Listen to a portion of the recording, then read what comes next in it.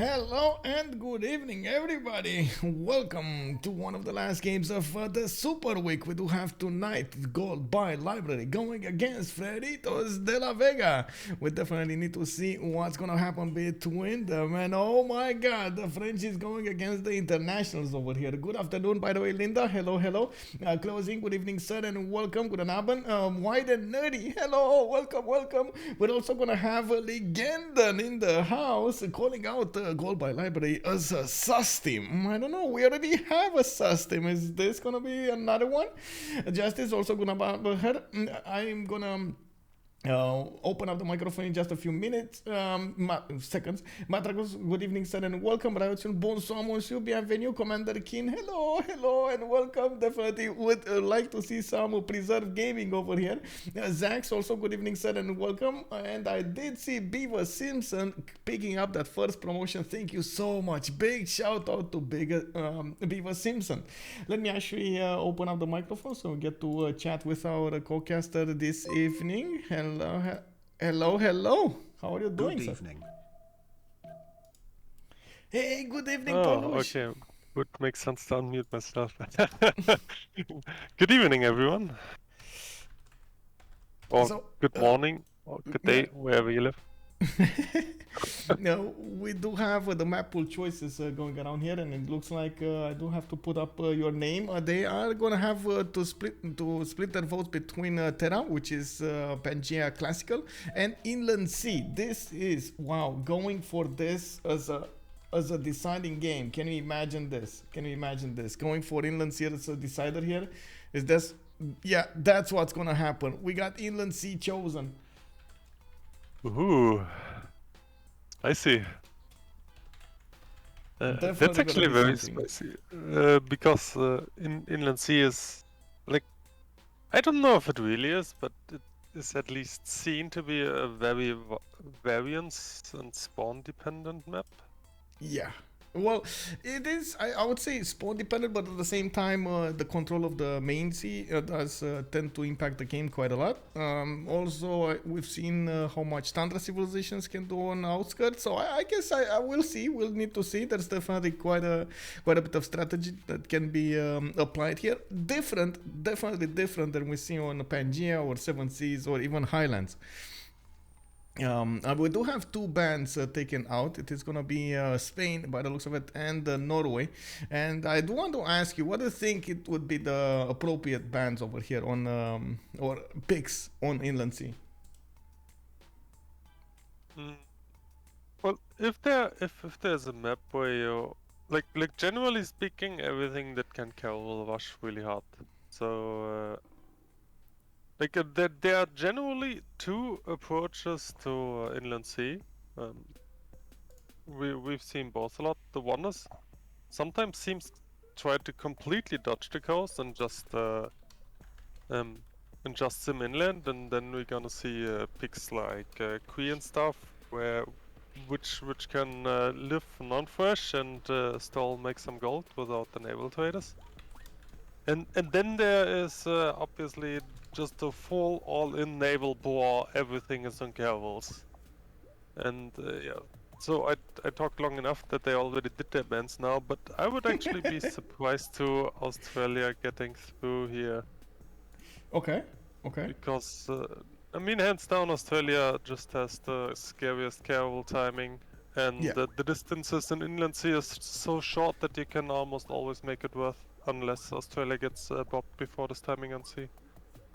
Yeah, I do have to agree. Australia is quite scary on this map, and of course, caravels do matter quite a bit. We will. That means they will need to make some sort of a sacrifice. They're going to need to let in Dido. They're going to need to let in Victoria, Russia, Canada. So many picks that could influence the map. Oh my God! Oh, look at that. They took out Mali, for example.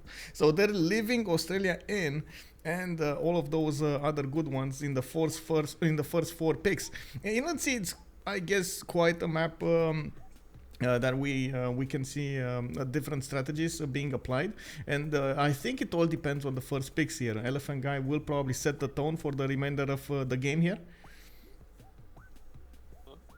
To be honest, not really, because like Other than Norway, like Norway is borderline unplayable in inland sea because longships are just so much terror early on. You simply cannot really handle it. Yeah. And now everything is pretty much open. Like there's Japan open, there's Dido open, there's Wiki open. Actually, I would argue that Wiki is a bit weaker on the map because it Mm-hmm. really just comes down to first off, can you hold off the like Japan has a +5 and Dido has obviously the bi-beams, while Wiki only has galleys, quote unquote. So it's sometimes can get spicy there. But other than this, there's obviously Indo, like there are so many naval opens that I don't really know if they will. Okay, so he picked Japan. I would actually like if they just recognize that actually a lot of naval is open and pick something else first. Because between all those strong naval picks, in my opinion, it doesn't make that much of a difference what you get. Because everything is strong. Yeah. Well, some would argue some are stronger than others, and of course, play preferences come into question as well. Like maybe some would really like Victoria over Dido, or maybe some would really like Japan for its. For example, we do know that. Tidube, oh, he's not playing actually, but Damori, for example, really likes to play Victoria, and he prefers it over Dido, even though he would play Dido, but you know, it's one of those things, you don't want to go different. I do see they did go for the naval picks here. Japan coming up here as the first pick, with Pompi going for Victoria, and they're gonna go for the double one. So Tidube is gonna go for Dido. Wow. Okay, so these were actually civilizations that got that we used to split them in the drafts because they were quite powerful. If you had them on the same team, looks like we are gonna see them on the same team, Victoria and Dido, while DGS is gonna pick for gold by library Indonesia. Okay. So I do believe we're gonna have quite a race for that inland sea over there. Okay, so there's the Australia then. Because I was gonna say, if this is not taken care of right now, this will throw a huge wrench in someone. Yeah. Well, Australia taken away. I actually this was quite a surprise, I would say. Australia over here not picked up as one of the first four, especially with such a good naval timing. It's a bit surprising. Do you think they have a stronger reason to pick all of those other fours over Australia? What happened to Australia? They just don't believe, or was this like a under the tables deal over here to ban Australia? Well, Australia is first off very spawn dependent. So like if you lowball on Australia on a bad spawn and you have no pastures, you pretty much have no tempo. You can have no good campuses, so it's a bit of a gamble. And also it's pretty much a one-trick horse. So like if this game, like I think from the standings, this is the decider, right? Yeah, it kind of feels like it's a decider. Like looking at let me actually open up over here the tournament screen, so I can see we do have Freritos on 2 wins and 2 losses. GBL is 2 wins and 2 losses. If they need to get to 4 wins to actually get into the playoffs, or of course go for a tiebreak. Yeah. So if the teams feel like one is not really favored over the other, then you don't really need to throw in the wild card, I guess, because like Australia always feels a bit like a wild card. It's an all-in pick. Okay. This makes sense. Yep. They did go for the next bans over here, and I do see Cree taken out. I see Basil the second. I see also Maya taken away, and then we do have the first pick of the second phase. JR is gonna go for Rome. The Roman leader over here, Trajan, is one of the most flexible civilizations. With its early culture, it can go on the seas as well as do quite well on the land. It does benefit from the blast, from the legions, from we know. I don't think we actually need to go that deep into his stats here.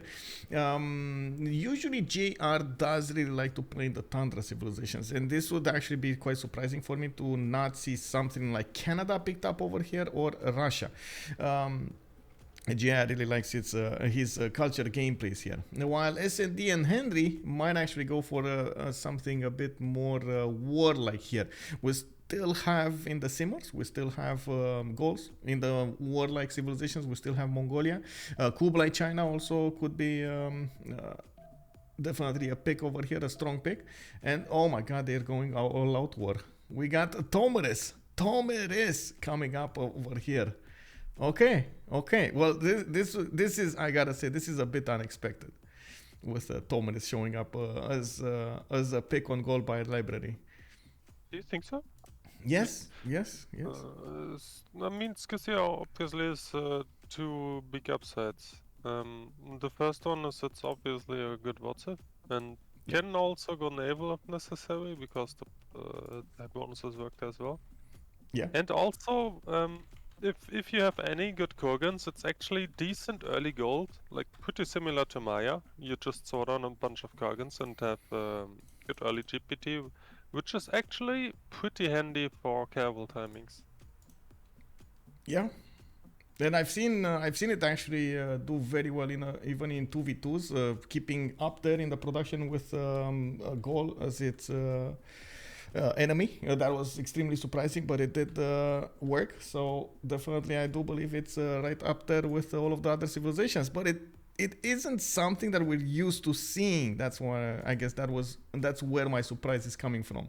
It's not something that we are very used to seeing in the games. And the times we've seen, somehow it didn't actually pull the horse to the win. Well, we do have the next picks over here, and Henri is going to take away actually Wilfred Laurier from JR. He's going to pick it for himself, and then Tidube is going to go for Catherine de Medici, the Black Queen. We do have them also changing a few slots here. I do have to point out that also Basil II got taken out, and Maya, quite surprising that Maya, again, I think also Maya was a targeted ban over here, but it is what it is. We do have, yeah. Kui and Maya are actually pretty much the go inland picks, because they don't really care about housing, and therefore they are excellent in generating some GPT while not having to care too much about fresh water. Yeah. They're very popular on inland sea. Just really want to quickly check the Zero MS. I'm gonna really quickly rejoin this. And there is something that I do need to do here. Give me a second. Oh my god. Yes. Hello. Okay, there we go.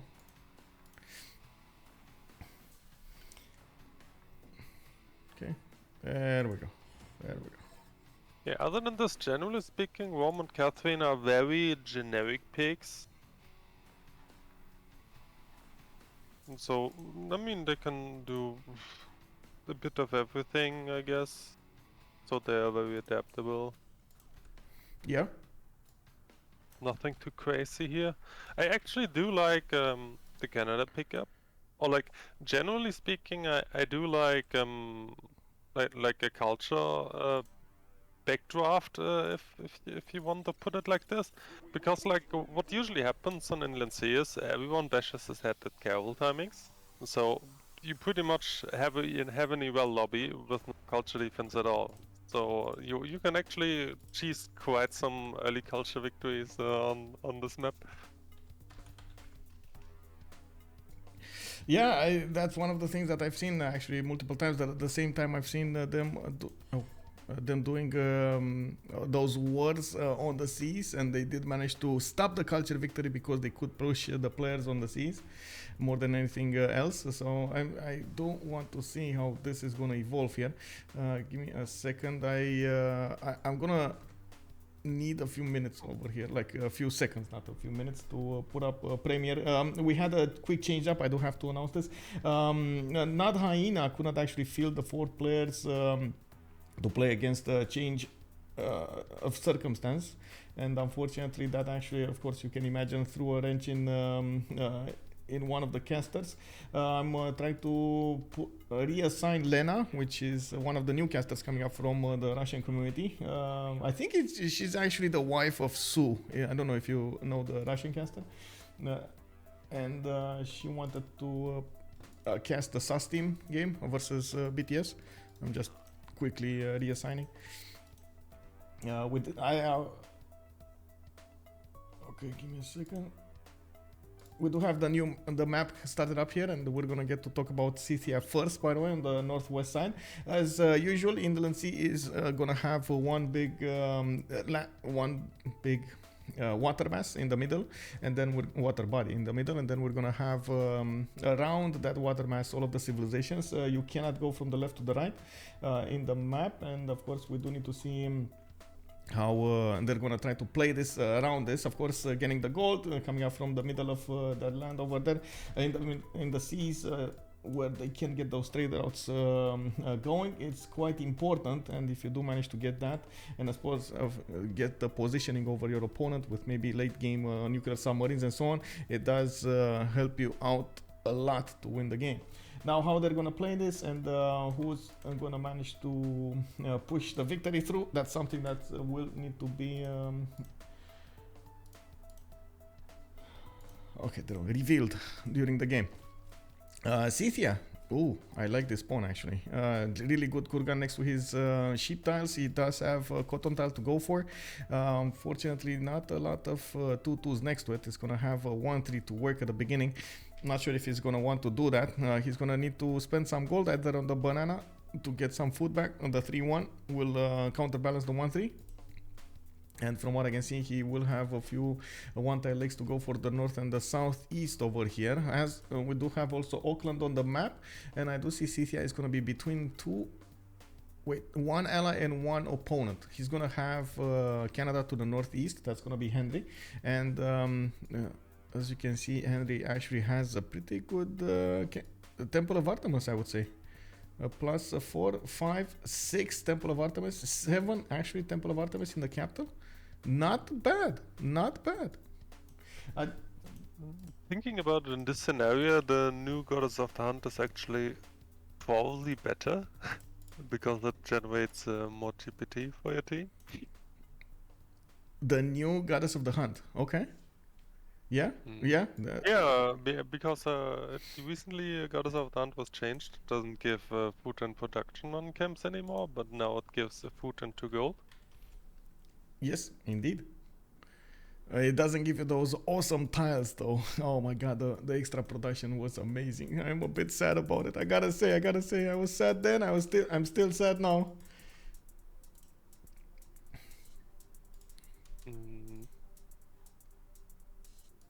I mean, I don't want to start up this discussion if it was necessary or not, but either way, it is now what it is, and arguably in this scenario, having gold to give away is probably better than having the production. Okay, yeah, true. In this scenario, definitely. Okay, so I said that one. Can you talk a little bit about Rome over here?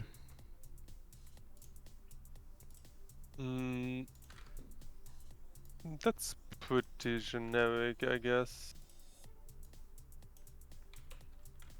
Why do you say generic? I see mountains. We do have one tile lakes over here. Yeah, not good, not bad is what I mean with generic. Like it's fair enough, but like I mean, he has a 2 on base. He has some tattoos to work. He has some fresh water, so. It's okay, it's workable. Nothing great, nothing bad. Okay. Nothing great, nothing bad. Okay. Well, he's gonna have a decent defense against Scythia to the north, and I'm pretty sure JR is gonna want to sim as much as possible. I feel bad about this desert though. Yes, maybe some Petra would be nice here, but I can't say I would be that glad to see all of this happening here. I think these are more one-time lakes that we're used to seeing on these kind of maps, by the way. I don't know how you feel, but definitely he has a decent amount of fresh water around his cities, more than we're used to seeing on Inland Sea. Next up, we do have Pompi. on the coast with Dido and Galapagos Islands to the north, which is gonna be quite bad because, well, honestly, there's nothing there to work. Like not even one resource. Oh man, so much work to actually get those science points. He does have a decent amount of coast to go for to the southeast and to the northwest. He is the ally of JR, so they will probably try to set up some form of trade routes between them, at least something. And of course, it does look like he has more than enough coast to keep on spreading to the east. A one tile choke towards Scythia, that's probably not going to be breached anytime soon. And he does, oh my god, coastal trade routes with Damori. This is gonna be amazing. That's so much gold that can be generated between them over here. Damori with London. He's gonna get a scout out in one. Looks like he's gonna have a 3-1-1 fish, and a bit surprising that he doesn't want to get a builder, but I guess we're gonna have them maybe try to get like buy him a builder. We do have him with a decent amount of gypsum tiles for some extra production on the east side, and of course being so close to Canada might allow him to do something against it. Not red coats though. Red coats are not available here. They are on the same continent. This is kind of bad. Damori is going to also have a giant causeway to his east side, and he can try to get some shenanigans going with it. Unfortunately, I don't think it's in the correct how to say direction, right? He's going to need to get all of those units to the right and then all of those units to the left, and it's just like a logistical nightmare over here that you need to spend so many turns on. Let's see. Wait, so, what is this? Sandro Games, hello there, sir. Good evening. Ifit, kind of a horrible spawn, calling it out. Yeah, I guess it would have been definitely much better if he had a river here, but you can't have everything, I guess. I guess the lack of fresh water is gonna be a pain to deal with, and we're gonna need to see how Canada is gonna deal with it. Next up, let's see. We got turn 6, and we gotta keep our moves going. We got Indonesia coming up over here on the coast. Elaphantguy is gonna have, actually this is a decently spaced map, right? We got both coastals civilizations on one side, east and west. They can trade with each other. They can try to get some synergy going and go for the caravel timing, jong timing, frigate timing, so on and so forth. Wouldn't be that bad. Who's this in the corner? Who's this? This is Paris coming up over here. Catherine de Medici. Tidube is gonna have to play it, and he's gonna have to deal with Japan. He's gonna be a pain in the neck over here for Japan. Okay, wait, why is JR posing at 10-7? Did he get? Did somebody get? Oh, emergency. Okay. Okay, what do you think of this now? Like all of this now, we got 5 civilizations on one side and then 3 civilizations on the other side. The 2 civilizations that are coastal from each team are gonna have each a side, like 2 west, 2 east. They can trade, they can get the goal going, they can try to defend it looks like they have defensible positions against land. What do you think of this? I guess it's fine enough. It always comes down to what the teams think, right? Because like an inland sea, you can generally expect a bit less fresh water and a bit less workable tiles. And sometimes people don't really adapt to it and then just keep re-rolling because they are not happy with their spawns. But yeah, as being said, generally speaking, the tiles will be a bit worse on the inland sea than on other maps. So I'm not sure if they will account for this properly, but like yeah, like generally speaking, Dido spawn, for example, is really bad usually. Okay. Yeah, but it remains to be seen. I think there are guys on either side which can be not too happy. So yeah, remains to be seen. Like what I'm trying to say is there are reasons for both teams to remap. Okay. But they could still play it out. It feels like it has potential to be played out if they want to keep on adapting with those and of course fix those reasons. For example, Canada, the only thing bad about Canada is that lack of fresh water. Yeah, pretty much. Yeah. He Do you has a think lack it? of fresh water, but he has a lot of camps on the other side, so and these are Yeah. good sousings as well, so you can Yeah. kind of make it work. Maybe Uh, some holy side play. Maybe some feed the world over here could be a thing. I don't think he has anybody to contest that. yeah, definitely. Just get the housing from Feed the World and maybe build an aqueduct later or stuff like this. Yeah. I mean, he got like I don't know how if they met each other at all. Like I wouldn't think so. No, I don't think. I know they Scythia did and not. Rome They met. don't know. Positionally, they can Ooh. be kind of happy.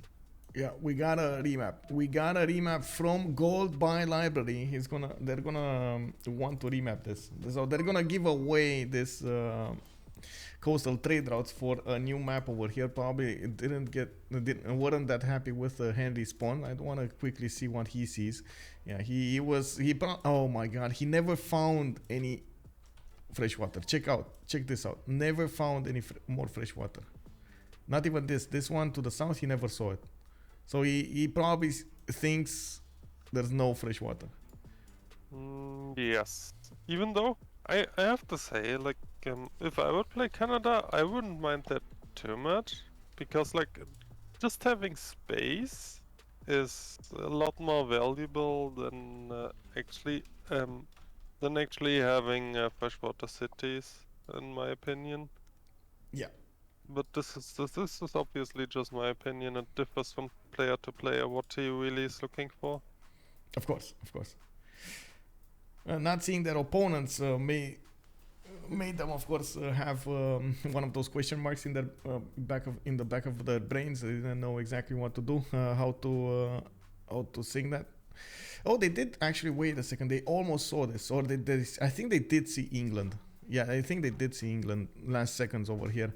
I see there is an opening, but they never declared war to see the full loyalty everywhere. Yeah, like positionally they could have been happy. I don't know what they saw, but like generally speaking, positionally this would have been fine enough. Like Japan is happy enough to build some samurais to hold off Black Queen raids. Canada next to Vicky is like not really a problem. Like Vicky and Dido are usually pretty passive civs if they're next to you on land. Yeah, I agree. They had totally different priorities, especially if they had to fight on the seas mid game, late game. They totally had other priorities than the land. Oh. Okay, so we do have a new map. Of course, you do see the same lineup over here. In the middle, we're gonna have the water body, and then we're gonna have the civilization sprinkled around it. Let's actually take a look at Rome. Looks like he's gonna have this time a maze style that he could go for, or a 2-2, depends on what he wants. So he cannot settle in place though. Well, I guess he could, but I don't think that's ideal. We're gonna need to see him. Well, is it actually maybe? Yeah. No, I think moving one tile to the south would be ideal, right? You get the 2-2 sheep tile to work. More 2-2s, 1-3s, and so on. If you move maze, you're gonna need to spend gold to buy 2-2s. That's not good.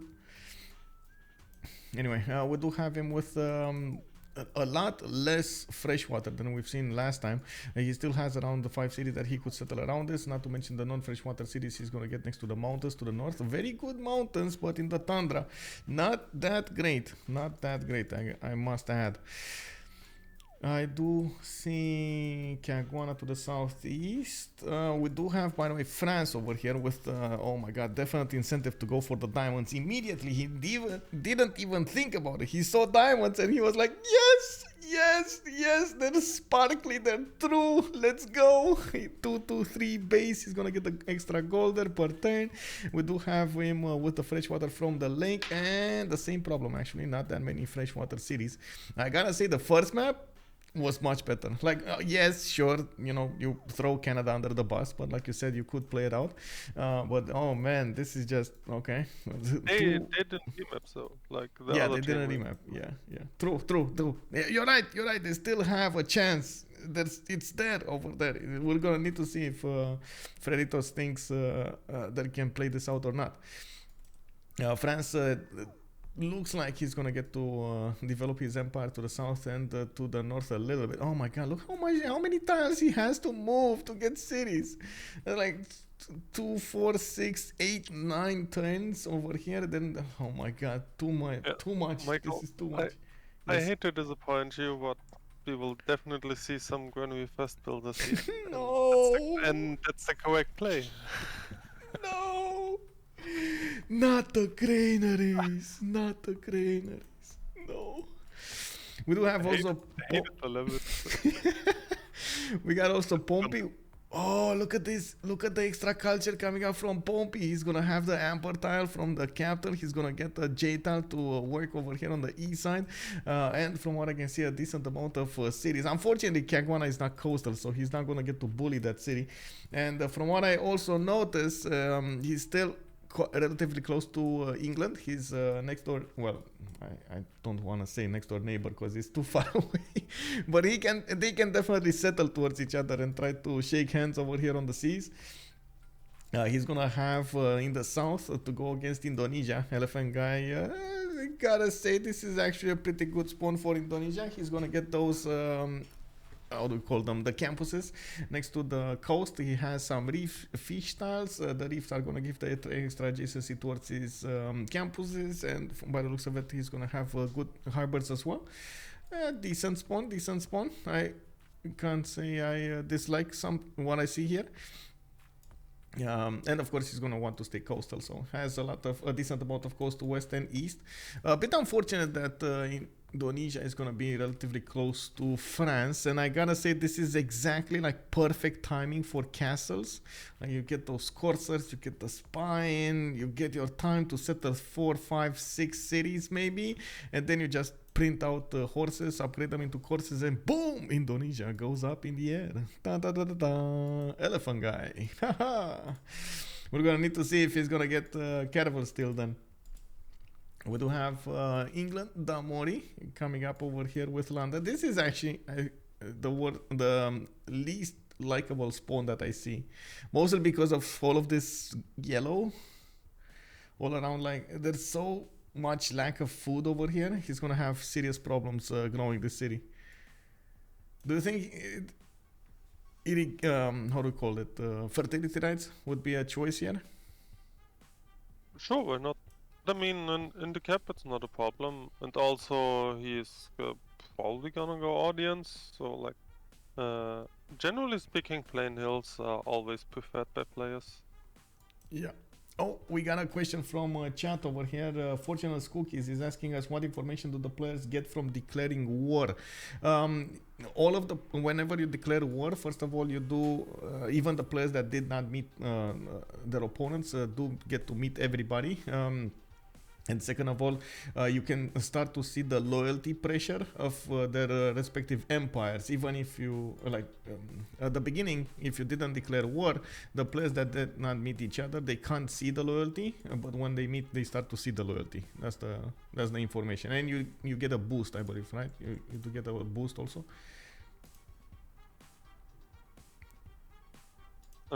Boost for defensive tactics. Yeah, that one. Yeah, of course.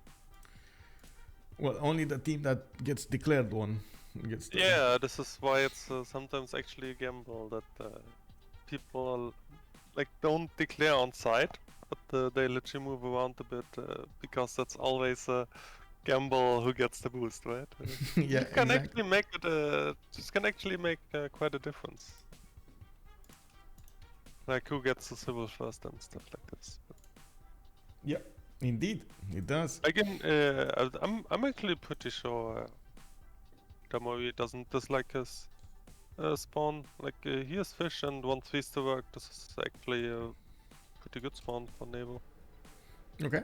So +4 Royal Navy Dockyard, he can get fertility rights for a Pantheon, get some extra food there, settle quite a few cities left, right and center, and then start trading with Dido. Okay.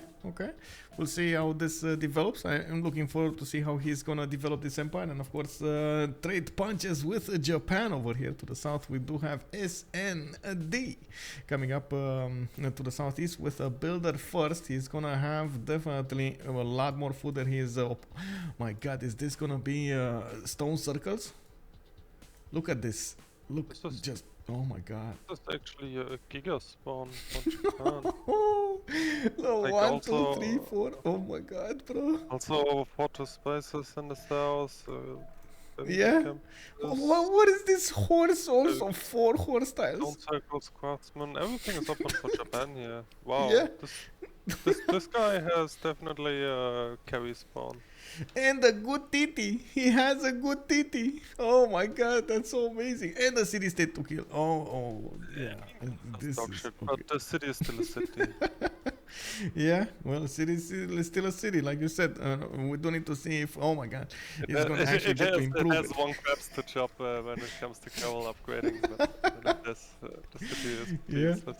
Exactly. Yeah, I gotta agree. There's no production in the city. That's why it's so useless. I mean, I don't know. Maybe you know the Civ gods will just throw him a bone over here, and when these lands are gonna be flooded, he's gonna get some extra production. Yeah, Oh, but we have to keep in mind the white team called by library already remapped. So Japan right now is praying the other guys will not remap. yeah, indeed.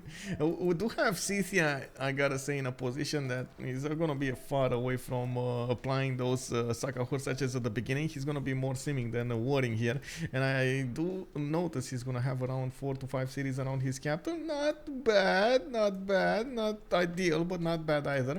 He can take over Preslav and keep on expanding to the north, which I guess we're gonna need to see DGS go for the late game here. Maybe we're gonna see some Scythian tanks knock on the doorstep of England at some point. It's full east versus west, yeah. Is it 1, 2, 3? No, we got wait, we got Indonesia here on the west side. Yeah, it's basically we got northwest Vicky on the right and Indo on the left, so I guess it's northwest, southeast, northeast versus northwest. Whatever you want to call it, you just have one big battle line. Yeah, I gotta say, Scythia Kurgans. Look at Scythian Kurgans. Oh my god, this is insane, bro. Well, like we got 2 sheep tiles here, three of these here. Like all of this land is gonna be insane in the city center. I'm not even sure where he's gonna place those districts, because I mean, it's much better to get those Kurgans now. Yeah, sure. He can be happy enough. What is that going on here? Oh, Canada, Mount Everest to the east side. He doesn't have. Well, there must have been some kind of a balance here, and it looks like he only has 1 deer tile this time to work. He will probably go for idols. His copper and silver. They don't remap. They want to get this remap going. Okay. Bernhard Schoen, good evening, sir, and of course, welcome everybody that did join us later. We do have game going on here. Gold by Library is gonna have on the right side to go against the Freritos de la Vega on the left side, and I'm gonna put the team names as soon as I can on the screen over here, so we get to see them displayed. On also, I gotta point out we just went over the remap phase, so this is gonna be the map that's gonna be played out. We're gonna need to take a look at all of the civilizations in order. To see their strategic resources that they have to use, and of course their early moves. We're gonna start seeing those settlers pop out of their cities, just like we see over here. JR just got his first one, and he got a baby, and we're gonna need to see how he's gonna want to plan this development of the empire out. Okay, so I guess we do see him going to the southeast over here with that settler. We do have a builder coming out from Rome in 4, and he's gonna need to get that timing going. He did settle in place, by the way. He did take out that forest and just settle in place. He didn't want to move, didn't want to go for the 2-2 base, and just settled there. Okay, it's all good. We got him with 1, 2, 3 more cities to go for. Kumasi can also be taken over on the east side, and I'm pretty sure Rome over here would do quite nicely to keep on expanding without any kind of war in mind for some time. Iron is going to be 3 tiles out of the east side, and it does look like horses are also going to be 3 tiles out to the south. A bit far away and expensive. 35 gold, 25 gold. That's actually quite expensive over here for him. I guess we're going to need to see. Oh, I think. Sorry? Oh, is that coal or another iron in the first That's thing? coal. That's coal. Yeah. Okay. Yeah, it's iron horses here. I guess we're probably gonna see him settle the river to the southeast, or is he going non-fresh? What do you think? Is he going non-fresh? Because it looks like he's going here. He might go non-fresh. Hmm. Now Rome I does. think, Sorry. Yeah. I think he will go for the river. Yeah. Going non-fish in the first two kinda hurts. Yeah. So I if you have agree. options, it's usually worth to take an extra turn or two to get the fresh water. I agree. Did I turn? I did. Okay. Rome does have a bit of an advantage when it comes to early tempo, and he's one of the few, like the single civilization that can go granaries without that much of a hiccup because he gets the first monuments. But also, of course, the timing that you would get to build some other stuff, like for example, builders, does eat into this advantage. Okay, But yeah, what there do we I go. know? Non-fresh, non-fresh Ostia. We talked about it. He got it. Tenfen, thank you so much for the follow, and I did have Duke of Flight over here, 1978. Thank you so much, sirs, for the follows.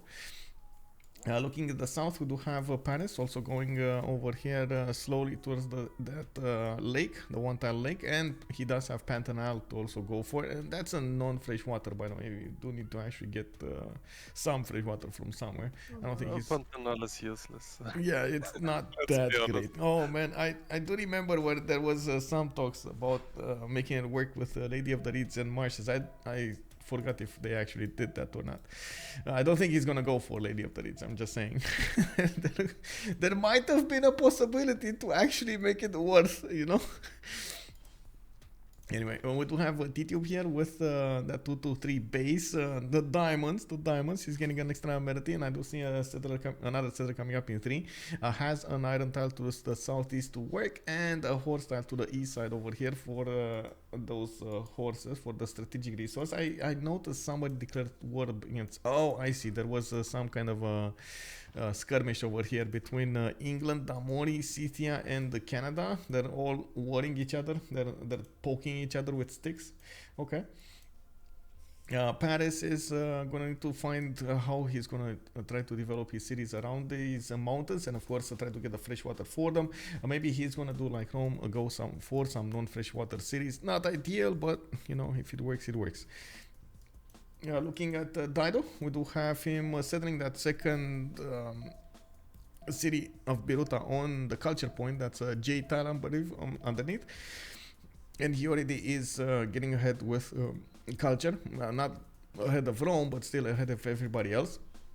I do have another settler from him coming up in 1 turn, and it does look like he's starting to work the traders between his second city and his first. Maybe this would actually ring some Magnus internals here for some time. He definitely has a decent amount of space to go for, east side and west side. Another 2 cities can be settled here until the mountains hit, and then another city here. So 2, 4, 5, and then some inlands. Could be a nice setup to go against Indonesia for that caravel timing. Of course, ideal caravel timing is still 3-4 cities, and then you just click on caravels and forget about it. But sometimes you gotta adapt to the game. Yeah, I was about to point out, if you're really rushing per carols, you usually only settle for Yeah, maximum 5 cities. yeah.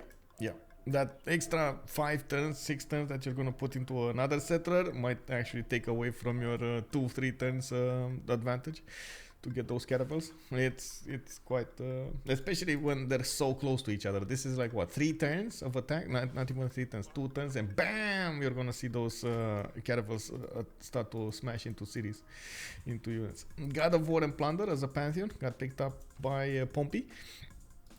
He did get a relic. I gotta say, he did get a relic, and we do need to see how he's gonna try to use that relic with his allies over here, and get them the necessary pantheons. Okay, let's see. South, what do we have here? France figured out where Indonesia is. Elaphantguy is trying to stop him from finding out exactly where the cities are. He's just seeing a bit of loyalty, and that's about it. We do have Indonesia coming up with another settler to the west side. He did settle first on the east, interesting, and of course he got God of the Sea as a pantheon, getting that extra production from his fish tiles, and I do see him putting down campuses. This is the normal way how Indonesia plays, getting campuses, pen brush and voice. You get the culture, you get the science. That is quite a good tempo for him. Granary coming out. No. Why granary, bro? Why? This is painful. Once again, no, it's the correct play. Campus, It's bro. very Campus. common. You get campus. Yes, he does a campus Campus. opening, but if he just builds the campus, he will stay on 2 pop forever and waste all the food from the fish. So You you go have burning fish. first. You can get a builder. You get builder, you get improve fish, you improve horse, more housing. Granary is like so much production. Yeah. Exactly for Granary. Where is it? Granary. It's 65 production, bro. yeah. But you need to get to 4 pop. A builder is 50. I mean, come on, Yeah, bro. but your builder doesn't give you 2 housing. Yes, it does 1.5 housing. It gives you 1.5 housing. With the fish, like you improve another fish, that's another housing. That's it.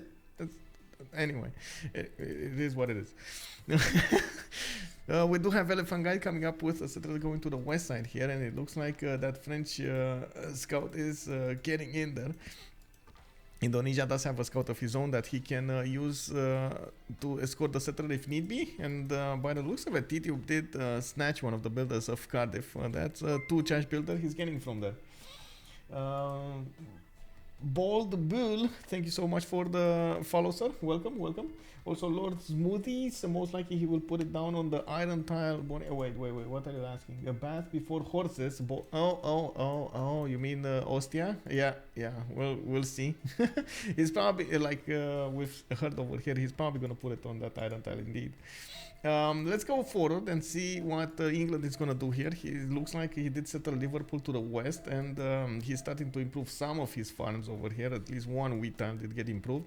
We're going for monuments next, and you do see that he has, oh my god, quite a problem with the population growth here. It's probably working 1-3 tiles, and I'm not so sure he's working the 3-1-1 fish or the sheep tile. I think he's working the sheep tile by the looks of it, that population growth. We do have Damori needing to go for the wheat, or what do you think? Wheat or 2-2? Wheat, I think, right?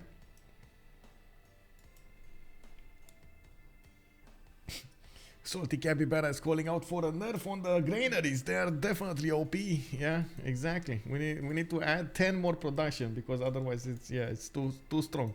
Granary is too strong. Sorry, for some reason my Discord hotkeys just reset. Give me a minute. Discord hotkeys? Yeah, I cannot unmute myself, and I'm coughing a bit, so... Wait, what are you doing? Cottling? Coughing. Or knitting? Coughing. Oh, I see. Yeah, it's fine. Okay, on London we do have him, by the way, with iron tile to the east side. It's going to be 3 tiles out, and I do see the same thing about the horses to the northeast. I can't really say he's going to need those strategic resources at the beginning, but he might need to give them away to his allies here.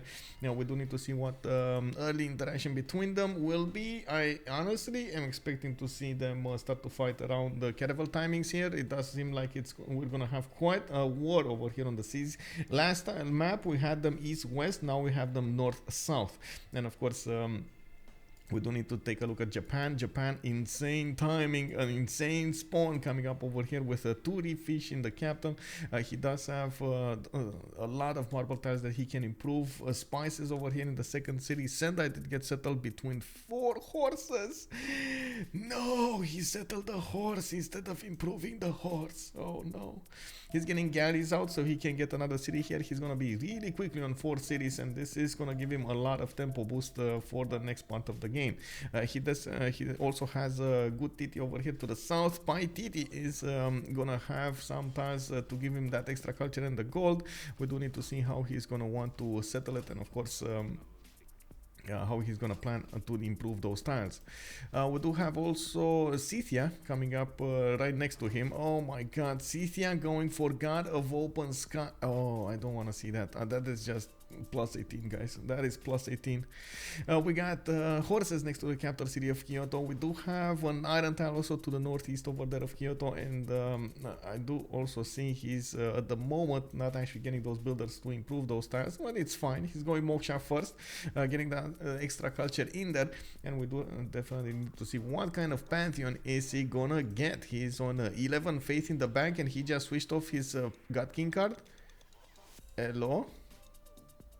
Oh, he's gonna pillage this one, right? He's gonna pillage the Alcazar. I believe it gives you faith, doesn't it? Alcazar. Pillage. Yeah, pillage award faith. Yes, okay, that's city improvement almost always give you faith. yeah, that's one. Okay, some stone circles. Yeah, that is gonna be some insane stuff over here happening for Japan. Amazing spawn for Japan. It's been a while since we've seen this, but honestly, nothing compares to this. Oh my god. When Scythia, when DGS is gonna finish with these improvements over here, he's gonna be Gigachat. Look at that, he has more culture than Rome. Same science, and he's just starting up. Oh my god, what is this? 2 3 3 3 tiles from the beginning. Oh no. Yeah, I don't know, bro. This is just making my eyes shine over here. God of Open Sky, give him the culture from each of these patches. Has so many improved. Just in the capital, he's gonna have 2, 4, 5, and of course in the other cities, he's gonna start to get some more. I see he's gonna get the Kurgans settled over here. I don't know. He wanna have the population to work so many good tiles. Like honestly, he's on 3 pop and he has like 6 tiles that are amazing to work. Wow. Okay. Yeah, you can obviously just switch some to the other city. Yeah, can't wait to actually see another city over here to the west. Probably on the geothermal fissure, he's gonna get to settle it, and of course switch the horse. He does have some iron. Yeah, he does also have an iron tile over here in the third ring of Pokrovka. Shouldn't be that big of a problem with the gold generation, but oh my god, I see Henri. Do you see Henri? Like look at everybody and then Henri. What is going on Henri? Did he go? No, he got. Yes, idols. He went idols. Yeah. Oh my god, idols. 28 gold per 10, only 3 culture, 6 science, and he does have all of this like plus 6 tiles improved, plus 5 tiles improved, some deer tiles going for holy sites. Oh my, this is gonna be beautiful. One thing of course to note, he doesn't have a lot of fresh water. He has a lot more than the last game, but yeah. Did he meet Mount Everest? Yes, okay, so he does know he can go there and just, settle a city, get that worked with the GCC from on the mountains, with the GCC from on Everest, very good holy site, get that faith going. Really curious what kind of pantheon is he gonna pick. Oh, sorry, what kind of religious beliefs he's gonna get here. Usually we do see in this kind of a spawn Canada go for feed the world, and I do believe that would be a strong one on him. We just saw, by the way, Japan taking out Granada, and I think I do want to put over here on the screen a big prediction. Let's actually go for it. Oh my god, actually, you know what? The winner of the vote for the map, actually the one remap, nobody actually got to put points into that. Unbelievable. I don't know how I actually... Okay, Freritos de la Vega on one side, and on the other side we do have called by library. And then 30 minutes submission period. Let's go for this. Of course, everybody can now use their channel points to correctly predict the outcome of this game. They will win more points if they manage to correctly predict this. And we're gonna need to take a look at the early moves here, but I do want to We'll stop a little bit to put those city names on the map. City names, team names on the map, so everybody knows who's who. Freritos left side, and on the right side we do have GBL. That's called by a library. There we go. There we go. Okay. You can also go Jesuit on Canada like Trinda usually does. Kevin Hoagie is giving us inside information here. Yeah, it looks good. Also, Sotic Bera mentioning about Group B. They don't like early decisions, so who can advance to group stage? Yeah, it's going to take a while to see what's going to happen there. We're going to have to wait and see.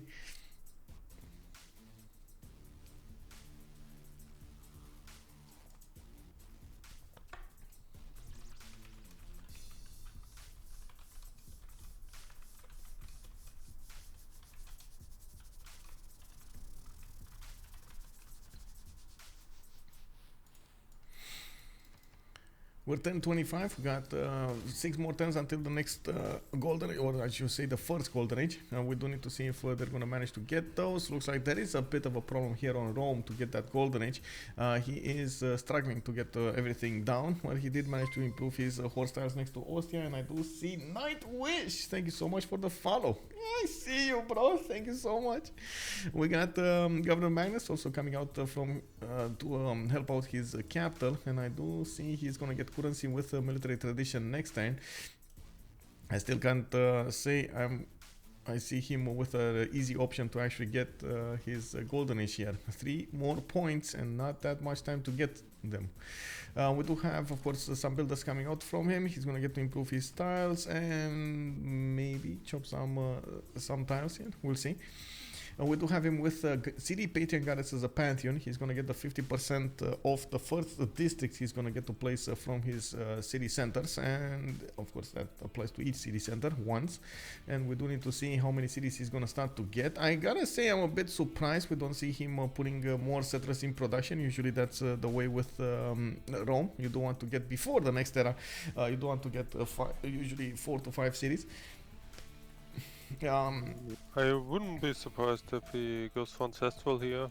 Like his complete backline for some ancestral. You think he's not gonna prioritize getting some housing, some food from his governors? It sounds quite important here because he so much lack of fresh water. Yeah, but the audience doesn't fix that for all the cities for you. So like, not for all, but yeah. His main purpose is in this game is just to boost his team with golden stats. So why would they care about housing? Population growth. You can also just find a lot of bad cities and be better in your world than having some bigger cities. True. White game versus tall game. We'll see. We'll see which wins. JR over here is definitely gonna have a problem with Scythia on the other side, who's gonna do the same thing. And oh my god, this spawn, bro. I see commercials coming up from Rome, Ostia, and Puteoli. 3 of them got settled, and I do really want to take a peek over here on JR. Is he actually going to get it? Political philosophy coming up in 4. Oh, that's exactly on point. That is exactly on point. Okay, so he's going to get political philosophy for the Golden Age. So everybody's going to be nice and tight on the Golden Ages. I see another Pantheon, God of Craftsman, coming up for France. He's going to get the extra production from his improved strategic resource tiles, and he's gonna get at least 4 or 5 that I can see, 4 points of production, 4 points of faith. And we got Legenden got gifted us something. Is so much anonymous. Legenden, Poggy Woggy, hello. And we got campuses coming out from Nantes. This is going to be a +2. And we do have also from Paris another +1. It looks like he's opening up with those campuses rather than commercials here. Can't say I blame him. And we do need... I'm actually a bit surprised he put it here instead of doing it next to the geothermal fissure for a +3. Why do you think he did this? Didn't have mining? Maybe he didn't have mining? Maybe miming, maybe he just doesn't want to kill a decent tile. You never know. Like, True, if true. he goes triple campus opening, he's probably just looking for discount.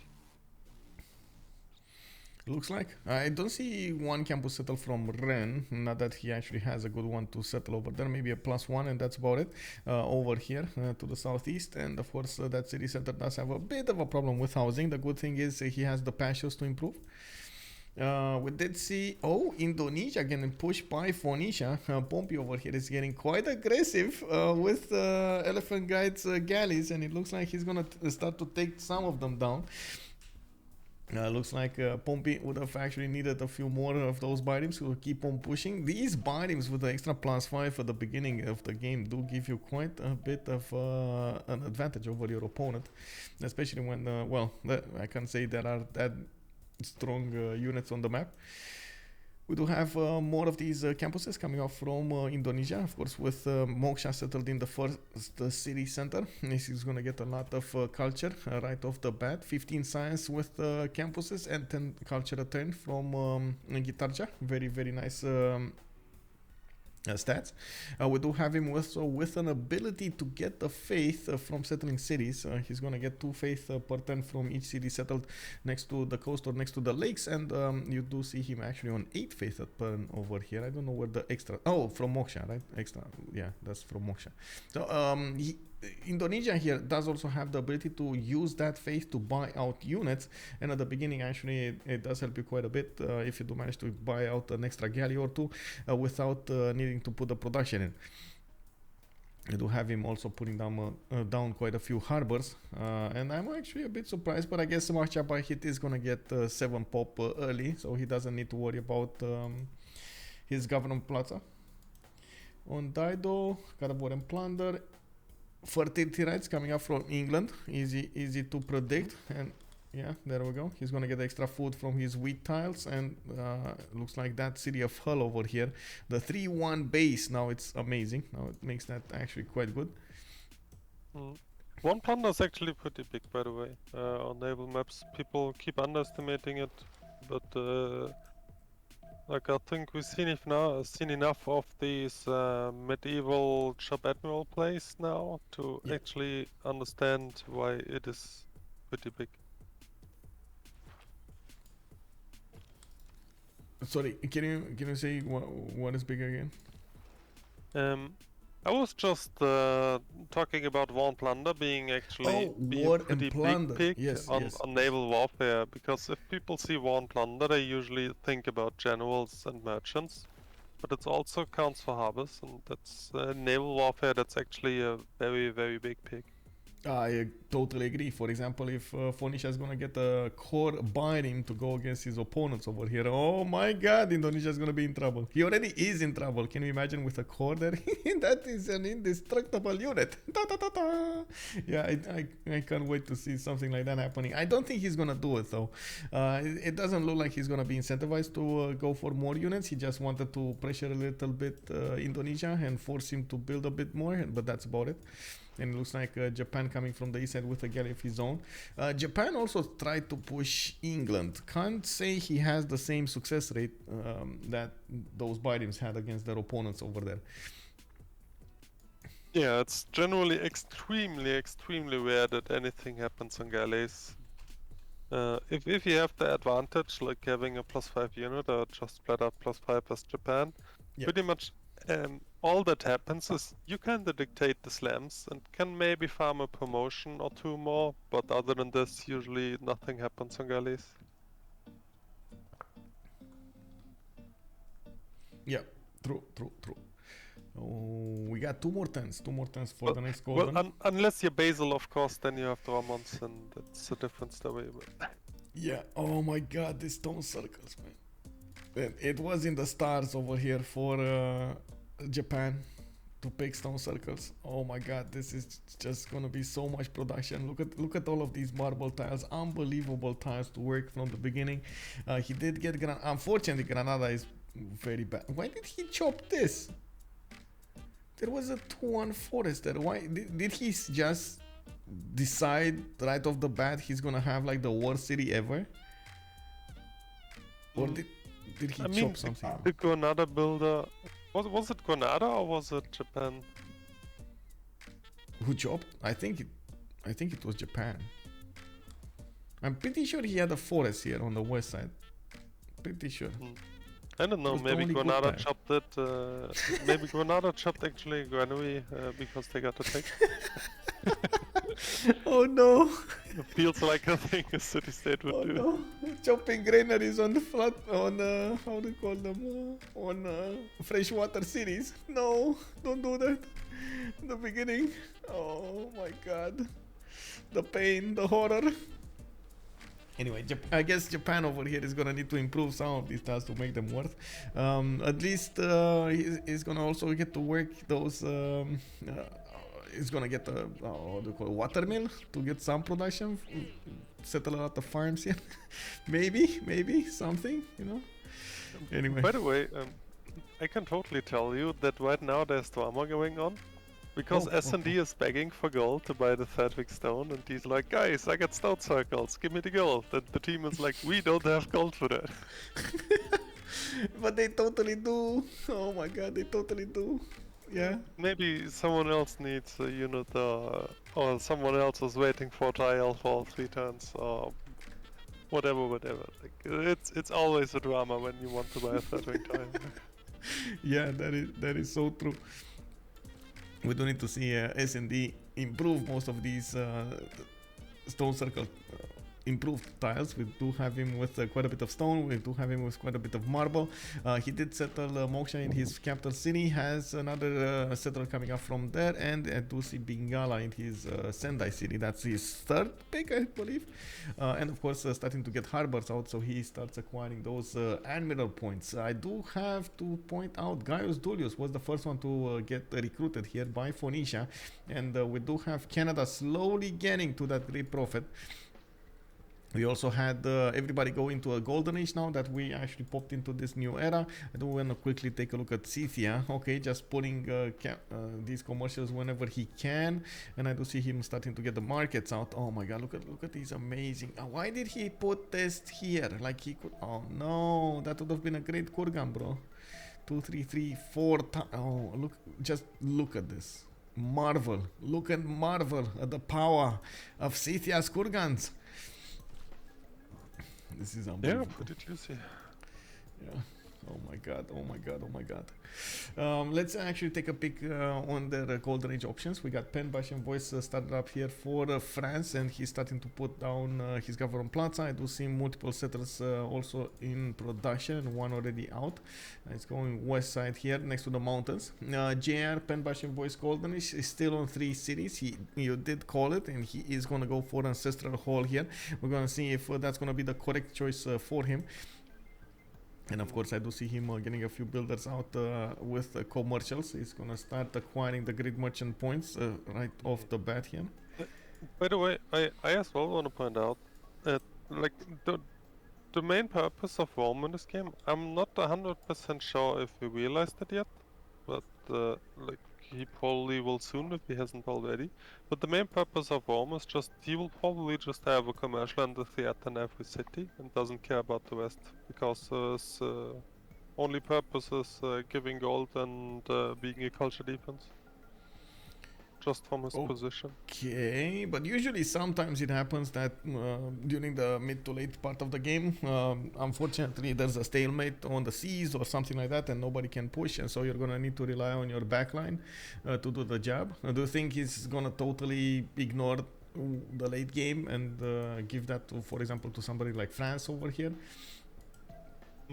I mean, not ignore, obviously. At some point, the cities will go up anyway. Like, I mean, after all, he's still Rome, and you can build baths and granaries and stuff like this to get the housing together. Eventually, even neighborhoods if this is necessary. I'm just pointing out that, like, before turn 80, he will not interact with anyone with units. Yeah.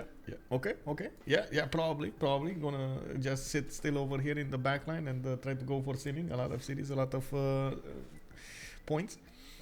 Yeah, and usually the correct thing to do on the backline is first priority make gold and second priority make books. Yep, yep, I agree. We're gonna need a lot of gold for them to go for the caravel timing here, especially England and Phoenicia. Will need all of the gold points they can get to get an advantage against Japan and Indonesia. I do have to also point out, by the way, for England, we do have him in Free Inquiry Golden Age. He's in Autocracy right now, going for Audience Chamber.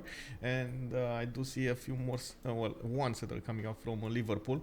He's going for Moksha second in Liverpool, where he did settle Magnus in his capital city, working internals for the moment.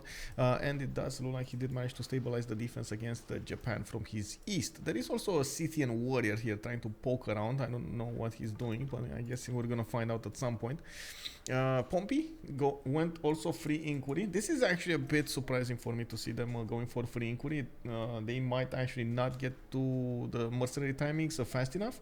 And of course, we do need to see if that's going to be the case. Another special is, by the way, the second in the Vena city. He's going to build commercial in the city as well. Yeah, we saw this before actually. We saw this before, right? With a harbor and the commercial right next to each other with Reina double. He's gonna get so much science quickly. The main problem would be mercenaries, getting to the mercenaries, not actually how to say caravel timing, not the caravel cartography. But this counts for everyone. The thing about caravel timing is, even though it obviously will be less caravels, the team is obviously willing to hard upgrade like 4 to 6 caravels. Yeah. And once you arrive with the caravels, the other guy is forced to also upgrade, so he doesn't have more pre-builds as well. So, like the likelihood that anyone reaches mercenaries before caravels is very low. So this is pretty much a meta thing. When one guy does it, everyone has to do it, right? Yeah. Or he will just die. I do believe Elaphantguy here is going to have a very good chance of getting to mercenaries and caravels at the same time. Has strong campuses, very strong pen brush and voice, I believe. And yeah, there we go. He's already on 23 science with 31 culture. Just needs to get Pingala in, and that's it. Indo is obviously a different tweet, because he gets his junks at mercenaries. Yeah, but everyone else kind of washes for caravels with free ink, and or like what generally happens is you usually have one guy washing for it as hard as he can, and the other guy making more pre-builds. Well, I can't wait to see what the gold is gonna look like on that timing in the next 15 turns, I believe. We're gonna need to check it out. I do have to take a peek at all of their bonuses, and we're gonna take a look at more in depth a little bit later.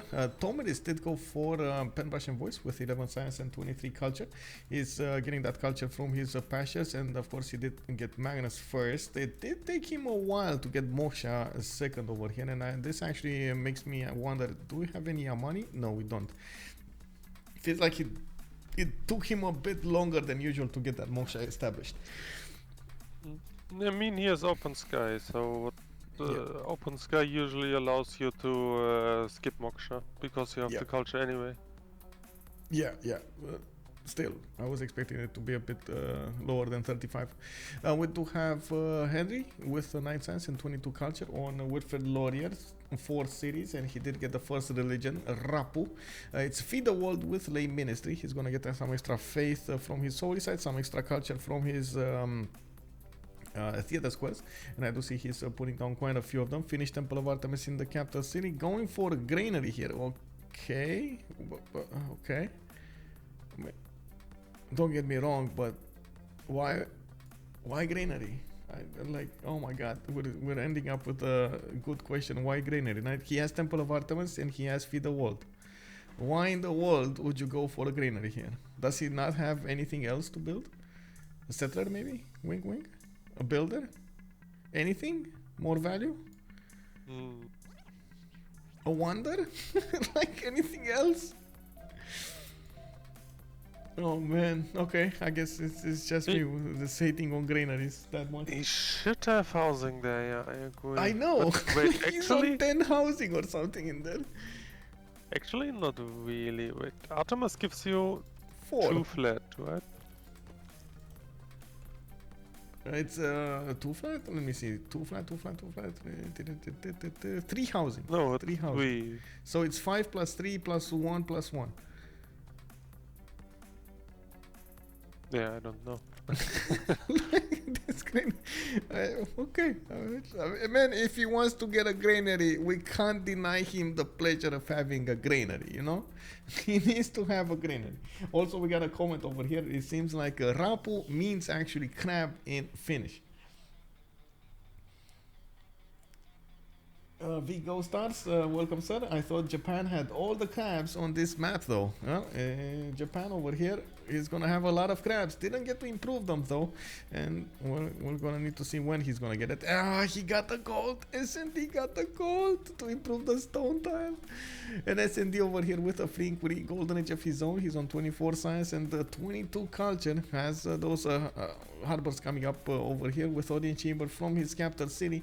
He's still gonna need to improve quite a few of these tiles. Definitely in a pickle with gold.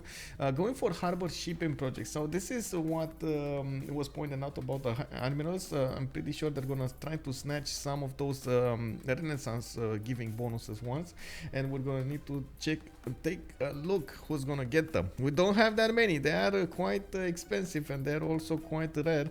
So I'm pretty sure each of these civilizations on the coast will want one. So there are 4. They need to go for 4 of them. Actually, there are 8. Aren't they 8? I think they're 8, right? 2 medieval Renaissance and then Renaissance industrial.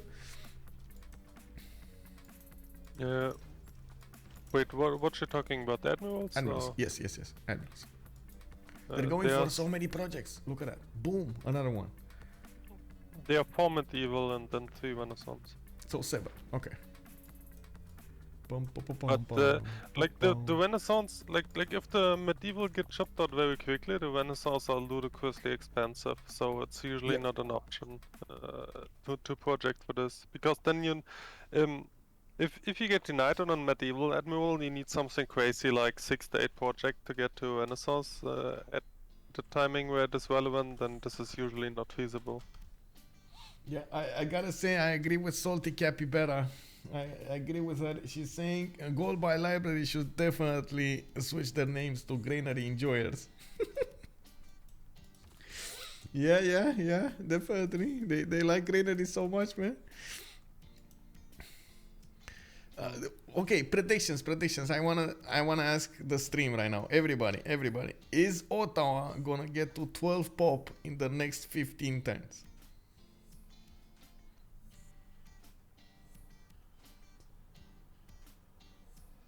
Anybody? A yes and a no? No? Yeah? Okay, let's put it up to a poll over here so we get to casually vote for this. Is Ottawa... Don't forget to kick W at this.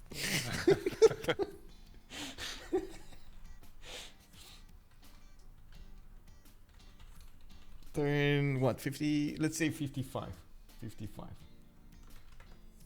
Yes, no, and kick W. Let's go for 5 minutes. I'm gonna give you as much time as you need to do the math over here. We got Ottawa with Temple of Artemis. We got the Granary, and we do have him with even a farm. He also has a farm over there. That's a 4-food farm. Also, Dodgy Rose is probably keeping us in check with the 2-0 score England has over Senegal. Is that from the World Cup?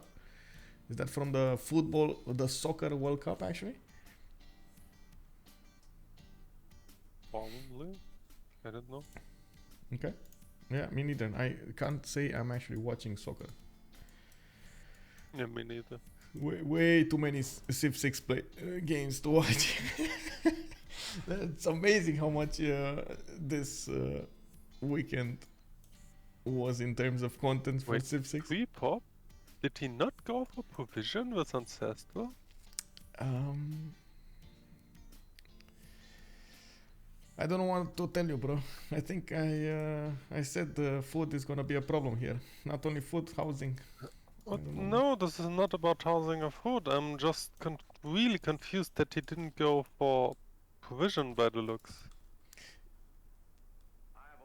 Like Magnus provision allows you to build settlers without losing pop. And this That's is what expensive. you That is usually expensive. want to do on Ancestral. Yeah. Because your cap is gonna spam out settlers for the next 30 turns. Yep.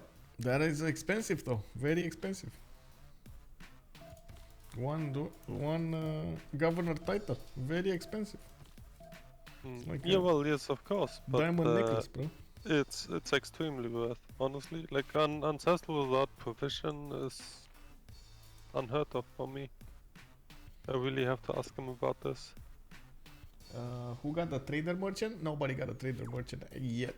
I see Coleus is actually the next one up, and it's gonna be Scythia with a chance to pick it. I think he actually passed this. It's on 24.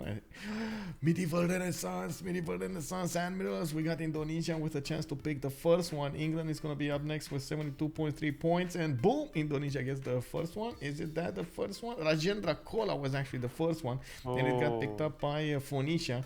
That's right next to Indonesia here. But honestly, I definitely like Indonesia's chances to get those caravels. I do see him going for more harbor shipping projects, 3 of them to count, and I gotta point out he's gonna need to start getting those boats out soon. Oh, that's a Japan galley. I was about to say, how did Ricky galley get there? Yeah, that is a Japanese galley. And we do have 2, 4, 5 cities coming up from France, and he's creeping closer to Indonesia. This is going to be quite dangerous for France, for Indonesia. Tidube, even if he's on 17 size with 30 culture, he's going 6 cities actually. He's going to start to get horses out, and I can't say I am not expecting horses coming up from him at the correct timing. I do also notice he's finishing up his government plaza with audience chamber. He's getting quite a few builders out with Magnus from the capital, working those internals, and he will get a decent amount of gold generated after he's gonna get all of these commercial markets out. A bit sad though, he's not getting any kind of decent commercial adjacency, so he's not getting the straight up gold from it. But anyway, it is what it is. We're gonna see those traders need to be put to work, and all of this empire, it looks like it's sprawling. It's getting the lands, acquiring them towards Elaphantguy. Elaphantguy is gonna have a bit of a hard time to defend on the land and on the seas. Indonesia does have at the moment 45 science and 37 culture, but we do have Pompi to the north over here with a 40 science and 25 culture. Yes, doesn't look like he's gonna get mercenaries, but I'm pretty sure he's gonna be on the about the same timing. I say that, and then he's 3 turns difference between him and Elaphantguy. Okay, it's not that big of a difference. Okay, he did get 4 of these admirals though, and Russian Dracola and Zenhi. Okay, Wait, so But Jinghe is another medieval, no? That's the trader guy. Yeah. Oh, so they denied Japan? Yes, they denied Japan. Himerios got picked up by England. Oh, that's actually huge. Yeah, Japan over here couldn't make the cut. Didn't make the cut. And we do have the next ones. 300 points. Japan is gonna need to do so much to get it. Yeah, this is what I was talking about. Like, getting that... Japan getting denied medieval here is really big. Oh, it looks like Ottawa is not gonna get to 12 pop, and it was tied with Kick W on 6 points. Also, there's 1 voting yes. Somebody actually thinks yes. I don't know who, but yeah, somebody does. Honestly, it's not too unrealistic. We'll see. Also, CWC, welcome. We got Anonymous Gifter dropping another tier 1 sub. Thank you so much, sir. Thank you so much. Oh my god, Anonymous Gifter is such a great guy. Such a great guy. Another one. Oh my god, Vigo Stars. Hello there. Thank you, sir. Thank you. We got audience chamber coming up from Ottawa in 4 turns, and he's still on 7 pop. Looks like Canada here. Henri is getting his great writers going. Yes, tell us. Yes, what's going on? Actually, in this position, I would have preferred Canada to get Ancestral. You really like Ancestral, don't you? Yes, there's a special use case for Ancestral here. Okay. Because like usually Canada stays on like 5-6 cities for most of the game. Yeah. These cities are these cities get improved and everything. Yeah.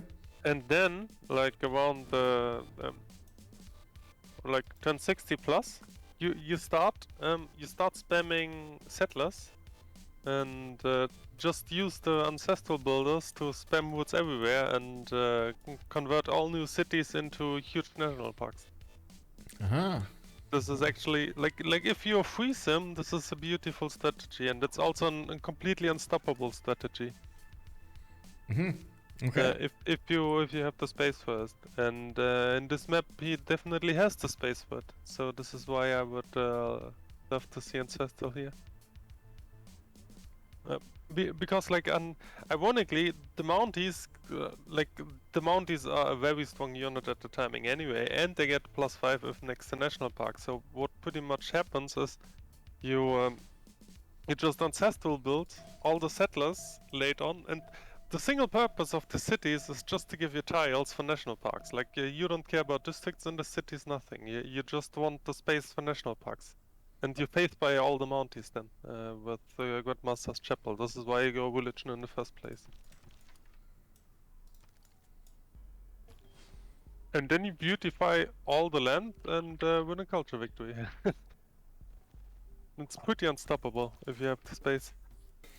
Well, I can't wait to see what Henry is gonna do over here, and we do have him quite a nice distance away from England. England definitely has other priorities, and I gotta point out something that did happen over here. First of all, Pompi got over 100 goal per turn.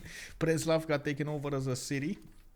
And the Scythia is going to get more positioning to the north there, producing more settlers in the meantime, and of course trying to expand as soon as possible. We do have also Japan on 87 gold at 10, 46 science and 33 culture. And on the other side, I did also notice we got Rome expanding as quick as possible. He has a very big problem when it comes to the population level. He needs to get to 7 pop, and he's not getting that. He's getting a market out, and I do see, of course, getting more of these commercials, trying to get the gold for his team, but honestly he's only on 15 gold a turn here. Doesn't seem like it's gonna be that big. Now we do have Kumasi also in danger. JR is gonna try to take it out as quick as possible with those 3 horses, and I can't say Kumasi actually has anything to defend here. Ahmed Viv, welcome. Oh my god, 3 months. Look at that. Anonymous gifter dropped another one. Thank you so much, sir. Thank you. Lassie Serpel also, good evening, sir, and welcome. Trinda, the Canada Master, said that he has tried Ancestral and Audience and that they are both pretty much as good as each other, as in they're just, okay, both of them are as good as each, okay?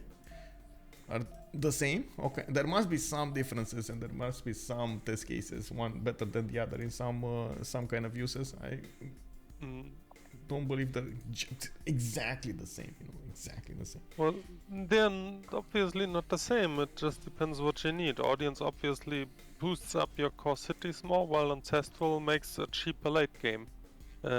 Because what happens late game, if you don't have Ancestral, your team needs to buy you a lot, and I mean really a lot of builders. And you can make this a lot cheaper with Ancestral, but you will have a bit weaker core cities, so it's obviously always estimation, but I think in this position Ancestral would have been definitely better.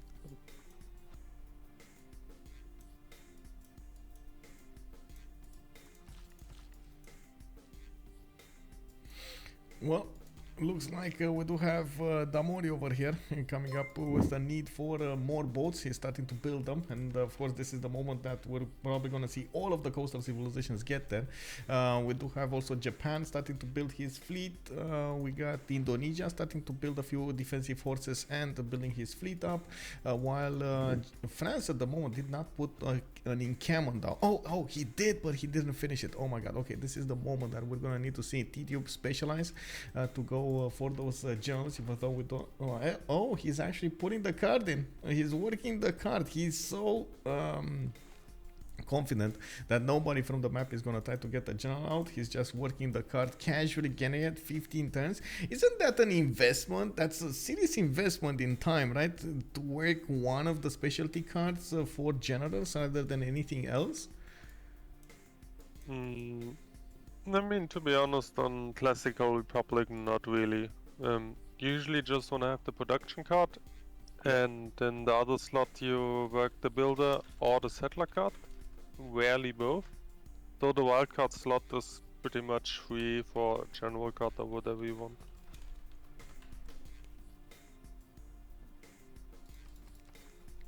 Interesting. So we're gonna need to see how many units he's gonna get against Indonesia, if he's gonna manage to poke him on land over here. I do see France's horses are starting to take out Cardiff units, and at the same time Indonesia is getting quite a few of those units around. Oh my god, a Roman warrior actually got in, and he sacrificed himself to get the audience chamber pillaged, taking away a little bit of strength, a little bit of bonuses coming up from Indonesia. Wait, I do see Victor coming up from Ternate. Is he gonna try to go Victor third, or is just he's recognizing that he's gonna need a bit more strength over here on the west side, so he's using Victor this time? I guess Victor second, not Victor third. Would have been good for him to get an extra +7 on promotion on each of these Indonesian galleys, but I don't think that's gonna be the case. Yeah, he probably has Moksha 2 and Pingala 2, Yeah. just a correct opening.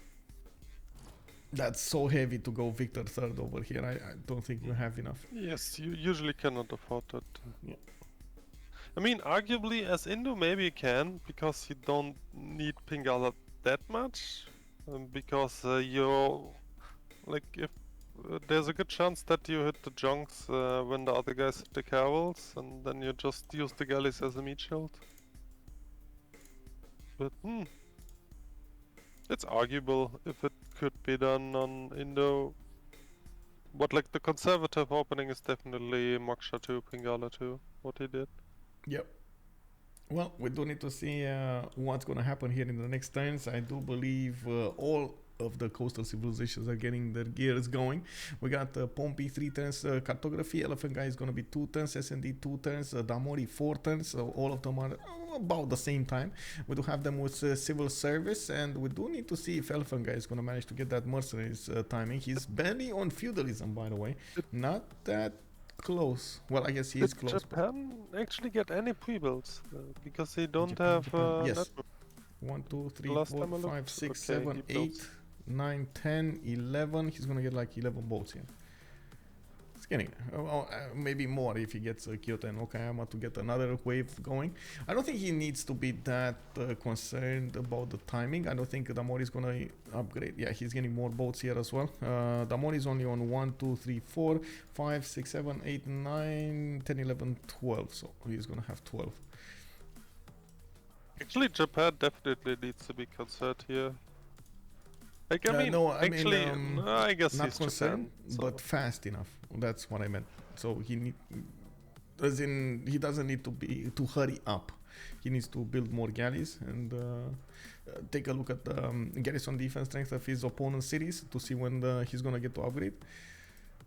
And until then, he should just get more galleys out, more galleys out, more galleys out. He has so many cities he can build them on. They started up their coastal trade routes. We see some coastal trade routes going off over here, and I think the gold is still limited between them. Yeah, we do have them with a relatively limited gold over here, so they can't upgrade that many boats. Actually, by the looks of it, Indonesia can upgrade the most. Indonesia, Pompi can upgrade the most, 584 points. I wanted to say Phoenicia and Indonesia came out of my mouth. I'm sorry.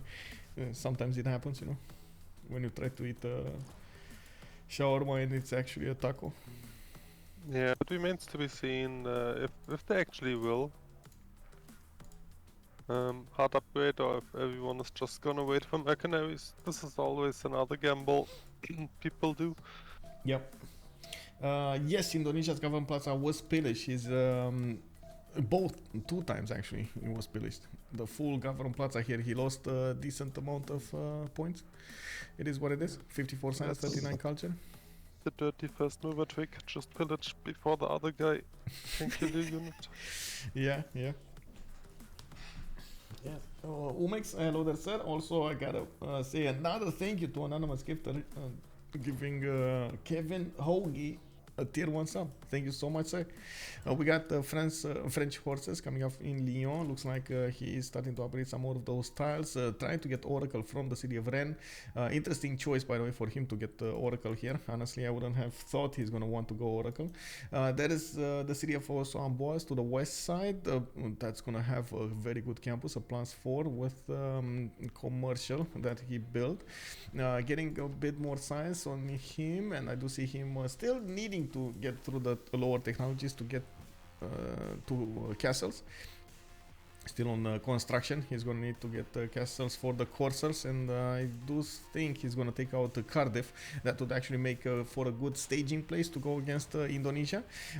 This isn't easy land to go for, by the way, for Ternate. We got forests, we got hills. It's going to take quite a bit of strength to go against his opponent here. At least he is going to have a general, while Indonesia is not going to have a general. I'm not so sure what kind of land units he's going to get to build here. He did well, by the way, Elaphantguy, to sit on 3 cities. Didn't quite have that many good places to settle the 4th and the 5th. And he needed all of the production to work for him to get to that caravel timing properly. Andro is actually asking a good question. What about Niter? So Scythia is currently yes. going for it. 0. Does he have any? It's 0 across the board. Nobody has Niter. Nobody. Oh has yeah, not yet. But DGS is currently taking for it, and I want to see if he has any Scythia. DGS is Scythia, right? Scythia. Yes, he does have Pazerik over here next to Pazerik. One Niter. That's it. 1 Niter. I don't see So that's anything. gonna be 3 a turn. Yeah. Oh, look at Scythia's horses go towards Hull. Well, I mean, those are going to be caravel strength cities. Not going to be that efficient, but I guess it's better to I get the mean, he position. can maybe still pillage some tiles, so like sending some horses is rarely a mistake. Look at Colosseum just chopped over here by big man Henri. He got it. Entertainment complex Colosseum giving him bonuses to 1, 2, 3, 4. Is this Quebec City actually attack? No, it's actually one tile out, but still 4 cities. It's gonna be good in my book, and we do have him with an ability to get another one here to the southwest between him and a CAD. Definitely would be nice. We got that Padana coming up here, and we're getting there. Check this out, guys. We got Ottawa 9 pop, 3 turns away from getting to 10 pop, and we're turn 50. We're turn 47. It's gonna be turn 50 when he's gonna get the 10 pop. What do you think? Is still happening? Is this happening? 12 pop city on Ottawa? No. You asked for turn 55, right? Yes. It's probably gonna be only 11, but we will see. Yeah, you know, if you only improved these maze tiles, you would have been faster.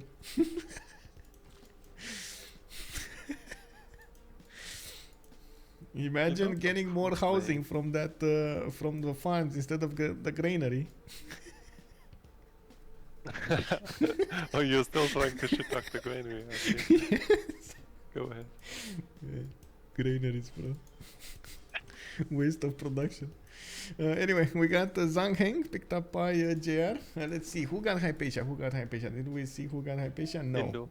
Oh, Indo. He just got it. Oh, nice catch over there. So Indo is gonna get a bit more science. I don't think these are enough boats, and we gotta upgrade Phoenicia, upgrading the boats. This is. No, this oh is my god. this is Henno. What? Probably. This is probably the Henno caravel. He got a few upgrades here. Yeah, but he forced it. He popped Henno to pressure right away. Oh my god, and he's getting the caravels there. He has the Admiral Zenki with him, and the moment Elaphantguy is just trying to delay this, he doesn't have the upgrade buttons. But did he get or did he not get? Goes for divine, right? What? Yeah, I have no idea, bro. Maybe he's worried he's not gonna get to the next golden, which honestly, I'm not sure it matters if he's gonna lose the coastal. Cause Yes, on Inland Sea Naval, you wanna go Dark Age anyway. For the card. yeah, it's 44 out of 46. He was, last time I checked, he was 4 turns away from getting mercenaries. Honestly, I don't know if anybody boosted it for him. I don't think so. Like, there was a possibility that Tomaris boosted it for him. I think Tomaris actually got the boost for himself for mercenaries. So maybe there is something there. But oh my god, we got Phoenicia with so many boats coming against Indonesia, and he's gonna catch him out of position over here. Oh no, oh no. And Can by the way, call honestly, offside? if team doesn't boost, you just buy scouts for Indo, boost it for himself, because he can use the scouts for naval bonuses as well. Yeah. I'm very confused about this switch.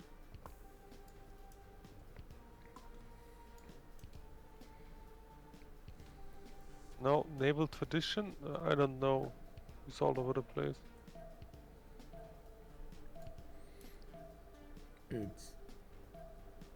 Yeah, I have no idea what's going on here. I guess we're gonna need to wait to see next turn when he's gonna pop cartography.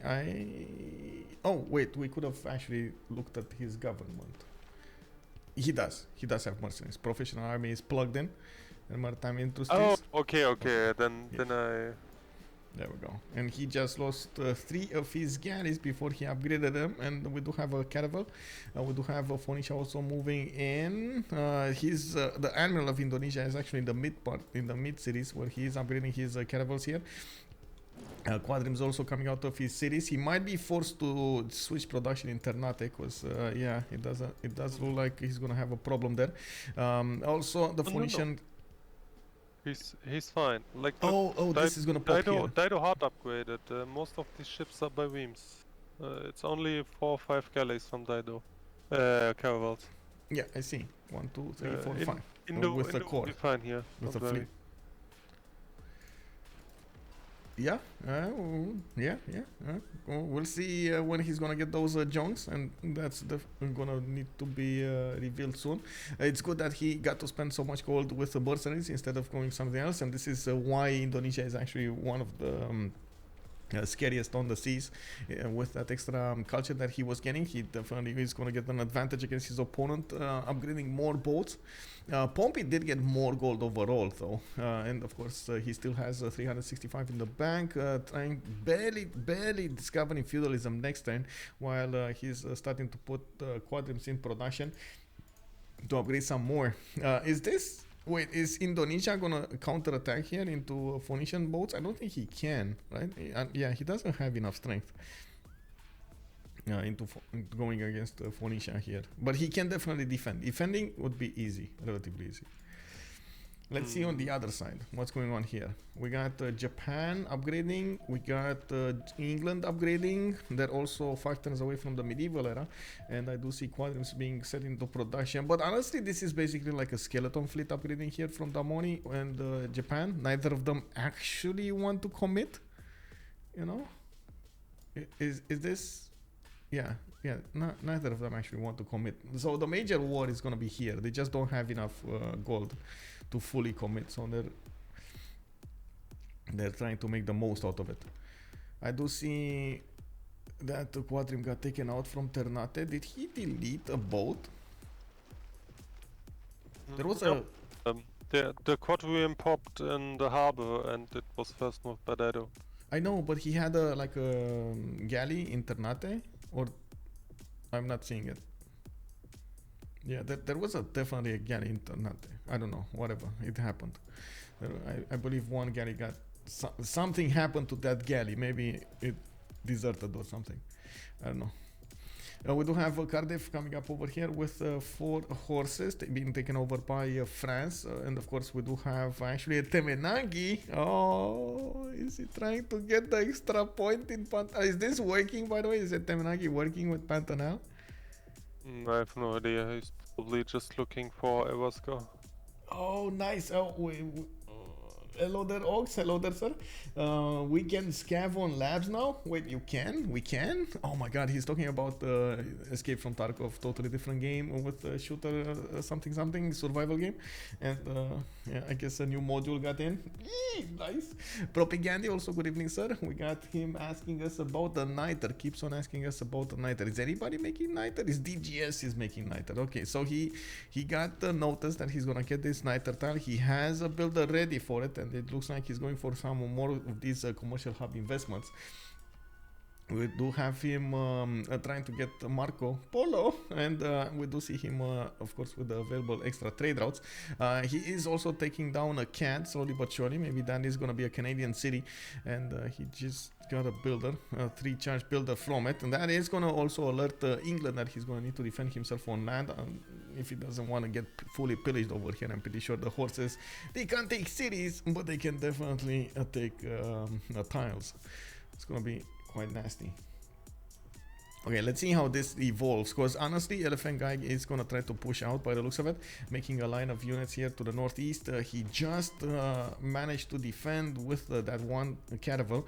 Really needs to not move it to get some heals off, and of course he got the production, the promotion off. And I don't see at the moment, honestly, Indonesia can't really push into these boats. He might want to try, but try as he might, he's not gonna get to push.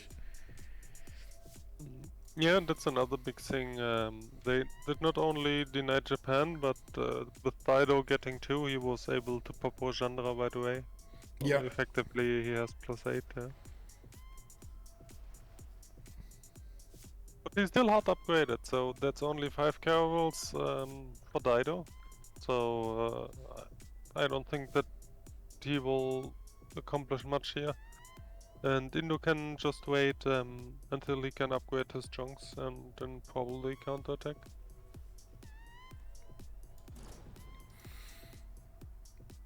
Yeah, this is gonna be quite dangerous. I didn't like how Phoenicia is placing his attack force. I don't think he can push, but he can't be pushed either.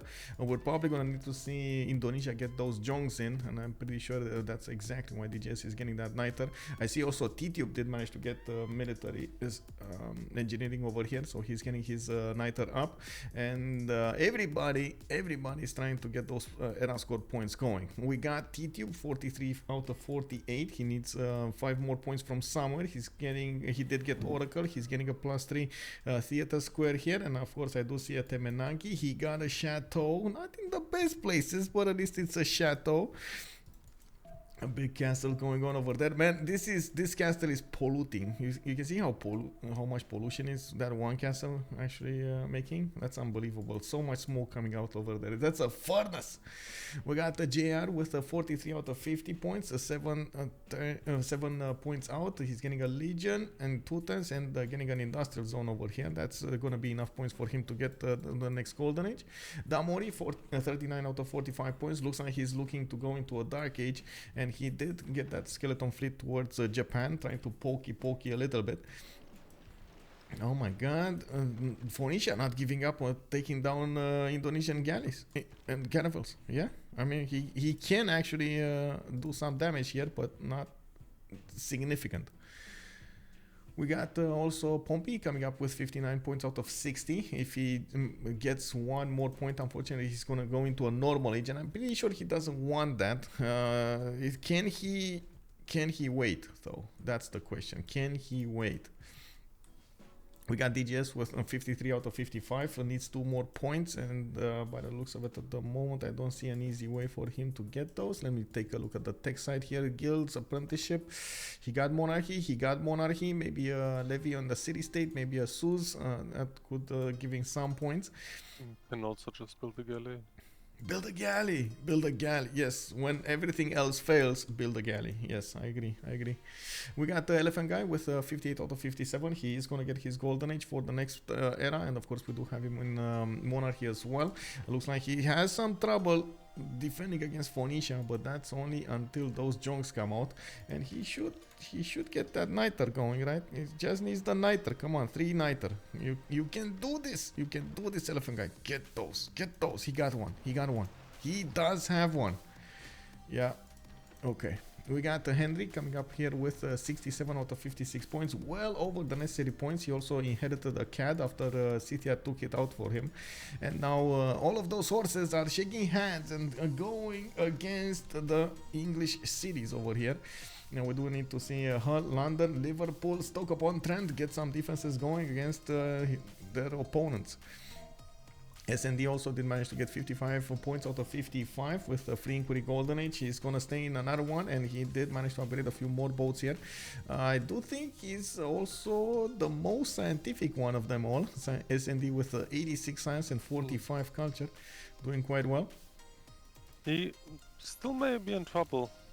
Like if England goes dark, and England has an admiral, so England has +10, while Japan, quote unquote, only has this +5 from being Japan. Yeah. But that's still +5 for Vicky, so Vicky may be able to push Japan. Did you see this, by the way? France shift entered his horses on the tiles on the Gavronplatz and campus next to Pasha Pahit. He's gonna get to pillage those, and it doesn't seem like Indonesia has enough units to defend against this. He has a few archers scattered around that are not dealing enough damage. France did manage to recruit a general, Hannibal Barca, that's gonna get there and give those horses more points.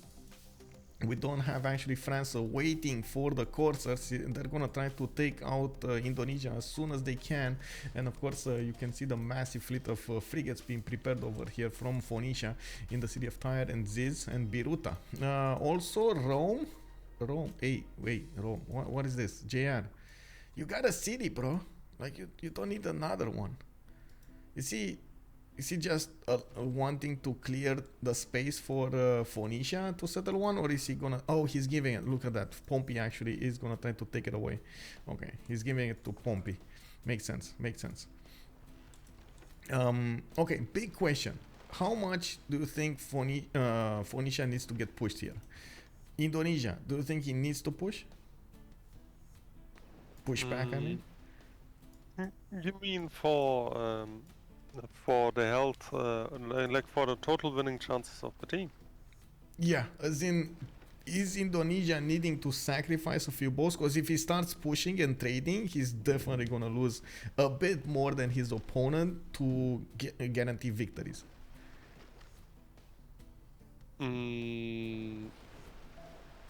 This really comes down to how you want to play this. Like it's pretty much impossible to say you have to do this or this. Okay.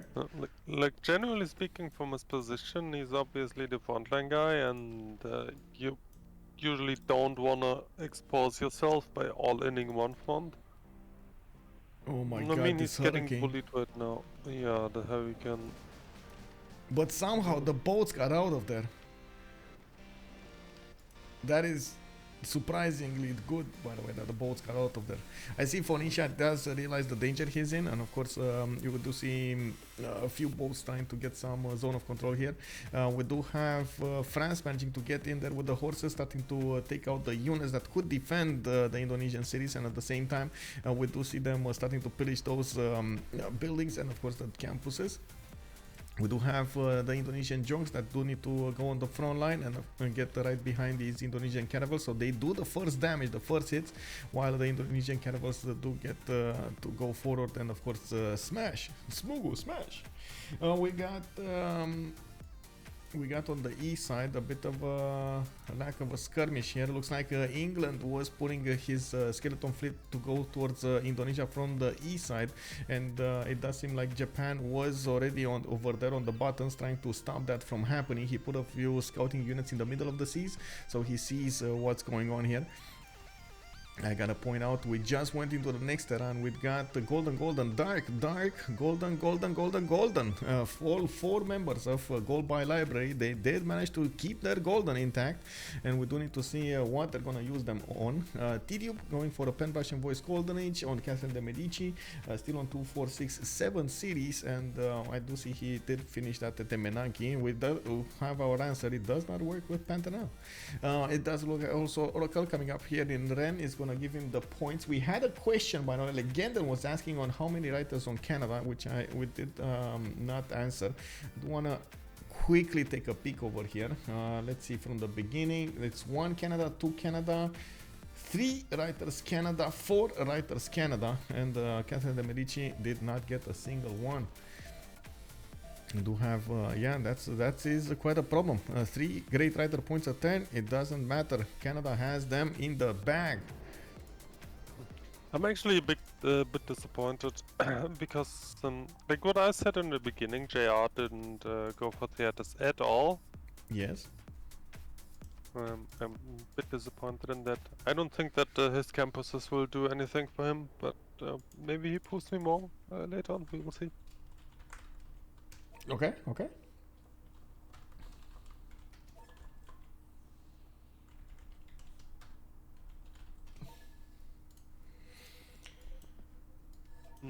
By the way, what these Dark Ages do is mainly they give you a +5 card when you slam with a naval melee unit, which is very good for cavalry push. Yes. That being said, Vicky and Dido now have these, so it's kind of on them to make stuff happen.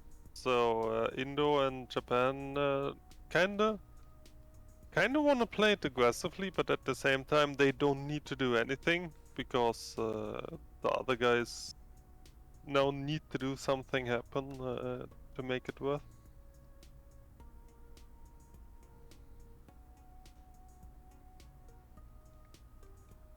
There is a major disadvantage to that. You basically trade the +5 damage for a lot of culture or potential science that you're missing out from the golden. Yeah, this is major. what I was talking about. Major. They put themselves at an economical disadvantage to get the +5 part, and it remains to be seen if they can actually make it work.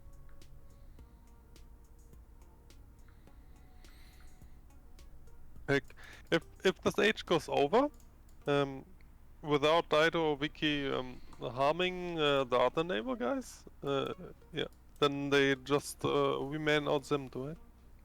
Yeah, and I gotta say, Japan over here seems to be in a strong position to try to go for ironclads. He's not gonna get pushed anywhere. He has a lot of science. He went for a second free inquiry golden age, and getting so much production in. That is gonna be quite a powerhouse here for SND. While I think Indonesia can keep both at bay, honestly, both England and Pompi at bay.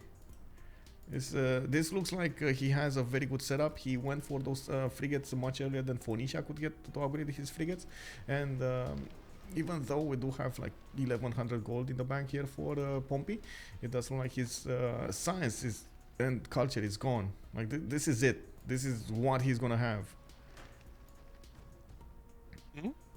This is yeah. This is why it is so important that he can make stuff happen with the Dark Age card. But looks like he arrived at the frigates. Yeah, he so might have.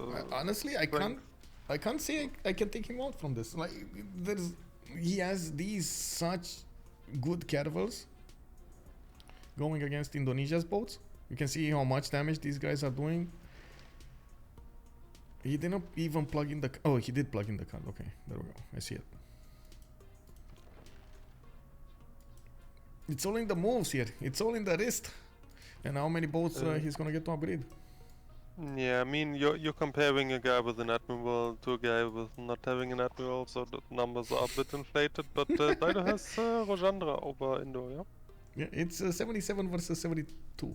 With Admiral, same bonus. I was comparing this one had the emblem, I guess. It did work. It did have more strength. Yeah. This so effectively he has +3. Everything else is just support bonus and stuff. Which will change depending on positions. But he definitely has the +3 and the +5 card. So if he's attacking, he has +8. Yep.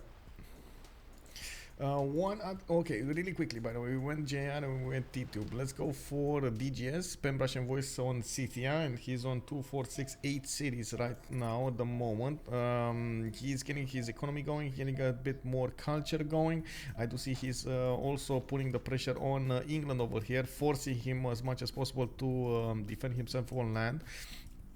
Honestly, we might see some bounties at some point coming out from Canada. I wouldn't take that down. Look at the culture, 175 culture from Wilfred Laurier. We do have also Elaphantguy, Pen Brush and Voice Golden Age, still focusing on trying to push Phoenicia from his borders to the north, getting those jongs back. And I do see him actually trying to force this to be closer to his seas. Oh, okay. Well, that's a boat down. And that's another boat down. This is Elaphantguy went for the defense here, and it doesn't look like it's gonna pan out.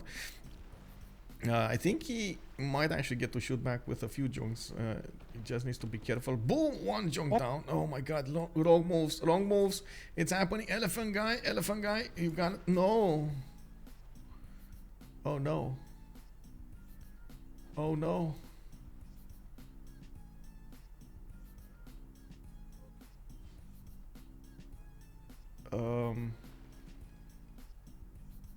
Honestly, I am very worried right now. About Indo, yeah. Yeah, yeah. Like those moves over there might have just lost him the game. The loss of 3 units without even dealing damage on one of the opposing units, or even making them lose a decent chunk of health. The Elaphantguy already did a couple of, I would call suboptimal moves, but this is obviously something I cannot really count for. Especially, as I pointed out, by the looks he got baited out a bit too much. Yeah. Because what we talked about in the beginning, like his purpose here is pretty much just to survive. Because one, he's the frontline guy, and second, the win condition is pretty much culture. And they have a complete freeze in Canada with 5 out of 5 classical writers by the looks. Yeah. And this guy can do, and the other guys show no sign of culture defense at all. Yeah, I don't see anything like that happening. I was expecting maybe Rome to pick up that flag, but like you said, he's going full on commercials here. And Propaganda is making an interesting point here. The moves were kind of bad, but he doesn't see how he would have won this anyway. Oh my god, did he... Wait, did that junk just sacrifice itself in the middle of all of those sharks over there? I think so. I think I saw piranhas over here also show up next to the sharks. Oh my god, that was just... Pompi is... Whoa. It's too big. At least there are some shots back now. We got the Jongs attack doing some damage, but honestly, this fleet is gone. This just... Wow. One, like 3, 4 bad moves in a row just set the tone for this whole war. Unbelievable. Let's see on the other side what do we have here. Scythia is trying to pressure England as much as possible. We do have also Indonesia not actually pressured on the land by France, but it's just a matter of time until France gets those horses upgraded into coursers, and he still has the general for them. We do also need to see Scythia over here trying to do some pressure. Come on, you gotta do some pressure against Hull. I know, you know, there's a need for it, and there's another need for Japan to go into the war on the seas. I do believe he's at the moment focused on anything else other than that. He's on 130 science, 54 culture, and he's going for printing in 2, exploration in 3. Caguana also was gifted to Pompi. Phoenicia just got his 4th city. Well, not really that amazing, but still, that's more tiles to use and another production center that you can get more culture, more science, and so on and so forth. The pop is going to be amazing. While Canada, Grandmaster Chapel, so much culture coming out of his city. He's still 10 pop, by the way. This is 57. Is Indo building a safe settler? Because this is definitely the time he should go for it. Yes, he is. But you see this horse over here? This horse is gonna stop that from happening. I mean, his team has to buy him a unit to escort, but yeah, but his fleet is down. Like, I mean, he can You can actually just put it on Young and swim there we away. go. Yeah, there you go. Yeah, he's getting out of there. He's getting out of there. But he got spotted. France just spotted that Jong. He should have the vision. Let's see. Yeah, he knows. He knows. By the way, I agree with Poppy that his chances never looked good, but he made it worse by his moves. So he kind of dies a lot quicker than he needs to. This makes sense. Yeah.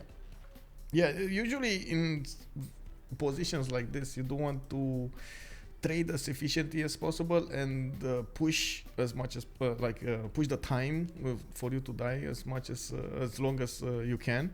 For example, yesterday we did have Skycry, knowing that he's gonna be pushed, knowing that he was one city down, and he did his best to stay alive and make it as painful as possible to his opponents, because okay, you're not gonna be effective, but if they keep on putting production into you, putting gold, attacking into you and so on, you're keeping them from simming, so you're basically one-wanting. If you go down fast, you're allowing your opponent to get back into the game faster, not to mention benefit from your cities. And I think at this point we might see Phoenicia over here just get so big. I'm very curious if he's gonna manage to get, of course, to attack Japan later on in the game. But that culture victory cannot come sooner. This is not happening, by the way, at the moment. Yes, with 200 culture attending, Wilfred Laurier does have a good chance of going for that culture victory, but I don't see him benefiting from that much tourism. Only 48 per turn at the moment. It's a matter of time. Yeah, but honestly, that's completely normal. The turn you hit conservation as Canada, the game turns around. Before that doesn't matter. We do have a good point from Smooth Tilt over here. Phoenicia is 30-30, and yes, he's gonna get more cities soon. And I guess we're gonna need to see when he's gonna get that big. But I gotta point out the major advantage of Phoenicia is that he's gonna get faster production towards settlers. So the second he's gonna take over Ternate, Machapahit and Jakarta, which is soon, very soon. First of all, he's gonna get to repair all of these campuses, and he's gonna get good stats from them, get the harbors as well, and then he's just gonna spam out cities over here on the coast. He has another 3, 4 more cities that he can settle and get to 12 cities, 14 cities extremely quickly. If he does manage to do that, it's just a matter of a time until he's going to get on the same stats as everybody else in the game, not to mention overwhelm them. Phoenicia has an extreme ability to come back into the game if he has those like 10-15 turns to expand. Tybert, thank you so much for the follow. Now, how the timings will work, how Japan will do what he needs to be doing over there and try to get into the war, try to defend, try to make Phoenicia pay for this, and at the same time do something against England. That's totally different. I'm not so sure he can do anything. Like the major fleet that Japan is benefiting from, it's a defensive fleet at the moment. There's not enough boats over here to go on the offense anywhere. The second you go out somewhere, that's the second you put your cities in danger from another place. Like he can go north, and then Phoenicia can push him from the west. He can go west and defend Indonesia, and then England can push him from the north. It's just no good advantage over here for SND to go to war. Yeah, well, I mean, turn 1 I said Japan has a carry spawn. I guess it's time to prove that he can make it work. Yes. Get good, get the muscles. Yes, work. We do need to see SND over here work those brain muscles, and of course we do see him at the moment trying to get more culture going, and we do have him with the 140 science. That's not bad actually. Looking at the production here, oh my god, do you see JR's production? 222 production, 61 science, 82 culture. Okay, sure, he's not big in those stats, but 222 production, that is big in my book. He's starting to get those industrial zones. Finally got 7 pop in the capital. Oh my god, that's just catastrophic, by the way. 7 pop in the capital. He's getting those campuses going from his other cities, and more cities out. 1, 2, 3 more out, and it's 4 out. Oh my god, look at this 4 cities expansion here. All of those with feudalings of builders. He got pyramids? What? He has pyramids, and he's getting those plus 6 builder charges whenever he's putting down a city. That's amazing. Okay, that is so good. He's gonna get like, he's gonna explode over here in the next few turns. Also, Smooth Tilt is using some bad words over there, but I can take those out and give you a translation over here. They need to be Japan, for sure. I know Phoenicia job is done, but he's never scaling. He will need to get the gold for his teammates and use his fleet to try to take out Japan. Okay, I think translation is done. Are you okay with that translation, Smooth Tilt? Give me a thumbs up if you are. Izars, hello there, sir, and thank you so much for the follow. Boreal also, Monka Giga Rome really went bath before iron. Yes, he actually did. He did. Yeah. He didn't need iron. What can I say? He didn't need allegiance before. What do you think England should do in this case, by the way? Justice. In what case? In the case he finds himself in. He needs to put production into defending himself on land. He's getting pillaged all over the place. He needs to do something against Japan over here to the southeast. Doesn't have amazing stats, but has a decent military strength. And the gold generation is just not impressive. But honestly, there's nobody with a decent amount of gold generation. Honestly, personally, I would like Zeus from England. Zeus. The statue of Zeus. Okay, so that's the wonder that gives you the 3 spearmen and the 3 archers and 1 battering ram and extra production towards anti-cav units. Also, you need an encampment for it, though. You need to build it next to an encampment, right? Yeah. Yeah. So. The reason I would like to have Zeus is because, like, generally from the logic is you can say, okay, Indo's gonna die, and Dido is the guy with Sujanda, so kind of stop building boats, let Dido do the work and use your remaining fleet to maybe help out Dido, but other than this, his job right here is pretty much just try to survive Mounties. Yeah. I do have to ask another question here. Tidube can keep on going with these coursers. They're very fast units, and this is not that bad land to go through to get to Japan. Do you think Japan can pull off? I guess he does have a decent amount of he doesn't actually have. Wait, how is he so low in production? He has so many good tiles. What is going on here? And he has industrial zones, good industrial zones. Like, is this population cap? No. Oh, it's just city count. He's on 2, 4, 6 cities. He stopped at some point expanding because he needed those caravels, and didn't get the production going. Okay. Like, look, Tidube is more productive than him on 148 gold. It's just number of cities, bro. Number of cities matters so much. 1 city goes down. Phoenicia did manage to take out Ternate. Masha Pahit is going to be the next one. France is reaping all of the benefits from pillaging, and we do see, of course, Phoenicia starting to work on Jakarta as well. All of this fleet is going to go towards Japan next. This is happening. Japan over here is going to need to defend himself in a 2 versus 1 against England and Phoenicia.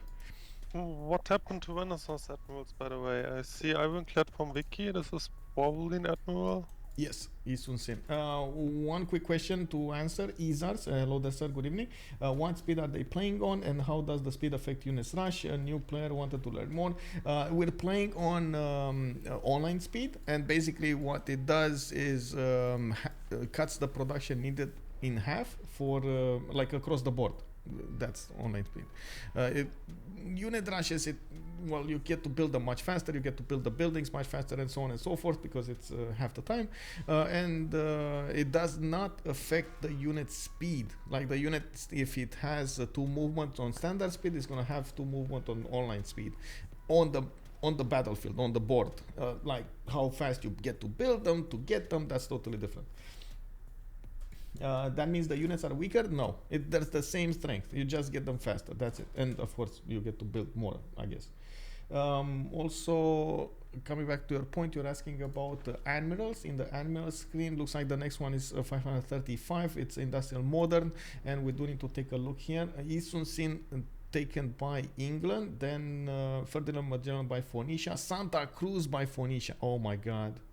And Francis Drake, he got Francis Drake. He got one. Japan got one, at least this. Yeah, but, at least this. But Santa Cruz on Phoenicia, this is gonna be extreme. Like we're gonna have probably frigate armada here that is just gonna take out whatever boats he encounters. That is extremely dangerous. So even if Pompi is 39 science with 33 culture, he didn't lose that much fleet, and this is a very strong fleet. If you couple it with the 1,900 military that Damori has over here, if he doesn't lose them, this is very important, by the way, to point out. I think England might be making a mistake moving his boats so soon. He should wait for the final attack again with Phoenicia, because Phoenicia does have frigates to benefit from, and he doesn't need to expand the strength of his own boats. Go there. Did Indo get out, by the way? Indo is... No. Did he lose his escape settler? Yes. I don't know how, but he did. He did lose it. Phoenicia's caravel got there, and then I know there was an English boat there, and it looks like it took it out. There's no more safety settler here from Indonesia. There's one scout. That one scout needs to make a lot of babies to actually get to a settler level. I don't know, man. That's actually very tragic. Also, I would assume the GPT of Gold by Library gets pretty bad.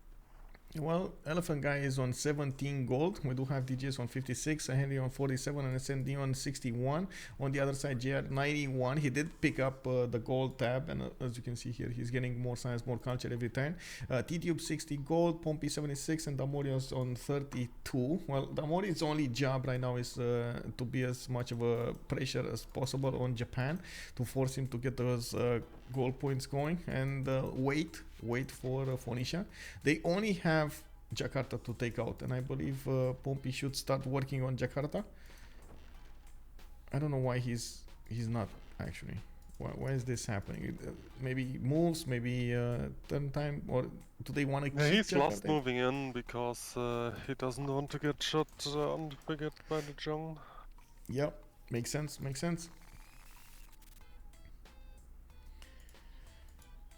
Also propaganda, there is a long time plan to do a marathon game in CCC, which would go for almost a full 3 days with players subbing in and out, but sadly it has never been tried. Well, I mean, yeah. A 3-day marathon game. That's good. I can't say I dislike that idea, and there was actually some kind of that happening, like that kind of event happening. It's with a save that you keep on giving to other people. Like you start with an empire, you work the first 20 turns, then you give that save to somebody else, and it keeps on going and adding, and to another one every 20 turns. Yeah, well. It is what it is. I don't know if it works for multiple people playing that. It's sometimes quite unstable to go into games like this, especially if you get like Steam updates or stuff like that. You just can't. Sometimes you can't get in. Oh, walls are going down. He did lose one frigate, but that's one player taken out. Elaphantguy goes down in turn 64, first one from the game to be taken out. I think he is the host also. Is it gonna... I don't know. Yeah, he was the host. The host will flip to Pulp, I believe. I hope she can host.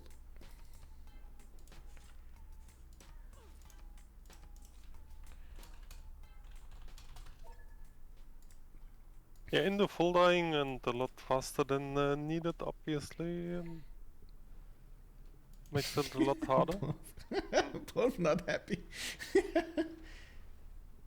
Also, a guy full dying also makes the culture victory a lot harder.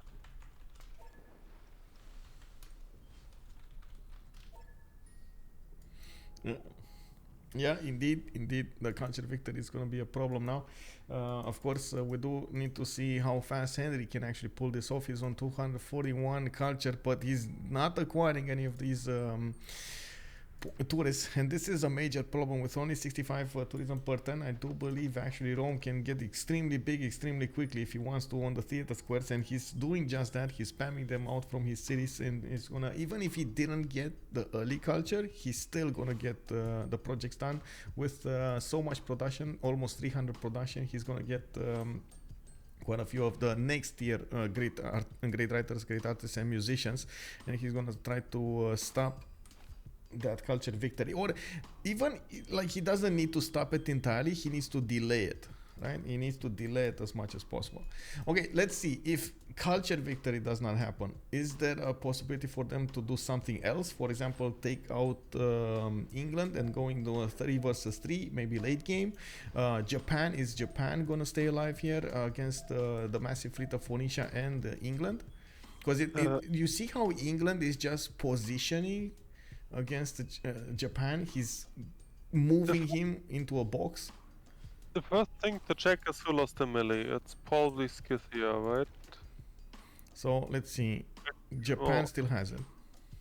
So he probably has melee with Canada, huh? Canada still has it, yes. Then Scythia doesn't have it.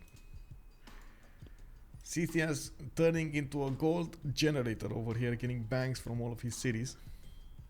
93 gold a turn, 100 science, 112 culture. Definitely good stats, but look at JR go, 102 and 120. He just popped so many points. And look, with the arrival of the Phoenician boats over here, he's you can see Phoenicia with the ability to liberate Granada. That's going to be before the next World Congress session. They're going to try to get points off for that. I do have to mention, of course, whenever one player dies, it's going to be harder for the team that lost a player to win those World Congress session, which means the team with 4 players will get an easier time to go for the Diplo victory. I do also want to point out it looks like Phoenicia over here is not actually starting to expand. He did get those 2 cities, Jakarta and Ternate, from his opponent Indonesia, and he just keeps on the pressure against his opponent, but he is starting to get stats up. 51 science, 44 culture, well, only 84 production though, and 99 gold. But the fleet ain't one, and of course we do need to see how fast he can actually put the pressure on Japan. Japan is trying to fight as much as possible in the shallow water tiles, where he does have an advantage. He has an extra +5 on those tiles, and he doesn't have an admiral everywhere. That's a major problem for him. He's going to need to focus on the admiral bonuses towards choke point, and we can't really say he has a choke point here. How many mounties in the bank? Burgle, hello there, son. No mounties. No mounties, actually. Can he even get them? I guess he can. Get a city here and get a national park. For the mounties. Yeah, he only has 700 faith. He has 3 mounties? No, 2 mounties. It's 280. I think about 100. Or 360 or something as a Mountie, not sure. Face by, I mean. Dodgy Roach is a major English fan, football fan over here, telling us, keeping us in check, in touch with the scores. I appreciate it, bro. I appreciate it. I hope the team wins. It's unbelievable how many, how to say, how much the World Cup is being discussed everywhere, you know. I mean, it's the most popular sport of the world, so not too surprising. Yep. Okay, we do have Phoenicia starting to push in. The thing that we need to watch is can he trade? Like, can Japan trade his boats, or is he just gonna hold and take it? What do you think? This comes down to confidence and first moves, to be honest. Like, you could say just sitting there is fine for Japan, because as soon as he leaves the coast and trying to surround one fleet, he's gonna lose his +5. Some quick moves to snipe some boats may be beneficial, but maybe he will lose his fleet for it, so this really comes down to the wire. Because, like, to point out the obvious, I think if Japan breaks here, it's over for gold by library. Like, if Japan can somehow defend this, it may be possible. Yeah. Yeah, in the full dying is definitely a huge problem, especially this fast. Yeah, that will cause major issues. I am extremely surprised about that myself, and I am expecting to see how they're gonna try to resolve this. I'm trying to figure out in my mind if they can actually pull out of this, but honestly, it's very hard to come up with a plan to solve this. Maybe keep on inland, like Japan tries to stay alive inland, but then who's gonna pick up the tab, the culture victory tab? But at the same time, Canada is so far away from everybody that could actually do something against him. He doesn't really care about it, and we're gonna need to see somebody pick up the slack over here. First of all, to get the defense going against the culture victory, and second of all, try to go for their own defense and their own offense. I mean. And I guess it is early enough for them to get an advantage when it comes to the Diplo. They already won the first votes in the Diplo. If they keep on winning this, and this is extremely likely that they're going to win all of the World Congresses from now, we're looking at what, 10, maybe 100, maybe 110 Diplo victory?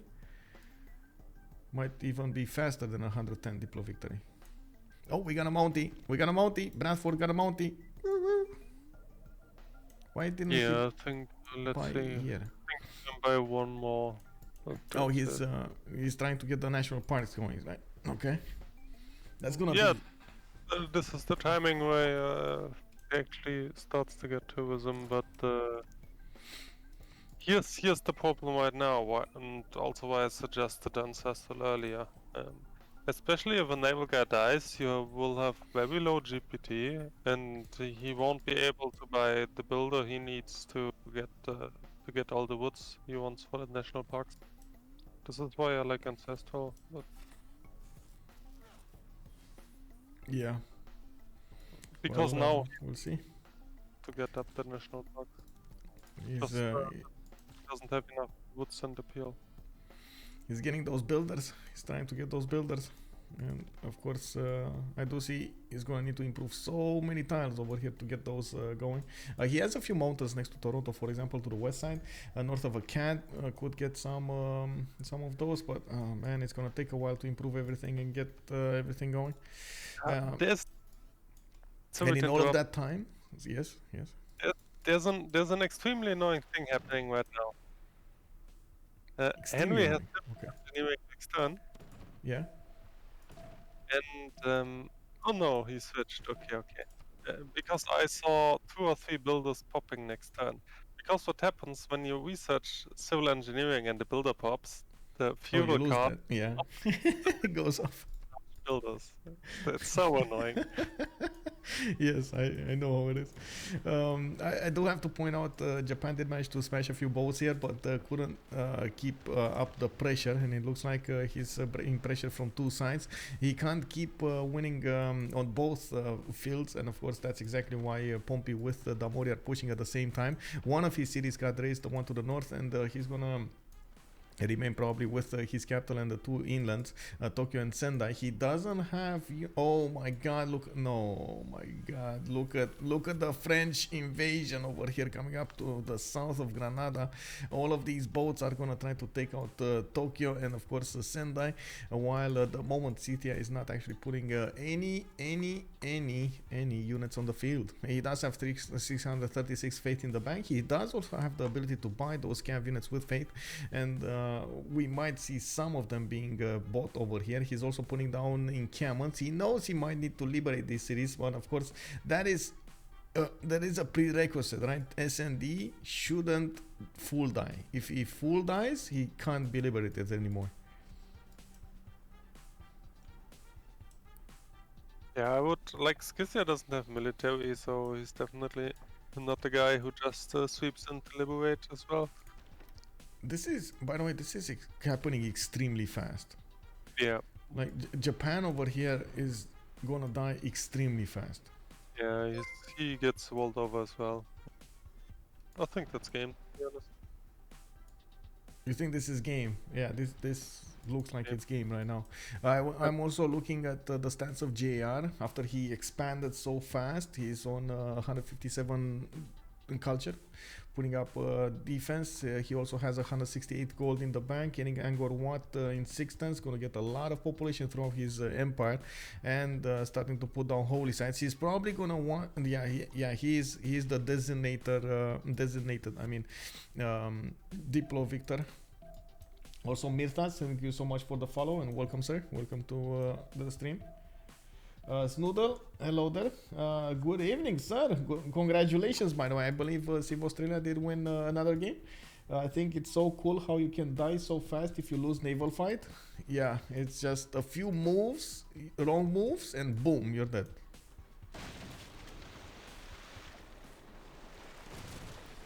I do have a question. What do you guys think between Audience Chamber, Ancestral, and Warlord's Throne when it comes to the boats?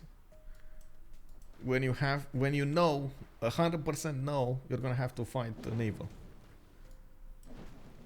Boom! Granada got liberated. 100 Diplo, easy peasy. Are you asking the chat or are you asking everybody? I'm asking everybody. I want to know. Hit me with your opinions. I have an unpopular opinion. Ooh, those are the dramatic ones. Let's go. I prefer none of the above. Like if you're really going hard for timing, there's no time to build a government building. Oh, really? Those extra 100 points of production that are just wasted. Okay. You would go for more boats, you would go for more campuses, something like that. But even in the case, oh wait, not for the building, but you get the Kavron Plaza. At least. Yeah, like the Gov Plaza is very cheap, but Okay. the production for the building is sometimes too much. Mm-hmm. Yeah. Okay. Yeah, makes sense. So it's all in how fast you need to get them if you have time to build them or not. Okay. Yeah, exactly. Okay. And yeah, often enough, if you go really hard for timing, like in a really proper build out on close distance, you usually don't have the production to build any of those. Yeah, I get it. We do have, by the way, France managing to get 100 science and 119 culture. Pompi is also getting back 60 science and 49 culture. Not extremely fast, but he's starting to get more of these campuses going. He's starting to get the traders with England, and I, at the moment, don't see him wanting to expand. He still has a city to the south of Kangwana and 2 more to the east side. He's content on just keeping up the pressure here. I don't think they are. Well, at least Victoria and Dido, I don't think they're actually that convinced this is gonna go late game. Like they think probably after they take Japan, or even before they take Japan, they're gonna CC. Their opponents will CC, and I can't really say I blame them, because It kind of looks like this is gonna happen. It doesn't seem like at the moment Japan has enough of a defense over here in Okayama and Kyoto to defend himself against such a big fleet. Most of his, yeah, if not all of his fleet, most of his fleet, because he still has 4 boats, is deleted, and of course his cities are slowly dying here. Well, I say slowly, but the city's dying fast, but yeah, they're dying. yeah. Well, and at the moment they don't know about this. By the way, this is gonna be a surprise. This is the surprise part. You know, this is the gift in the cake. You know, how you see in those movies from America. You see those surprises come out of the cakes. This is exactly what's coming up. The courses are coming out of the cakes. Also great in yellow, so the production bonus from Wallow's Throne isn't worth for naval timings. If close spawn, that's insane. Yeah. Yeah, I just wanna maybe iterate on this. Because it's, I think with Wallowed Stone, it's the same misunderstanding as with Often God of the Forge. If you can get a city to 16 production, it's gonna one-turn a galley anyway. So every added bonus is completely wasted. This is while the 25% bonus of Tidube, for examples, are usually not that much worth, because it just goes into waste. This is why God of the Forge is not seen that often in good matches in close distance battle, because people just gonna one-turn pre-builds and then upgrade with gold. So an added bonus would be wasted, and with Wallowed Stone it's most of the time the same. You can just get a city to 16 production and one-turn galleys for the rest of the game. When it does come into play is after you get the caravel timings going, like after you discover caravels, and it might actually take shave off 1 or 2 turns away from the total build time, which is sometimes amazing. Like that can save you, but that's also quite a later timing. Yes, of course. I'm obviously talking about hitting the timing, and so from settling the city, reach 16 production, and then 110 galleys until you discover cartography. This is what you do. Yeah. Oh, we and got this. After that. We got the city of Tokyo being put under siege. It looks like Okayama is trying to get walls next turn, but of course the frigates will make quick work of them. There is a Phoenician caravel that can still attack, and it looks like the city of Kyoto is trying to heavily defend against this. He's putting up walls, he's getting a frigate there. That's a 62 defense strength city with the frigate inside, and of course England does have multiple frigates that he can keep on attacking with. I'm pretty sure that this is gonna go down. We do have, by the way, Scythian knights starting to show up in the borders of Japan. They're probably going to try to defend at least Sendai from this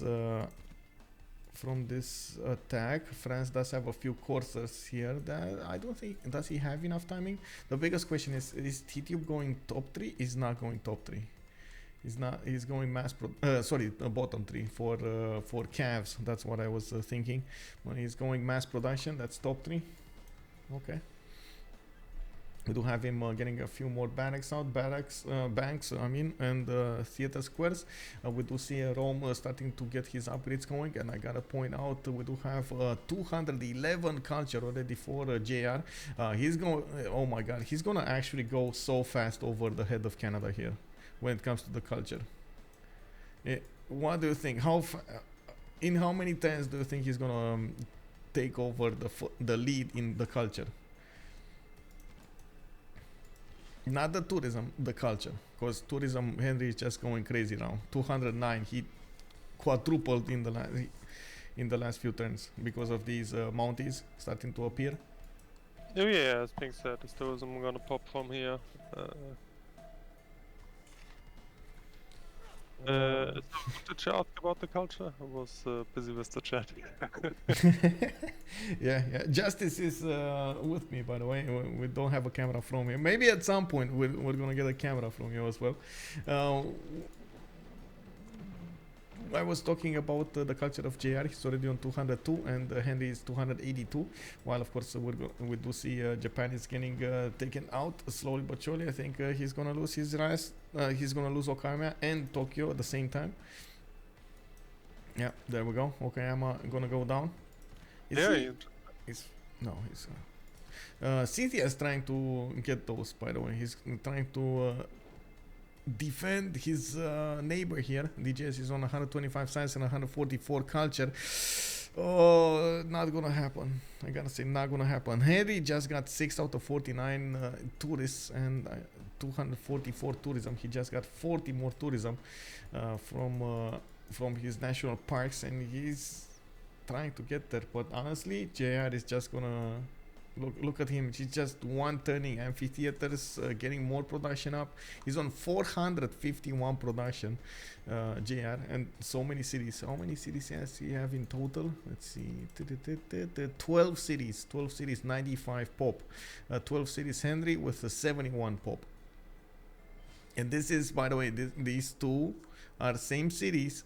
Audience Chamber on Henri, and Rome is on Ancestral Hall. Quite surprising, I would say. Quite a few farms coming out from him. He's trying to get the population in without using the Audience Chamber bonuses. Yeah, you adopted Ancestral. There you go. yeah. I mean, this is, what can I say, full safety over here for Rome. He is not going to give free health points to his opponents when he's getting attacked, from making farms. At least Otao is 12 pop, 10 72. By the way, he built a granary 1045. I really doubt that, by the way. Granary 1045. Oh well. Yeah, he's spamming the holy set prayers because this is more effective to get faith than faith by the Mounties than actually building the Mounties because he doesn't have a card for it. Yeah. Can he get? I don't think he can, right? To rock bands? That's a bit too far away.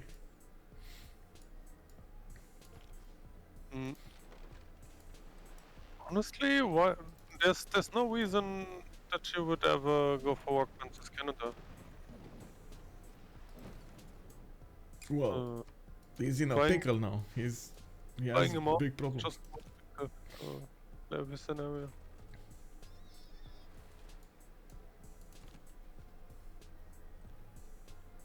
I'm curious. Okayama is still being held under control over there. There is a weak frigate shooting out.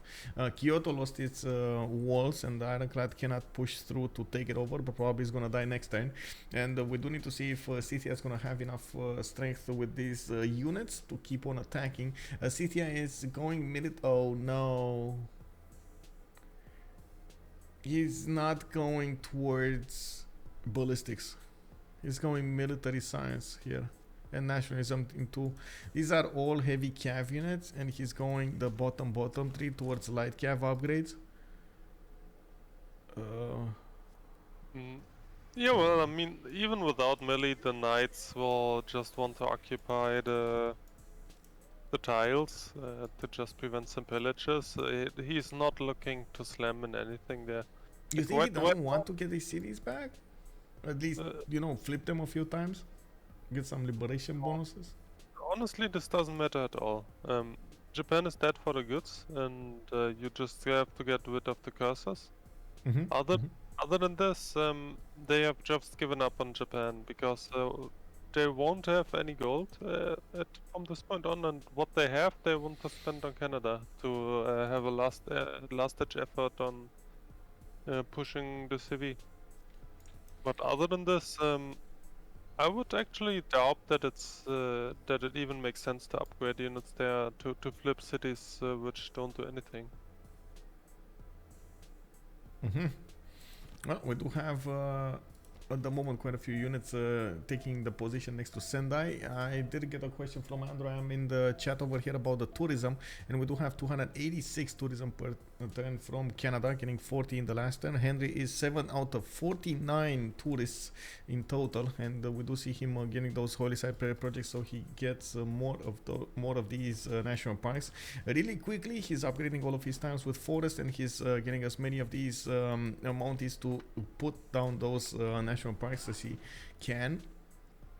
8 out of 52, by the way. It looks like also Rome here is starting to push that culture victory higher. He's on 51 domestics at the moment. He just got the tap from Tidube, and we do need to see how fast Rome can actually go for.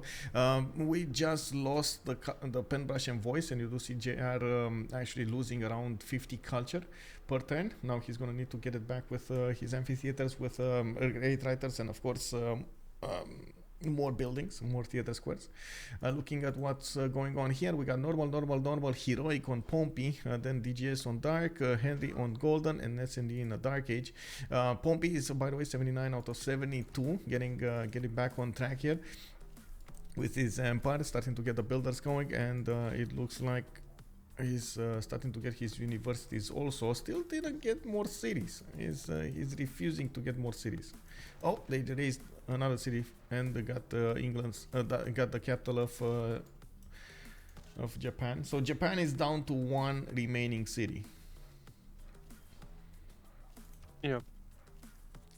By the way, it's a common misconception that high culture makes culture defense. The way it actually works is domestic tourists.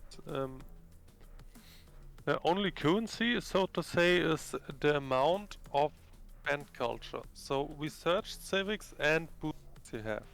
So Yes. this is why I was actually criticizing JR going for campuses. So, because even though the culture would not be much higher right now, he would have had it all game and would be further in the culture tree, which would have resulted in more domestics. But at this point, yes, I agree. But I think he's actually planning this quite well, as in he's still stopping Henri quite a bit with the setup he has, and he's also giving himself a chance to go for later technologies to go against his opponent here if he needs to on land.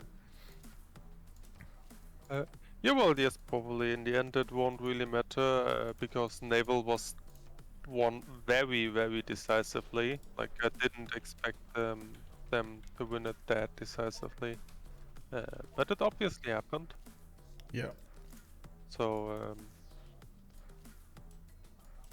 I guess it won't matter. I honestly wasn't expecting this either.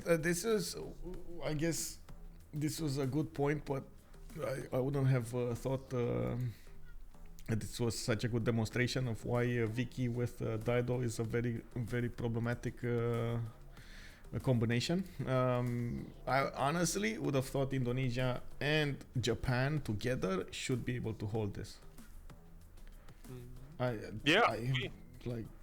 We saw the moves and we saw how much of an impact they can have, and it's wow, just wow. Just from the Sith, I would say Japan and Indo definitely have the upper hand.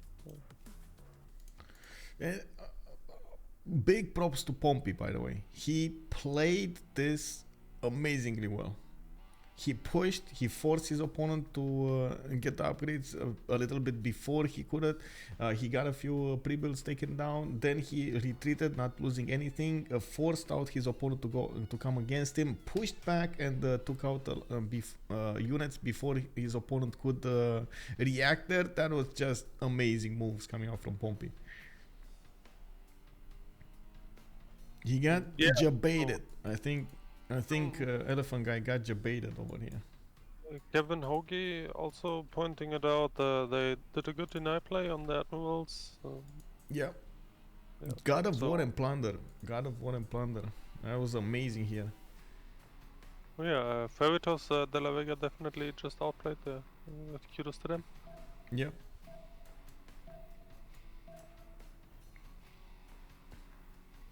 I mean, Like in the end, you can always say one guy played bad or one played good. Like in the end, the other guys just did better. Yeah, yeah, indeed. Focus on the positives. Let's see. What do we have here? Henri going cancel urbanization, getting more mounties, buying them. National Park charge is still available. He does have a few more spots over here. I do see another one to the south of Toronto where he needs to get a mountie there. I do see him also putting one here. Yeah, he should have. Oh, he has no more charges. Okay. Yeah, we do need to see what Sendai is going to defend himself with here. I do notice he's getting another settler in one turn, and of course we do need to see if England is going to push him. There is a possibility for England to get red coats, by the way. There is actually a possibility to red coat Sendai, but it's a bit too late in the game, honestly. I think only Tidube can affect this, while Tidube did manage to get more science, more culture. Damori here is still on 54 and 37. He got pillaged quite a bit, being griefed over here by both Canada and Scythia. It's kind of hard for him to keep on expanding. Pompi here did manage to get to 83 and 74. Still has only 7 cities, and honestly I was expecting a few more of these. Oh, look at that. Actually, England is preparing himself to die. He's trying to get a safety settler out, knowing that he might die, might be pushed by mounties. Yeah, that might happen over here. This is not something that you want to do, actually. When you're going for culture, you don't really want to take one of your opponents out. Let's see what happened in the World Congress session, by the way. DGS, okay, got a 4 gold. Then trade cities do not provide the unique student bonus, and JR got a 2 diplo. This was overwhelming. The main thing in Canada here is not necessarily just taking the cities, but just the pillage. The pillages, yeah. We do have, by the way, Rome getting Mahabodhi Temple next turn. That's going to give him an extra 2 points, and he's going to finish at religion. We do need to see when he's going to set up. Oh, that's why Phoenicia didn't expand here. This is going to be Rome City for, there we go, okay, for Statue of Liberty. That's why this is happening. They're planning this out tens of turns in advance. Very nice, very nice.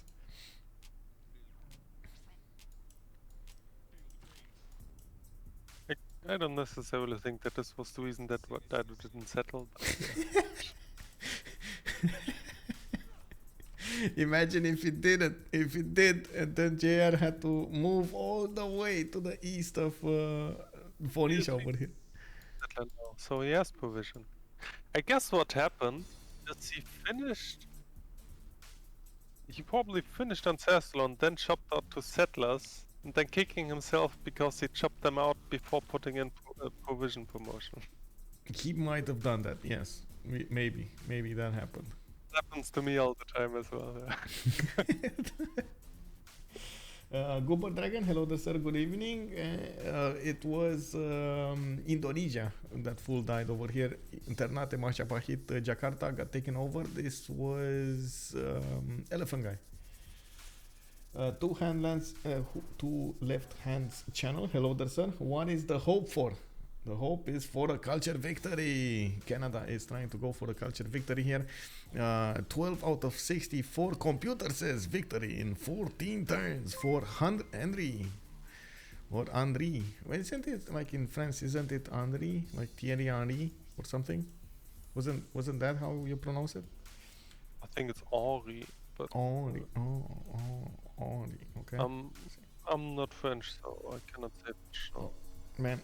I need to get this tick, this visible tick under control. Unfortunately, I tend to move my glasses with my nose instead of my hands, and unfortunately, it makes me squint. You know.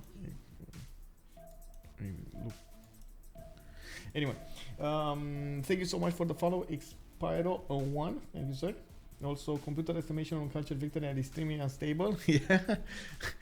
Yeah, I think that's an underestimation over there. That's actually not that true. Really? Yes, because people are so used of using workbench, and like what the computer pretty much just does is it looks at tourism or like tourists. You get this turn, then estimates you will get these tourists every turn. So, and workbench are obviously by nature extremely swingy. Like the one turn you get 5,000, the next turn you get nothing. This is why it looks so horrible. Some not so exact things still come out of the system because it only estimates the tourists and not the actual tourism. But Yep. if you have stable if you have stable tourism progression by things like what is it called? Nature parks, national parks, of course. Yeah. Or like or The like passive tourism. You're talking about the passive tourism. Yeah. if you just refer to passive tourism, it's not that bad. Yeah. Yeah, I agree. It can actually do the math there, but of course you can't really do the math on randomized things like Yeah. rock bands. Yeah, I agree. I'm just pointing out that the main meme comes from people looking at that, and obviously you cannot calculate what the workbench will do. Yeah. And this is why people meme way more heavy on it than it deserves.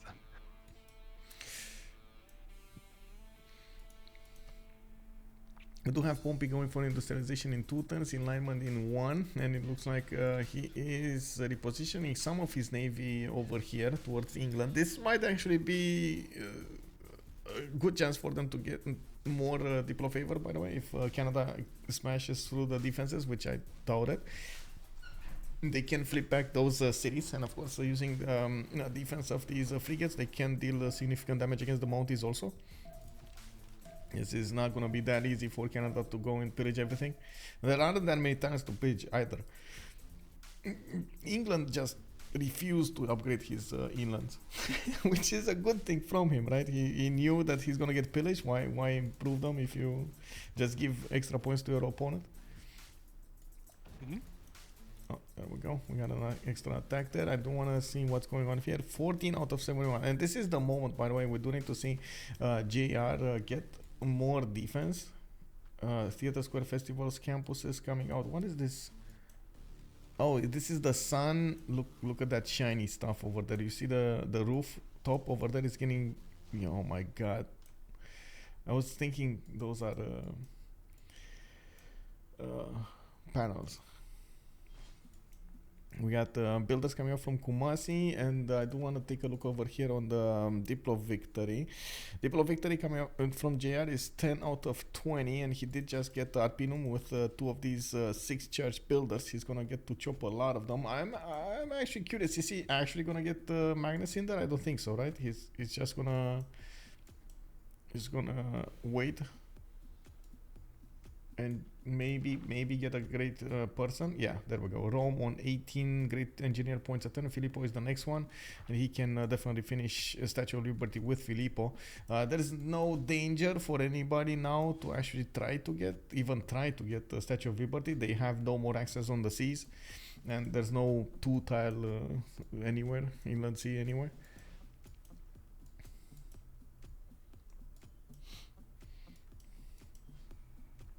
What should Rome do? Theater projects to get culture and great works? Yes, and also the civic boosts.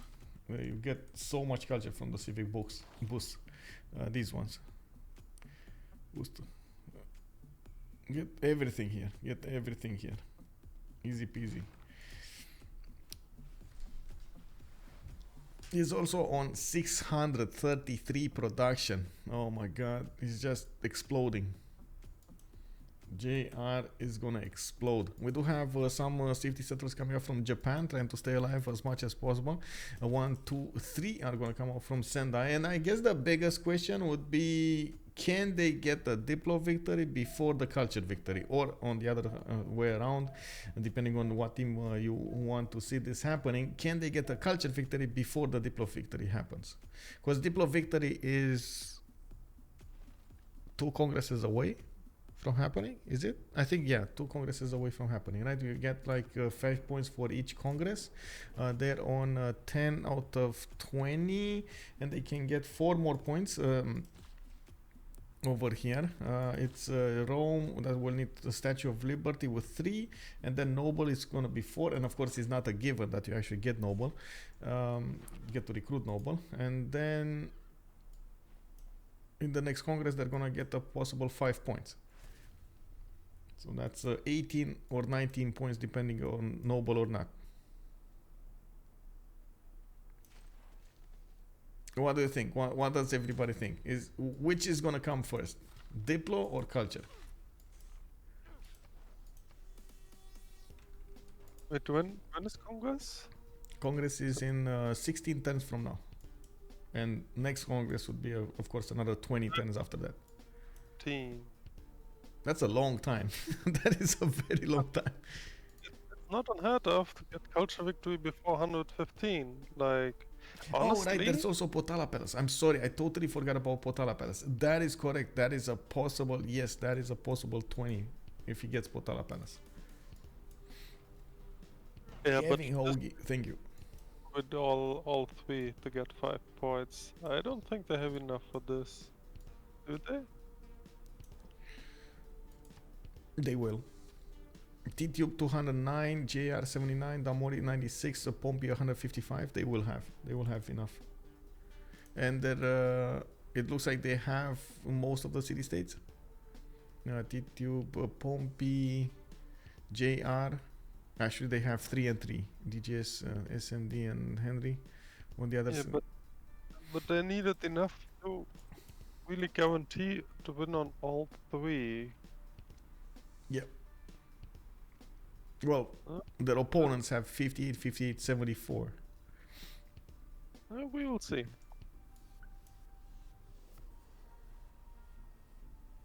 We will see. Like, if they win on turn 95, I don't think this is much of a question. 115?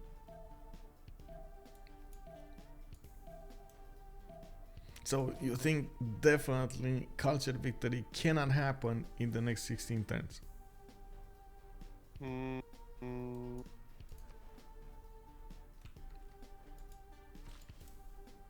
I mean, it can happen, but for this JR would need to be AFK. And we know he's not AFK, he's there on the buttons trying to get, look at that, theater square festivals from his cities, getting archaeological museums, getting industrial zone logistics, Forbidden City coming up from Scythia, and quite a few of these great writers, artists, and musicians will get acquired. He's gonna try to get as much culture as he possibly can against his opponent. Also, Statue of Liberty got placed in Arpinum. He's trying to go for a victory condition here as quick as he can. How much faith? That's the next guy asking for workbench. This is not how Canada works. Well, Goober Dragon over here, 271 faith in the back for Henri, but yeah, we gotta point out that Canada is getting his tourism from his national parks. I gotta agree on one side with the Goober Dragon. Like, if you need and you're in a tight pickle for time, you might want to get 1 or 2 rock bands. Maybe, just maybe, you're gonna high roll with them. You probably want to get 1 for the boost, but wait, is it? I saw Potala Palace. I saw Potala. Potala. I think it was something in the science tree on the way to computers. Or was it? I don't know. There was one workbench, but I'm not sure right now. Wait, what? You cut out quite a few times, and I didn't get to hear what you are talking about. Yeah, I was just talking to myself. I was thinking that there's something you need 1 workbench to boost it, but I'm not sure what it is. Oh, okay. Yeah, I have no idea. We do have Statue of Liberty coming up from Arpinum, and it looks like he's not plugging in Magnus over there. And we can actually take a look at this, by the way. National Park there. Top to government, boost through spy or spy. No, not here. Not here. Something in the civics. Civics maybe. Radio. Nuclear fission themed entertainment complex. No, solar. No. This is a bit too early for any kind of rock band requirement. Yeah, future era. It kind of feels like it should be far ahead, but it's not. But future government? Can you look at that? It's the uranium rock band. Okay. Oh, Digital democracy. Okay. Yeah, then it doesn't matter. Yeah. Fine. Okay, we do have Canada getting some mounties here. It looks like Japan is just spamming out cities left, right, and center. France did go for his calves, and does have a decent amount of damage going against Scythia now with those calves. We do have Scythia getting a spy in Tokyo, and it looks like France would need to actually get more units here if he wants to be effective. He's still gonna try to pokey and of course take out a few of the units. While we do have Scythia getting Cuirassier Corps. Okay, these are gonna be strong enough to defend for some time. Actually, oh, alright, because the Cav Corps don't get damaged, right? Okay. It does look like also Canada couldn't push through the defenses of Hull London, and even though some tiles did get pillaged, it wasn't that big of a thing. And we're turn 81. We got Henri with 21 out of 84 domestics, and as you can see, Henri is on 539 tourism. We've got JR also getting 274 culture, and we do need to see how fast he's gonna get these great writers. He is very close to getting a musician. Opening up on the musician screen is going to be a problem, but honestly not that big of a problem, because Canada is not really going heavy on musicians this time, even though he would get some more tourism. Is focusing everything on national parks. Yes. How far is he from multiplayers? Can you show the text? For the multipliers, for not close. Not close. Cultural heritage coming up in 3. He would need space race for the 200 tourism. Cultural heritage is here. Environmentalism, I guess you want also? Yeah, environmentalism. 50%. Okay. He has Cold War, or he doesn't. I don't know if he has, because he never got. Like, we didn't see it actually. And on the top 3, on the science tree, he's going for military science. That's not even close to computers. You need to get over here, and he's over here. Not close. Happening anytime soon. So, I'm gonna go to the bathroom real quick. Okay.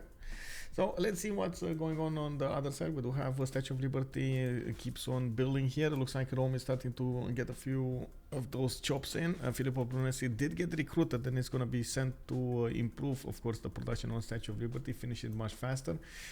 Forbidden City coming up from Scythia, allowing Rome to actually use an extra wildcard policy slot. That's going to be amazing.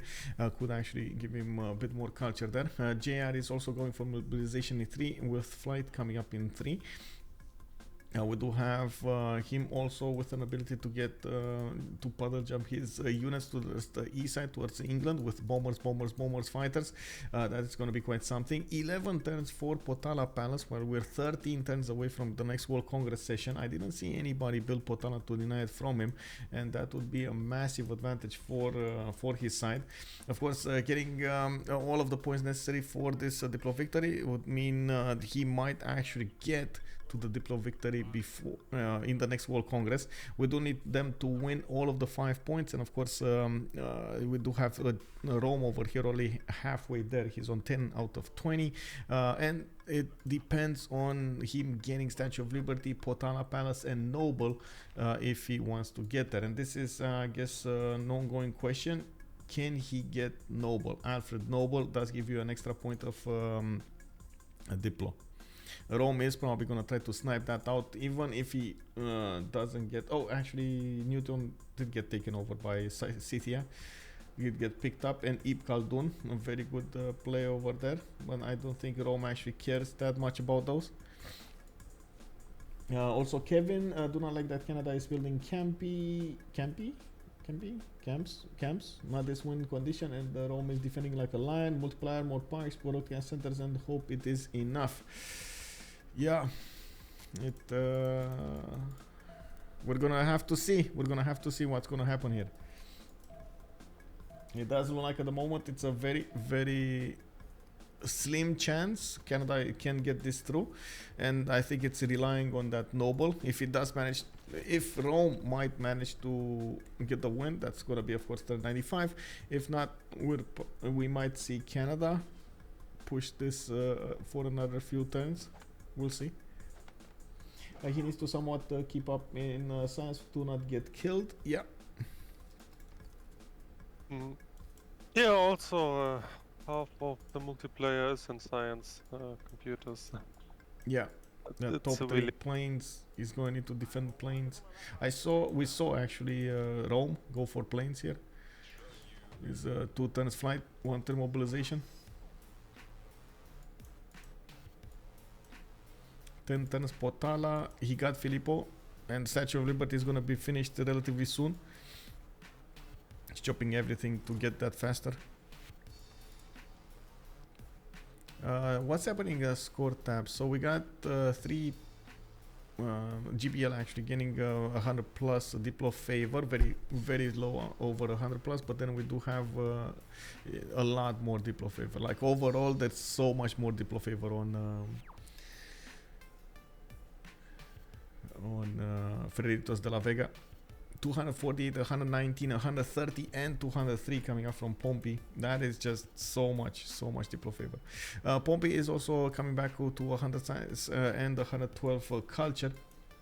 He's starting to get a few of these harbor shipping projects for the. I'm actually surprised. Why is he getting harbor shipping projects for the gold? He's already 415 gold with reform the coin reform the coinage with monumentality coinage, Hixun Dracones, and still wanting to get some more of these great people. Oh, he wants the instant rebuild lighthouse and shipyard.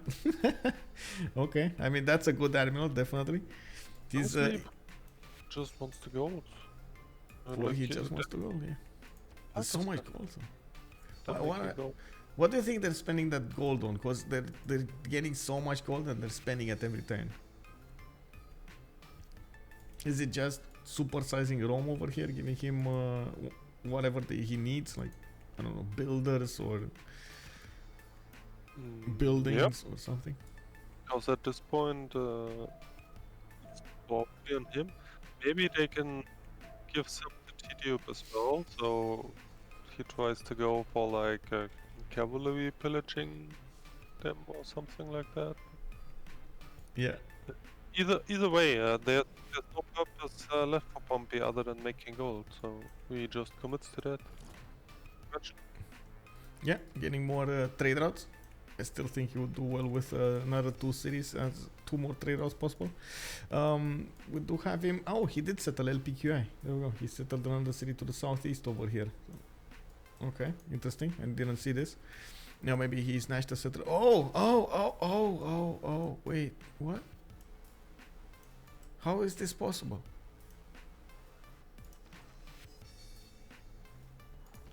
These French units are just gonna suicide next turn into this city, and that might actually be enough. How did Scythia lose all of his units here? Or he never actually tried to save Japan from dying?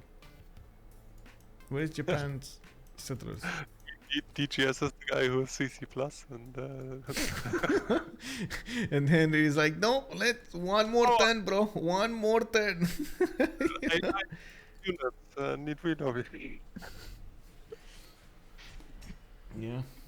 Also, I spilled the tea, asking us about those amazing gold deals Pompi is benefiting from, JR is benefiting from. Wondering how he's getting there. Well, I gotta say, a lot of trade routes and reform the coinage. That will do the job. That will do the trick. Okay, we got oh my god. Okay, there we go. JR just got an infusion over here in his muscles, in his cultural muscles. We got 489 culture per turn from JR.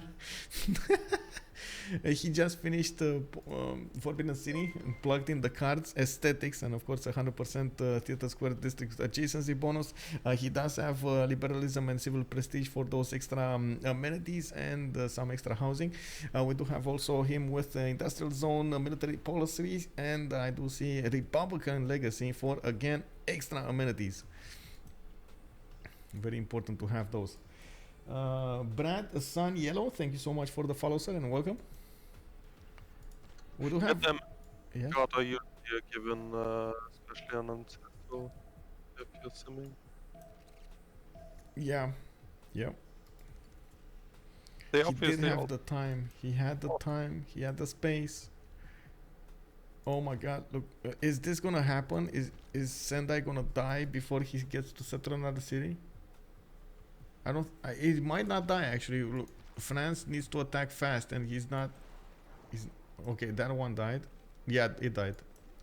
He settled. Shizuoka got saved. S&D does the last moves over the first moves and gets the settle on Shizuoka. Now he's gonna have a bit more time to settle these other settlements to the east. And then France doesn't have enough strength on these units to keep on pressuring Shizuoka. We got Scythia with a few units of his own. That's just okay. That happened. That just happened over here. Statue of Liberty, 5 turns away from finishing. There is another chop from Rome that he can actually do right now. That's a sliver of production. He might actually finish it with the chop. Rainforest chops are not that good, but that might actually just be enough. Yeah, that timing was amazing. Also, Burger, that's the Diplo play. Japan settling last, second, and Liberty in that city with the Mounties. Well, it would have been amazing if you could have actually liberated it, but that got deleted so fast. Oh yeah, the Mounties will arrive when France has modern tanks, I guess. Yeah. Oh, I see. SAS team versus BTS actually finished. What happened there? Does anybody know? I'm gonna need to update these. Update the points. It was Distoria and Lena. Wait, let me see. GG well played. Who won? What map? How many? Who did?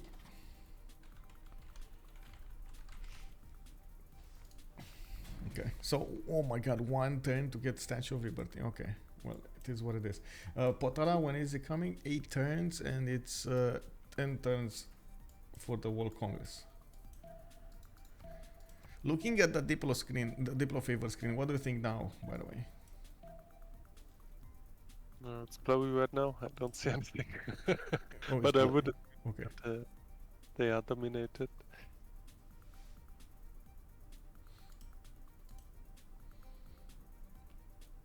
Sandro too big. Sandro Games is too big. Yeah, I can agree with that. Sandro is too big. Mm. Oh yeah, now I see it. But honestly, that's still not too bad. Like GBL just needs to all in one random vote. Yep.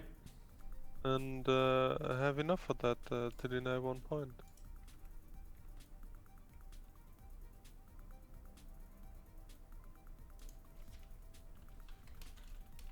But yeah, at the way that JR is defending, culture victory seems more unlikely. But as long as there's hope, I guess. Let's see how the land of Canada looks like. Oh my god, look at the national parks everywhere. This is just everywhere. But like at this point, he can just keep going and play it out the victory screen, to be honest. Yeah, might as well just do the last 10 turns. Look at JR just getting so much culture per turn, by the way. 554, 218 signs. We do have more Theatre Square festivals coming up from him, a lot of them. And of course, which will give him a lot of great writers in return, great artists, also great musicians. He's taking them away. Phoenicia also started making projects for the musicians, doing some Theatre Square projects, probably to feed as much as possible Rome here.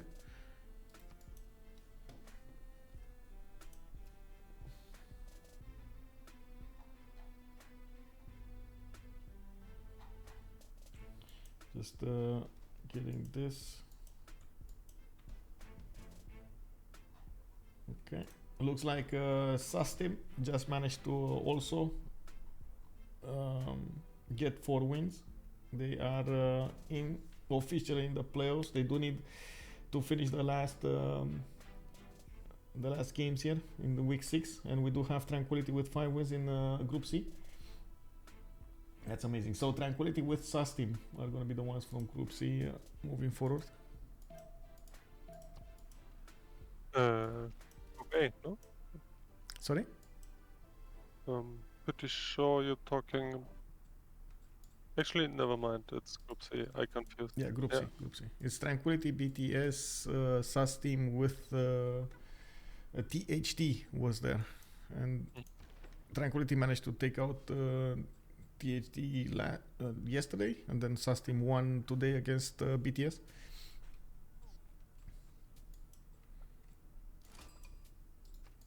I kind of feel like a bit for BTS because the games I saw, like they actually showed really good full plays, but somehow they lost all their games. Yeah, and I do have to recognize they are doing more and more trainings with other teams, which is helping them a lot. I think the stability of the team is a bit different. Like they have always different players playing. They changed their roster quite a few times, and they lost good players from the previous season going into this one. So I think that actually mattered quite a bit in the long term.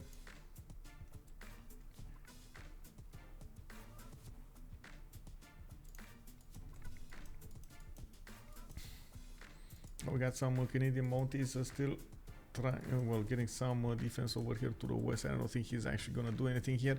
Henri, Ideology in 1, Steam in 4. Very far away from getting a cultured victory. 37 out of 109 now. It kind of looks like JR is putting an awesome defense here. Even getting his own tourism going. What is JR's tourism? What is on... Let's see. So Canada is on 700 tourism, while JR is on 190 with 553 culture. Oh. I mean, to be honest, 700 players is a decent result. Wait, did I disconnect or did I disconnect? Give me a second. Okay. Or did the host just drop? I guess I'm gonna need to take a look here. Nothing was happening for some time.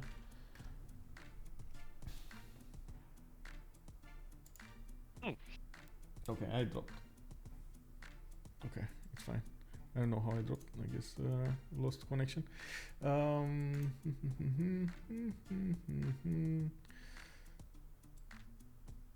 What is it? GPL Freritos. There we go. Clicking on link.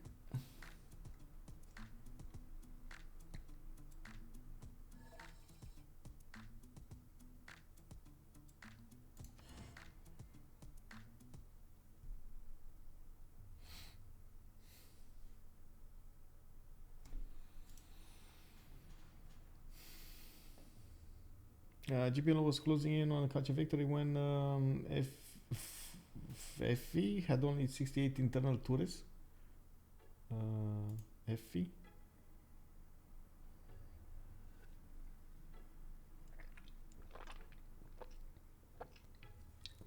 Oh, you're talking about Freritos de la Vega, FV as the major words over there. Okay. Okay. I'm used to calling them Freritos because it's just much easier to recognize, but sure, FV can work as well. Okay, back in the game. I have no idea what happened.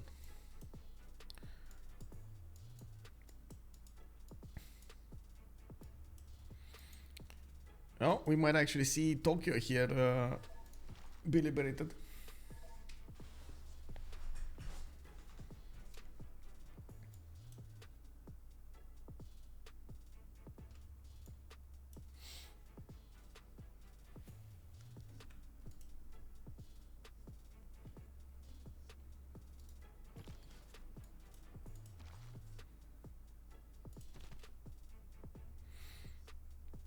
How far away is Tidube from getting steel? A few turns. Rifling coming up next turn, natural history in 2, and we do have Victor establishing there, but these Scythian cuirassiers, okay, they might actually take the city in 3 turns, 2 turns, 3 turns. I don't think it does significant damage. And of course we do need to see if it does manage to get the walls up, the steel walls up in time to defend that city. Alhambra coming up from Ren. We do have multiple encampments coming out from Tidube, and I'm pretty sure he's just using this time to get his combustion timing going, trying to get tanks and of course the production for oil, so he can upkeep enough of them. While we do have Rome spying on Canada. We do have Canada Henri 41 out of 119. Oh my god, Rome is just pushing them 10 at a time here. That is a problem. JR 242 science, 26 culture. Okay, theater scores coming out from Puteoli Velitre. Well, he's just going crazy with culture now. At the moment, he's just doing as much culture as possible. Even the writers, 840 points. They discovered so many of them. Got that Statue of Liberty finished. We do have Potala coming up in 5 from Kumasi, and 7 more turns until the next World Congress session. We do have JR on 13 out of 20 Diplo points with possibility to get this. Who got Noble? Who got Noble? Wait, nobody got Noble. I don't see him. No, No, it's a Noble. modern one. I think we're still at industrial scientists, no? He's on industrial, yeah, Dimitri Mendel. But I mean, it could be next. Canada is also trying to snatch that away, probably. Knows about this. He's passing.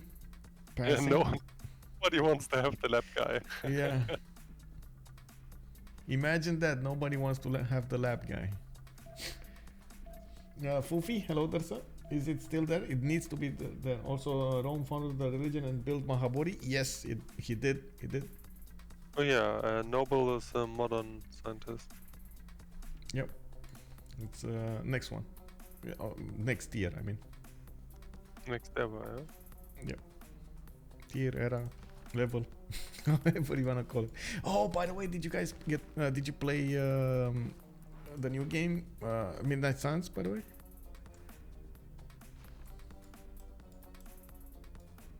No. Not sure what you're talking about. Midnight Suns? You don't know the Midnight Suns? Oh my god, it's the new game coming out from Firaxis. It's the Marvel one with the heroes, with the powers, with the power. You go with a team and you destroy your opponents, you take out Hydra heads, you get to chop. No?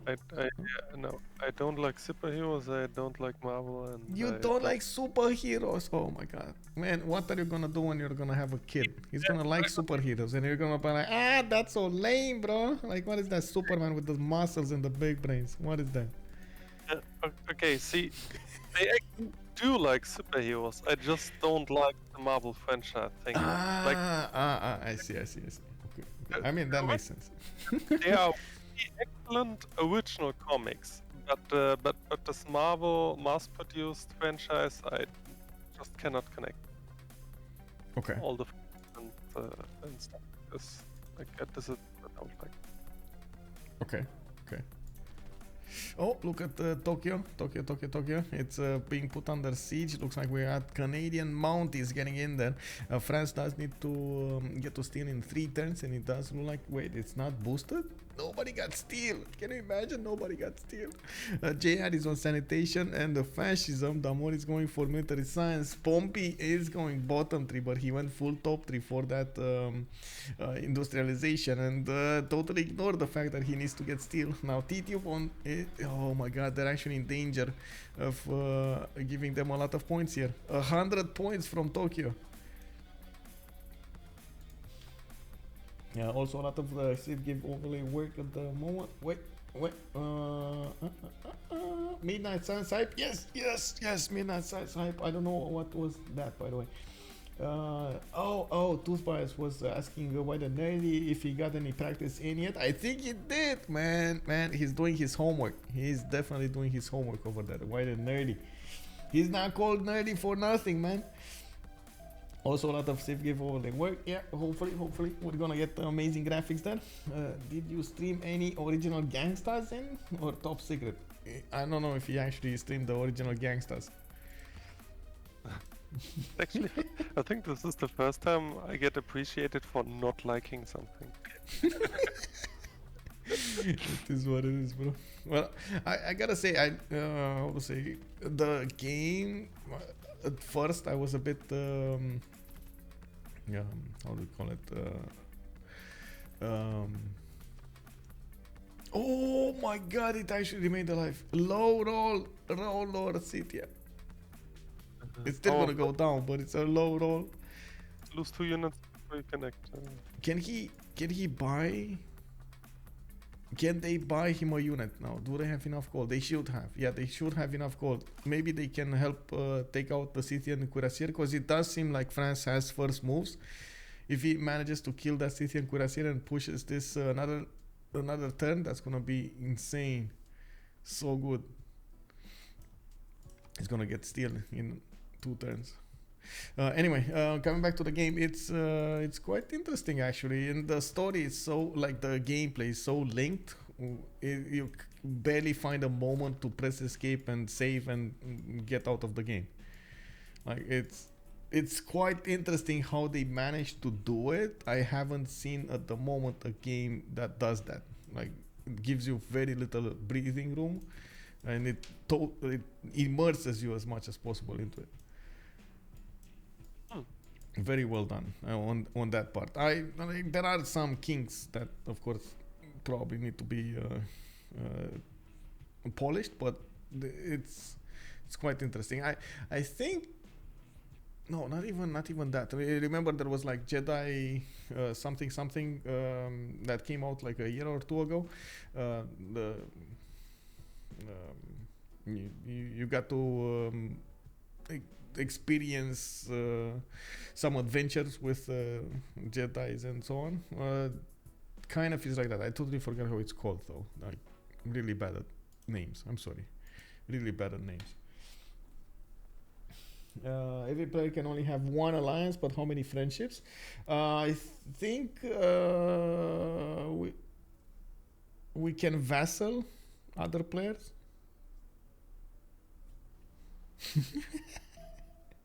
Is that called a friendship, Toothpies? No, he's not buying a unit. He's not buying unit.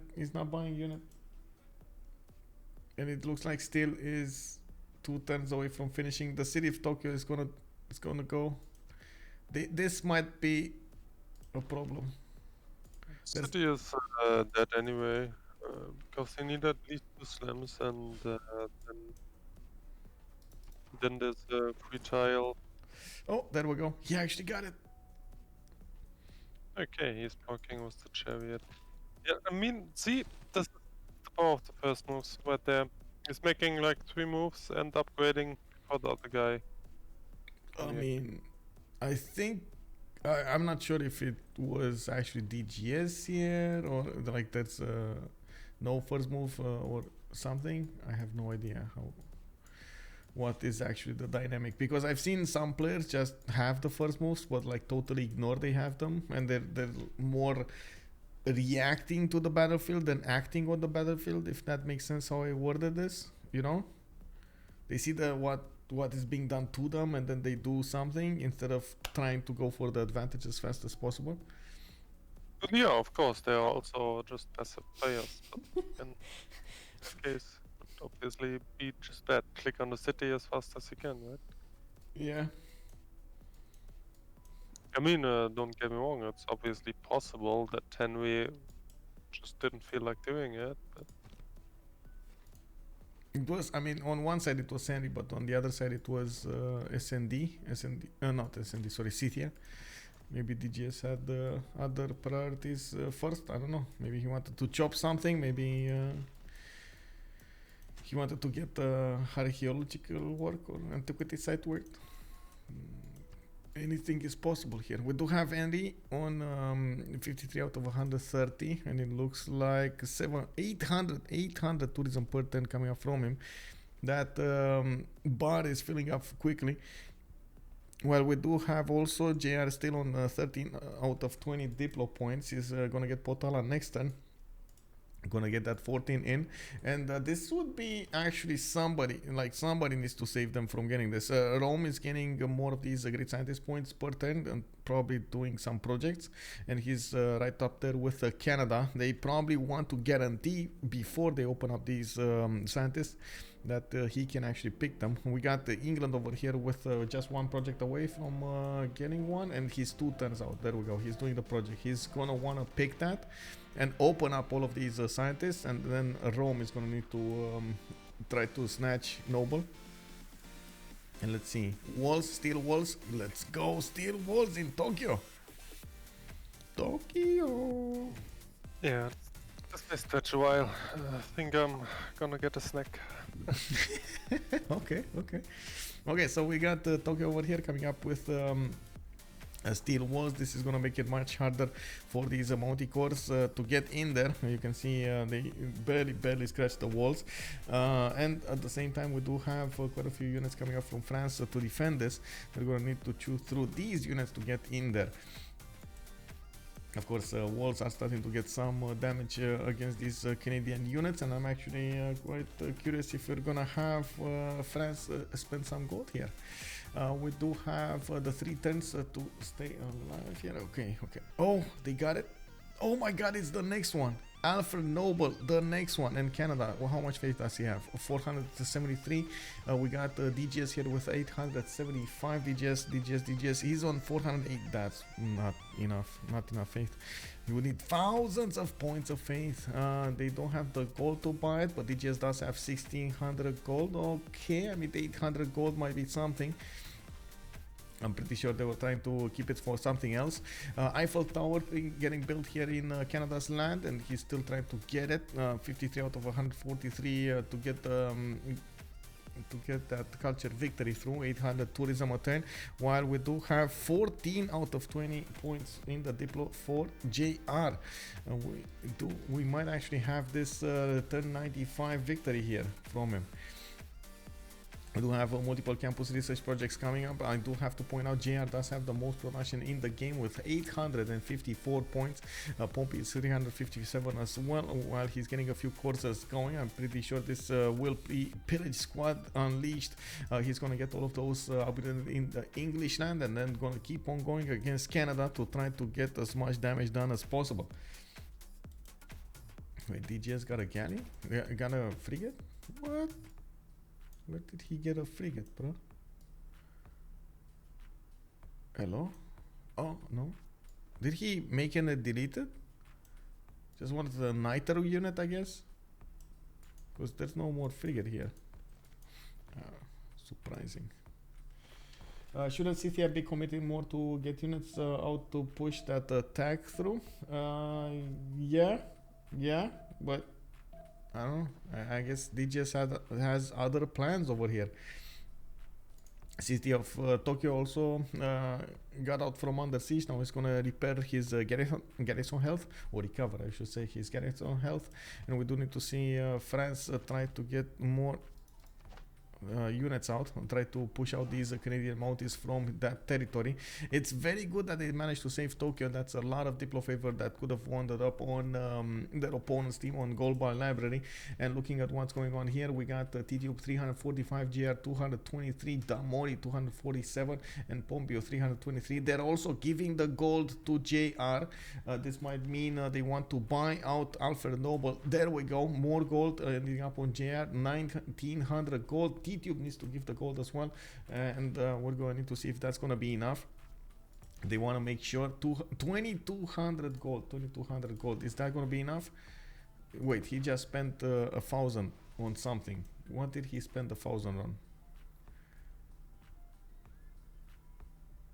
He just spent 1000. Did he just buy out a broadcast center or something? Okay, well, he's not. Oh no, he gave it to Pompi. Never mind, he gave it to Pompi. There we go. And now Tidube has 113. Did he? Okay. I guess, well, they didn't have enough to buy it. They probably could have done the math before giving him the gold, but I guess it's fine. JR just using as much gold as possible. We do have Pompi on 443 gold at 10, Tidube 206, JR on 259, and we do have him on a 806 culture turn. Massive defense being put against the Canadian tourism.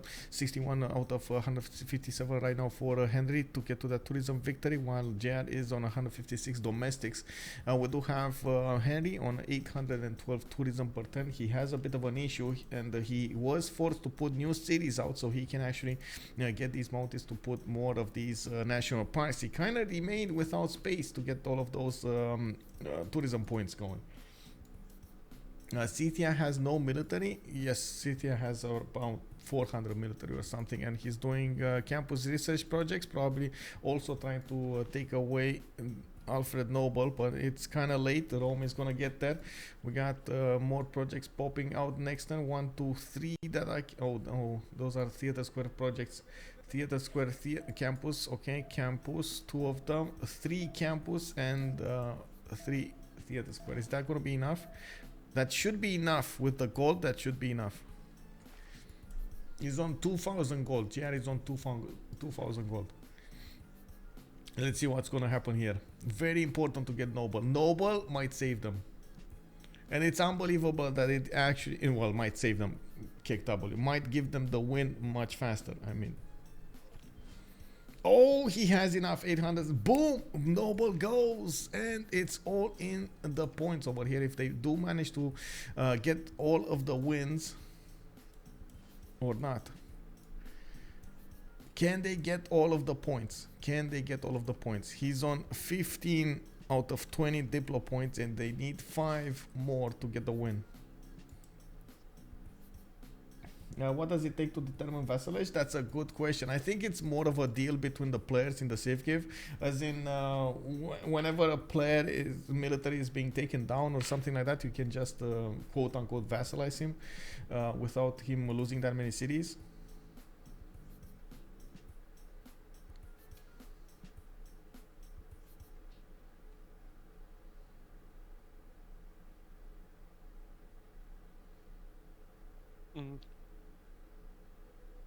Actually, the vassalage is a kind of fun thing in an event like this, I guess. Well, we kind of want to have everybody until the late part of the game, and in the previous games we had a lot of Diplo stuff going around, deals and making fun, and also interact with the viewers. For example, they were giving me missions, they were giving other missions like do this, do that, or do X amount of donation if you do this in the game, like go against somebody else across the map. Like there were so many things happening. I actually had a short talk with White and Nerdy yesterday. Okay. Where he actually estimated the competitive CPL guys will make a lot of fun of us. And they have a very fair point there, because like naturally community from CPL will look at this game competitively. I mean, to be fair, this wouldn't be a lot of fun because, like, as I already said yesterday, and without being mean, I think if I just look at the players that the Civ give, and you would play competitively, Leash would just win 99 out of 100 games, right? And that's just not fun. Yeah. So you gotta come up with some fun mechanics to actually attract people to not play too competitively, I guess. Yeah, I mean, even yeah, I guess. But there are, I wouldn't say, for example, Potato or TGM wouldn't be there to ERL somebody like Liege if they're next to him. I wouldn't underestimate the ability of people putting and the map also to make a good or a bad impression on a player. So I'm not so sure if anybody can say for certain somebody's gonna win. Game knowledge, that's definitely something else. Or experience. If you're pointing up experience, yes, sure.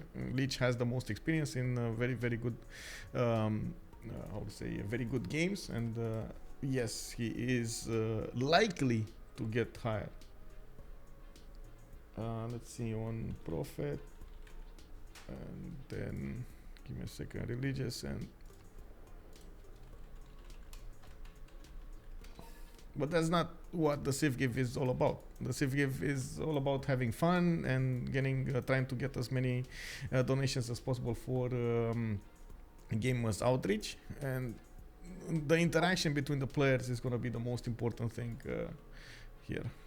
Yes, this is what I was definitely trying to make a point at. That actually, like, I realized yesterday with the short talk that I actually look at this very competitively, but this is totally not the point of this event, right? And I just wanted I just wanted to get out my mistaken view of this. Get it out there. Yes, you're correct. You're totally correct. Even in the last Civ Gives, like a majority of the players did not watch. Of the viewers that are usually watching the competitive games did not actually watch the Civ Give. They also were a bit confused about why we're delaying something or doing something differently, or like it's not there for the min maxing. It's more for the fun, actually. Oh yeah, and I can also remember that then on some streams there was like very weird stuff going on because some people to make a streamer do crazy shit, right? Yeah, exactly. I mean, of course, that's. Oh my God! It's 19 out of 20 points. GR needs one more point. Can he get? There's one on the culture tree, right? And there's one on the science tree. Can he get to the culture tree? I don't remember where they are though. I know Steestead's is on the science, but I never actually remember the one on the culture tree where it is, the extra diplo point.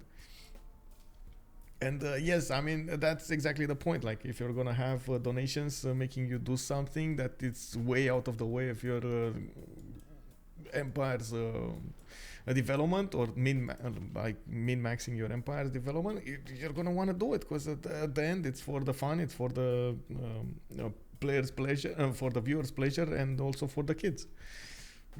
We're there to entertain. We're not there to win. Cultural hegemony and seasteads, Linda is telling me. Okay, cultural hegemony. Well, that's actually quite late, right? It's not revealed to us. It's in the unreveal, but I think actually JR should have a very good chance of getting there. Rapid deployment, refining with 955 cultural turn. He should be able to reveal that and get it before the next World Congress. Yeah, both very late. Yeah.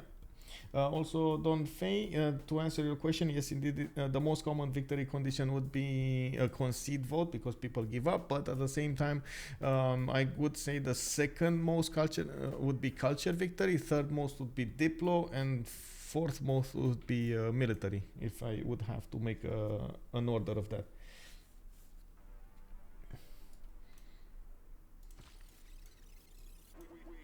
Also, another thing that I have to point out is about civs. Like the civs do matter so much in how to say, in the base game.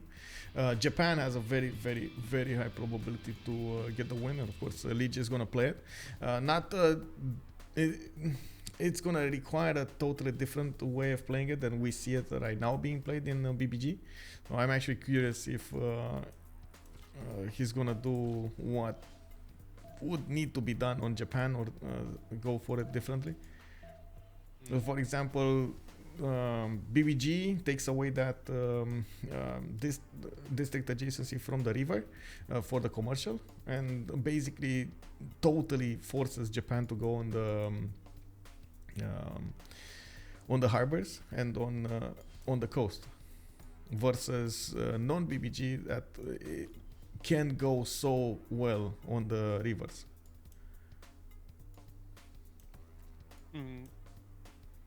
I mean, I haven't played a lot of vanilla, but I would just expect that holy site is always for the win, because base game monumentality is yeah.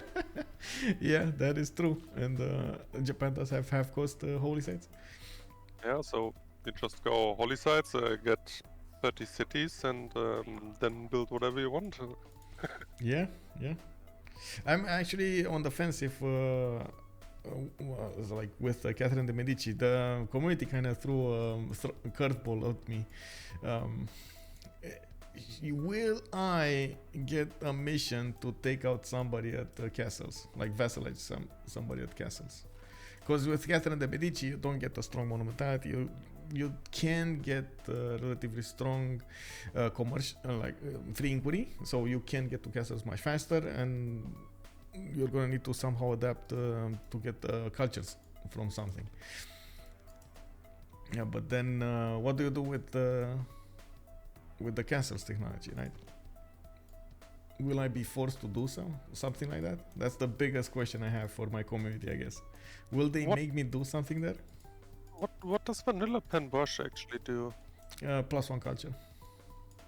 So it's just one culture, and then It's BBG. nothing. Yeah. Yes, it makes no. Yes, it makes no sense.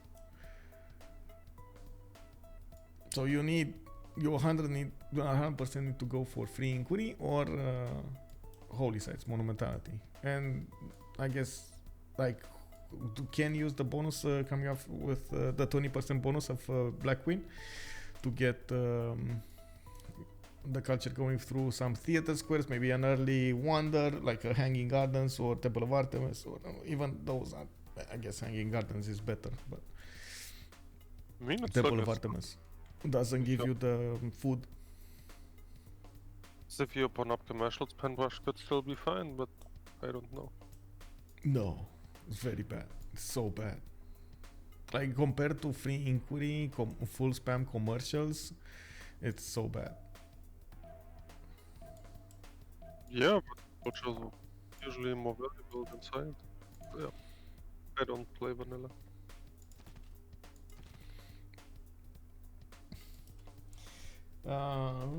First, I think, yeah, exactly. Military is also very rare because people usually CC before it happens. Yeah, exactly. That's one of the reasons it goes so rare.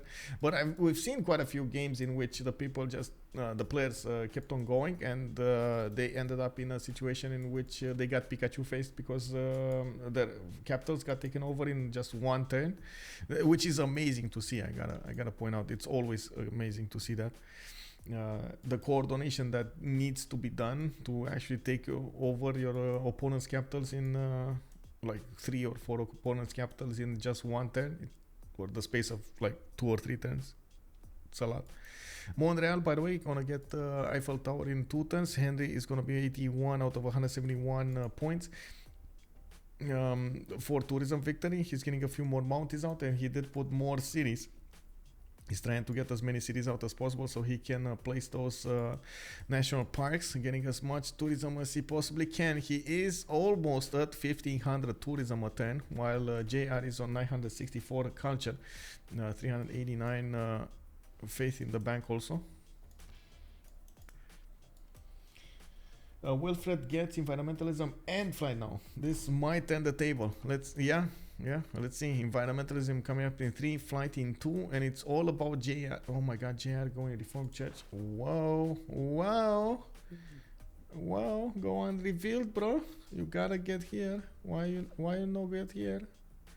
What is Rome doing? Getting rock bands going to the south here? Oh man, that 1 point, man. That 1 point that he couldn't get. Unbelievable.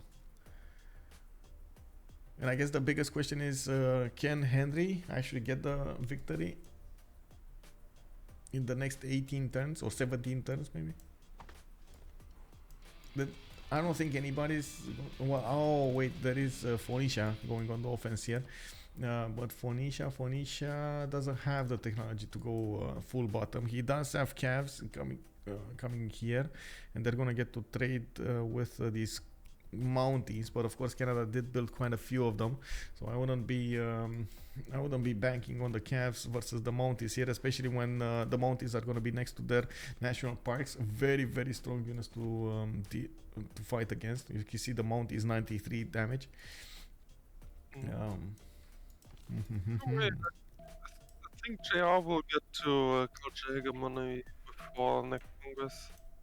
That's what I'm thinking also, but he keeps switching. So he's going conservation now, and then steel. Okay, conservation is top 3, right? He's getting here, so he needs to go cultural heritage, environmentalism, the future governments, and then he just needs to get this. Like, he honestly just needs to get the near future governors to open up the unrevealed, and then we'll see. We'll see if he gets lucky or not.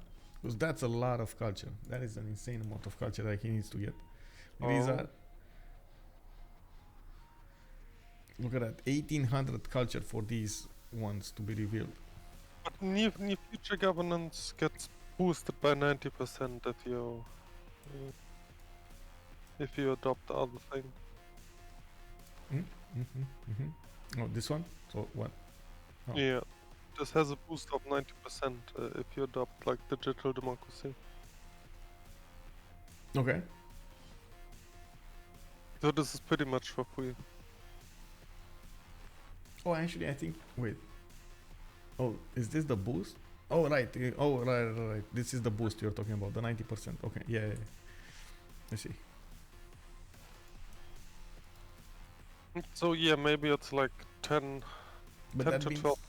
That means you need to go bottom 3 and get one of these through globalization and social media to get digital democracy, and then you need to go near... Oh, you need these ones anyway. You need at least globalization to go near future government. Okay. They're so interconnected over there. Everything. So it won't turn most of this? It's 12 turns. Yeah. Jonathan Eriksson, hello there, sir. Welcome. Thank you so much for the follow. And Canada OP, yeah. I gotta give it, man. If GBL actually manages to pull this off, this is gonna be insane. They're gonna talk about this for like months now. Henri's culture victory with 3 players on Canada versus Freritos. Can you imagine this? Eiffel Tower coming up next turn, environmentalism in 2, 524 culture, 1500 plus tourism, 1515, and we do have him getting more and more national parks each time. Rock bands? Is this rock bands? No, not rock bands from Canada, it's rock bands from Rome actually. Yeah, rock bands from Rome. Yeah, there's the boost I was talking about. Buy a rock band, what boost? Yeah, the Joyous Canal. Ooh, that just sounds so dirty and smelly. I don't know, bro.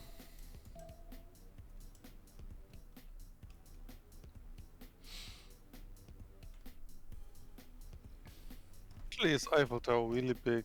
Like, yeah, Eiffel is big. Way, right? Yeah. Okay. It's gonna get so much. Actually, 1515, right? Let's see how much it will change. The national parks give you the total number of appeal combined into tourism, right? If I remember correctly. Let's see. 2075 tourism, and that's pre-environmentalism and oh my god, and pre-computers. This is one of the biggest numbers of tourism I have ever seen pre-environmentalism. 2075. Oh my god. He's just like, he has a serious chance of going 3000 tourism here next turn. And it keeps getting more. This is why I was telling earlier that it's pretty unstoppable. Unless you kill him, it just keeps going and going. Because our naturalists, Mounties always stay at the same cost. So he can just keep spamming as long as he has space. And that's exactly what he's doing. He keeps on spamming. Man, it's the rabbit that keeps on ticking. You see? Duracells, bro.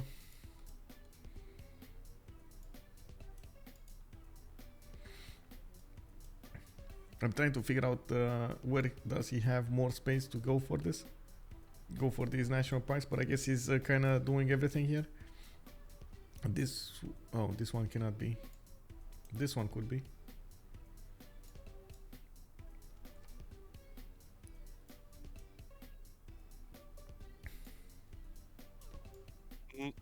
Oh my god, this land. Linda's talking about not pressuring Canada. But honestly, there's little chance to, because like if you assumed that Rome started building railroads like 20 turns ago, he still would not be there. So he's just too far away in his corner of the map, and that's why Rome and maybe Black Queen are the only guys who could pressure him. Because everything else gets easily defended by Mounties. Yeah. And we do have Rome doing as much of a defense as possible. 1127 culture a turn with 742 production. He's trying to get as many of these theater square projects as possible from his cities, and he's trying to keep that dream alive of Freritos win. Pushing those necessary tourists to 206, while Henri is on 94 tourists of his own. We do need to see if Rome is actually going to get the culture, enough culture to actually get the text. Can he? What do you think? Does he have a chance to get there? Rapid deployment just finished, and environmentalism just finished on Henri. Oh my god. Oh my god. 107 out of 219. This is going very fast now for Henri. 2900 tourism. Oh man, only 500 culture, but 2900 tourism for Canada. It's just, his land is full of national parks, and he can get some more. Oh man, oh man.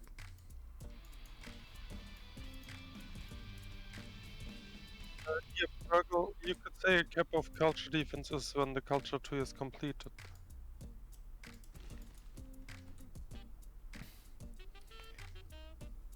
Not that much of a boost from environmentalism. You mean only 800 tourism? Not that much of a boost? I would still consider it a good boost. I really like that Justice somehow shows that coming at turn 45 by explaining that the strength of Canada isn't there a cap of culture defense too. It's why you cannot stop culture victory forever. Yeah, well, we do need. Well, there is a strategy to stop culture victory. You kill your opponent, and that's exactly what France, for example, is doing here. He's getting his pre-built tanks in the water. He has been building up his infrastructure quite a bit, and we do have JR also going for planes, but we're gonna need to see if they're gonna be there in time. That is the biggest question, and of course that's why they also try to get the Diplo victory going. I'm really curious to see how fast Henri can actually get to his computers, for example.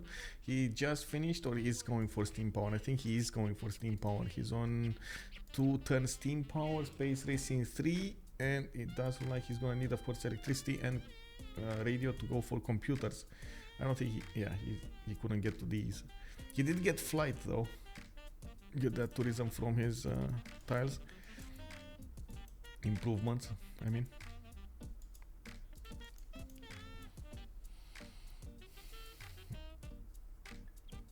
This game is still going. Yes, Data Piquet. This game is still going, indeed. Someone calculated it might be a bit more, but it's in that range. I think you can pull off like more than that. I don't think I ever had I think the benchmark for it. I think this is just rough estimate where it comes down to what culture you need to want and everything. And as being said, domestic turrets are just calculated by research civics and boosts you have. So when you have the culture tree completed, you could as well have 0 culture and still defend. So this is just rough estimation of culture amount you need to complete the civic tree in 1 turn on online speed. Other than that, this number doesn't make sense. But well, you would need 1800 for the last ones if you don't have the boost for them, but I guess you can get most of the boost. Uranium Mine, Rock Band, Robotics, yeah, that makes sense. Like the one you boosted, you get overflow from, and then you yeah boost as well, and etc. You get you just get it roughly there. Yeah, I guess so. We do need to see if that's gonna be the case here. I do notice Henri just got 12, by the way, but it's also JR getting more of these defensive ones. We got Henri out 120 out of 205. I think this is the first time that, or the second, first turn or second. This is the second turn that he actually went over the halfway point, the halfway mark to get a win. And usually this is actually quite a big event happening. That's why I do try to take a look at it, because it definitely means the culture victory is coming close. And we do have a strong possibility to see it through. Tidube just built the first tanks. Where did he build the first tanks? Tidube.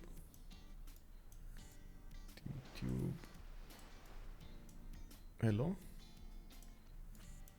Oh, no. 2,800, right? 2,900? What?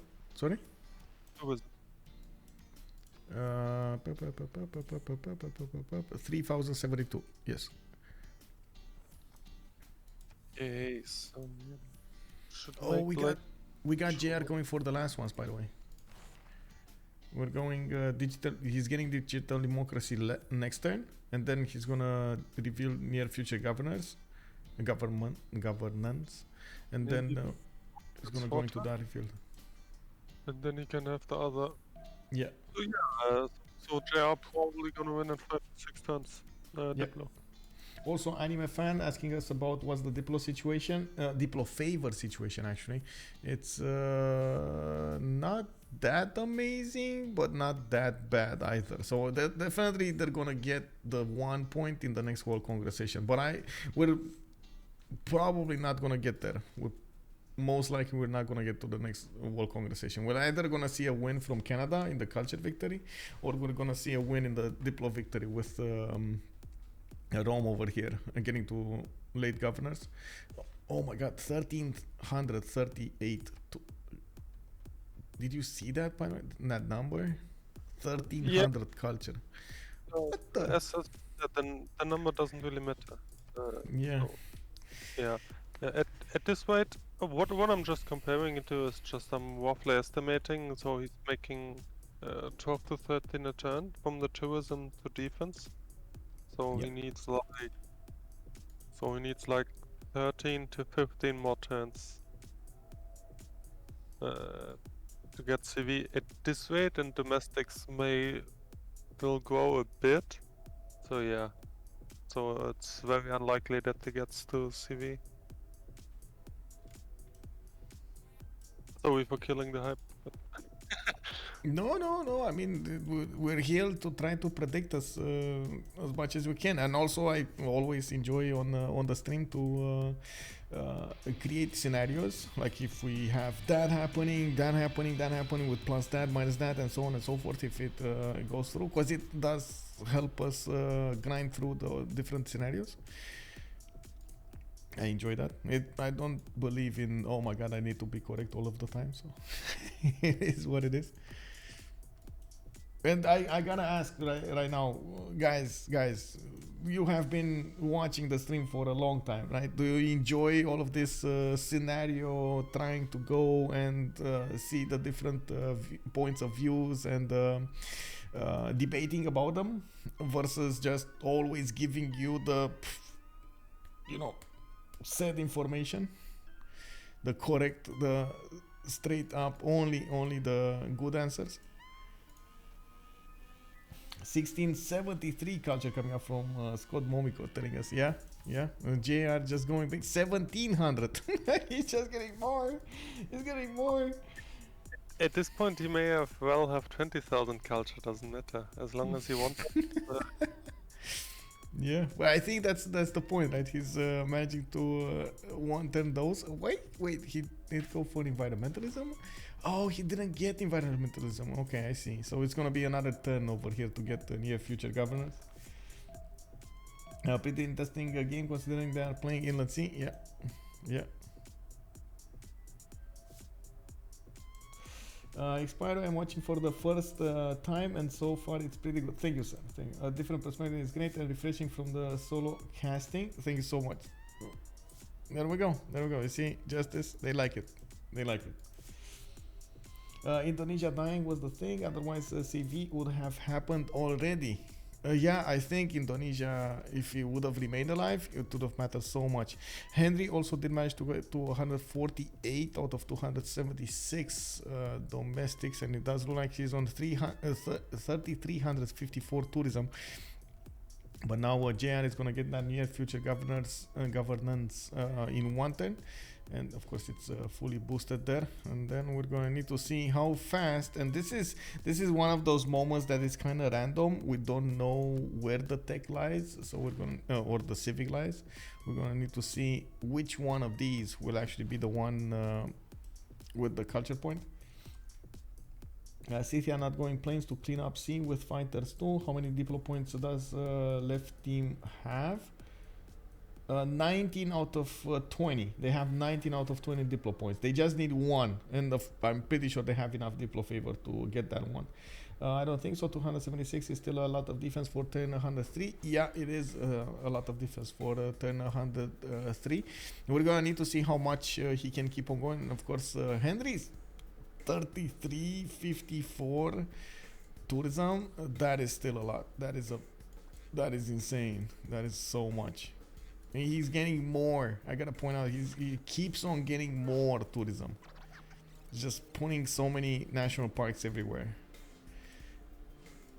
that he has.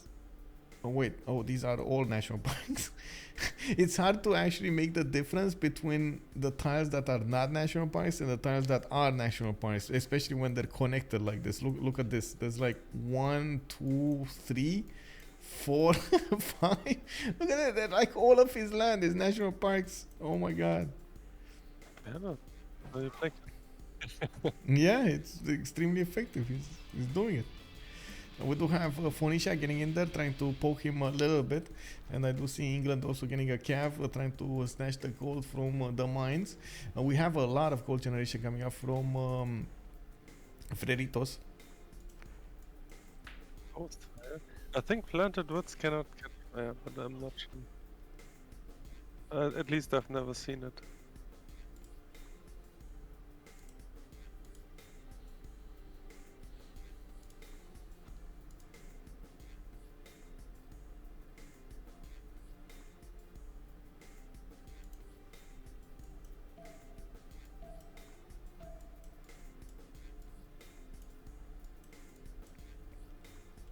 Can't wait to see what's gonna happen here. I want to see the text next time.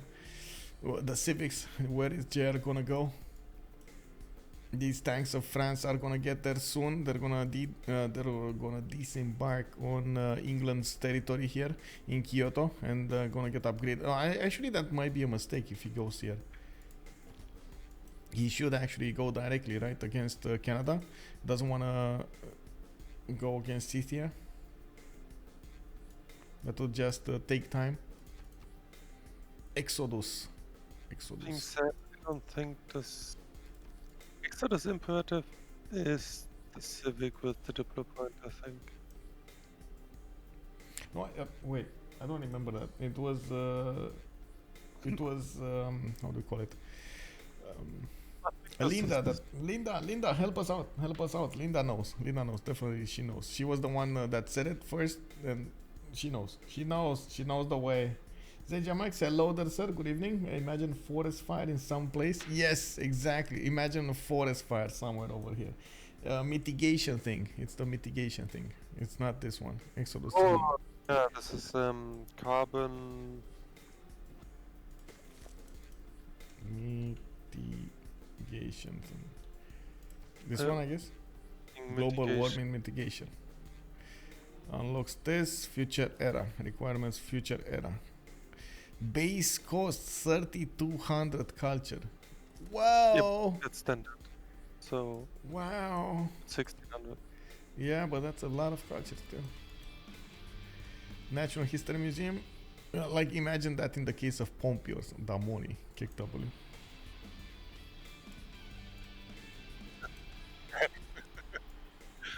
We will get there, boys. Yeah. Yeah. We're doing this. 162 out of 276. Henri is pushing more of those every turn, and of course you do see his getting closer to the win. I do believe we need to take a look if he's gonna get. Oh, he doesn't look like he's actually gonna discover computers anytime soon. Radio in 4. He needs to go through. I don't know if he got electricity, but anyway, the computers would be the next one, and that's at least 4 turns out. That's at least 6 turns actually out. That's quite a problem. He's going back refining. He's worried about tanks. He needs to get his own tanks going. Which honestly, I don't think he needs to. He just needs a lot of Mountie armies. A lot of them. Like an insane amount of them. Oh, Tidube actually disembarking here in Kyoto. He might try to go against Neapolis. This is 100% of mistake here. It doesn't matter. What about the scientists for free computers? Didn't that, what is that, Turing or what is it? Didn't they get that earlier? And for raffles on this. And Turing. This one, right? If you want to instead complete. Oh, he got it. Oh, he actually got it? Oh, wait. He actually got computers. Boosted. Yeah, he boosted with Turing. We didn't see it. Yeah, but he still didn't research it, so yeah. It doesn't matter. No, I mean it's gonna be 1 turn faster. Well, two turns faster. Or so? It's gonna be fast. No, it completes. Yeah, if the boost is triggered, but. Oh, yeah, I see. If computer analysis is already triggered. That is so weird, by the way. That triggers the Eureka, but then whatever. The computer technology is already triggered. That means the totally different. Whatever. Somebody didn't actually get the correct wording in. It's messed up, but it's obvious. It's Sonis. It's so nice, actually. Thank you so much for the follow, sir, and welcome. Let me see. Did another game finish here? Give me a second. No, Ulysses. Still fighting among us.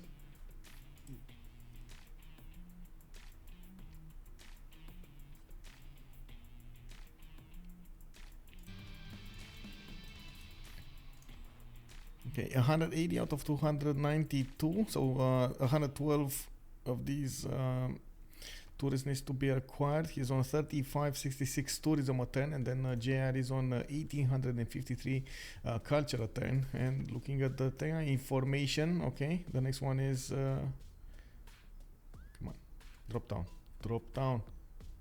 Oh, it doesn't. Oh, that's actually popping something from behind. It's a throw if he didn't wait for the Eureka to use the scientist. Yeah. This can only be boosted by a spy or by a teammate researching it. I don't think any of his... Well, DGS maybe could have gotten there, but he's going bottom 3, combustion in 3. He has his own problems still to deal with, and in the name of France over here, he's gonna have quite a few of those tanks popping here. These are gonna have the fascism upgrades, and I do see Canada does have the Diplo victory against France. Wait, France doesn't have a level 2 spy? Yes, it does. Oh, they're working something else? Yes, they're working something else, that's why. Siphon funds, they're trying to get to the second level. If, France definitely needs to get a second tier or a second level spy here, a level 2 spy.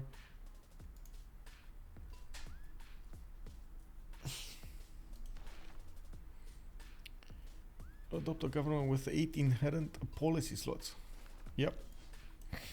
That's actually right. Yep. Be right back. Hello there, sir. Do observers count into tourism per... yes. Yes, they do count. But he doesn't have... Oh, wait, no. I don't think they count anymore. I know something did change at some point with BSM and how the culture victory is counted, and they minimized that as much as possible. So I believe there was a discussion about this, and there wasn't that much of an influence anymore. Yeah. Either way, Canada doesn't have future government. Either way, he doesn't have computers. You're kind of cutting out there, so I don't know what you are saying. I just pointed out that Canada is not at future government, so either way he doesn't have computers. Yep. Well, you say that, but I see him here.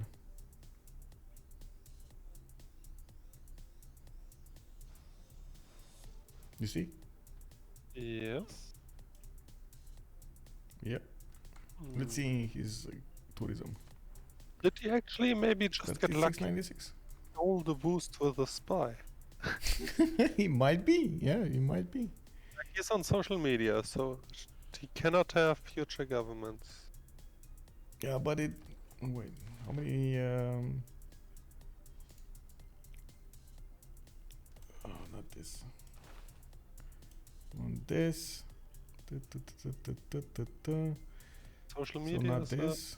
No, those are a lot more. So this one works actually. I think 411. That's 6, 8. That's 8. So you get fascism and you get the boost. Oh, it's not 10. It's 8. Ah, okay, I see. So he just to go democracy now. Yep. Oh, okay. This makes it actually easy. Yeah, then the scientist is huge. Okay, I apologize. I was not aware of this, that this has been changed. France says Diplo Merchant 2. Oh, that's a good one. But I didn't see it activate, or at least I didn't see the points activate here. Like if you take a look at here, yes, the Mountie dies immediately to the tank, but that's just one single Mountie without the bonuses on it, like national parks and so on, and general. And from what I notice, these tanks do not benefit from any kind of extra damage here from the Diplo. There is a level 2 spy here in Nantes. And there's something missing probably for Tidube? Extra diplomatic visibility or something? But Diplomerchant does work on BQ. The thing is just you're capped at +12 pretty much. Like you cannot have more. And more than 4 levels, yeah. Yeah, you cannot have more than 4 levels. And on Black Queen you have 1 natural level, and therefore often enough, if you have a +2 spy on the guy, the Diplo Merchant is kinda wasted. But it works in the first place. As on every other TIF, but there's a cap you can get over with Black Queen.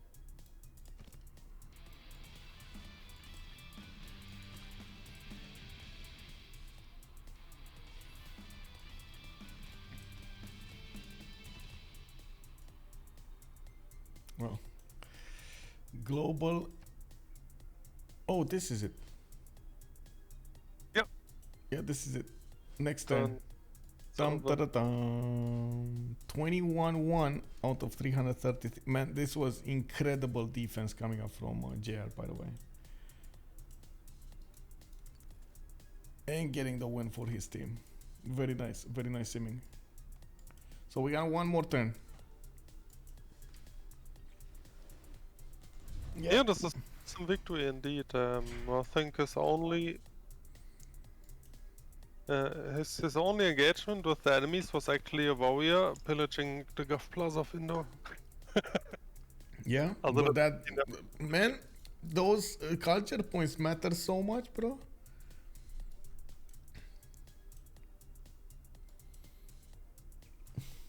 You don't beat JR with his own Canada. You just don't. Yeah, exactly. He knows. He knows. Sim victory on Inland Sea. Who would have thought?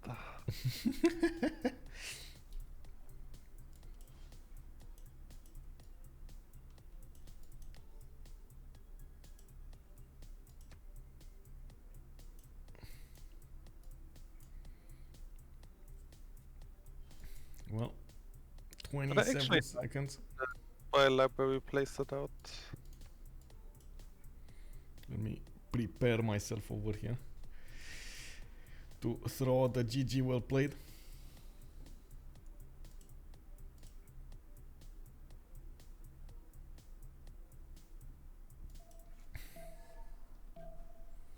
Yeah, GG. I'm gonna wait. I don't wanna. Right before. Oh, come on.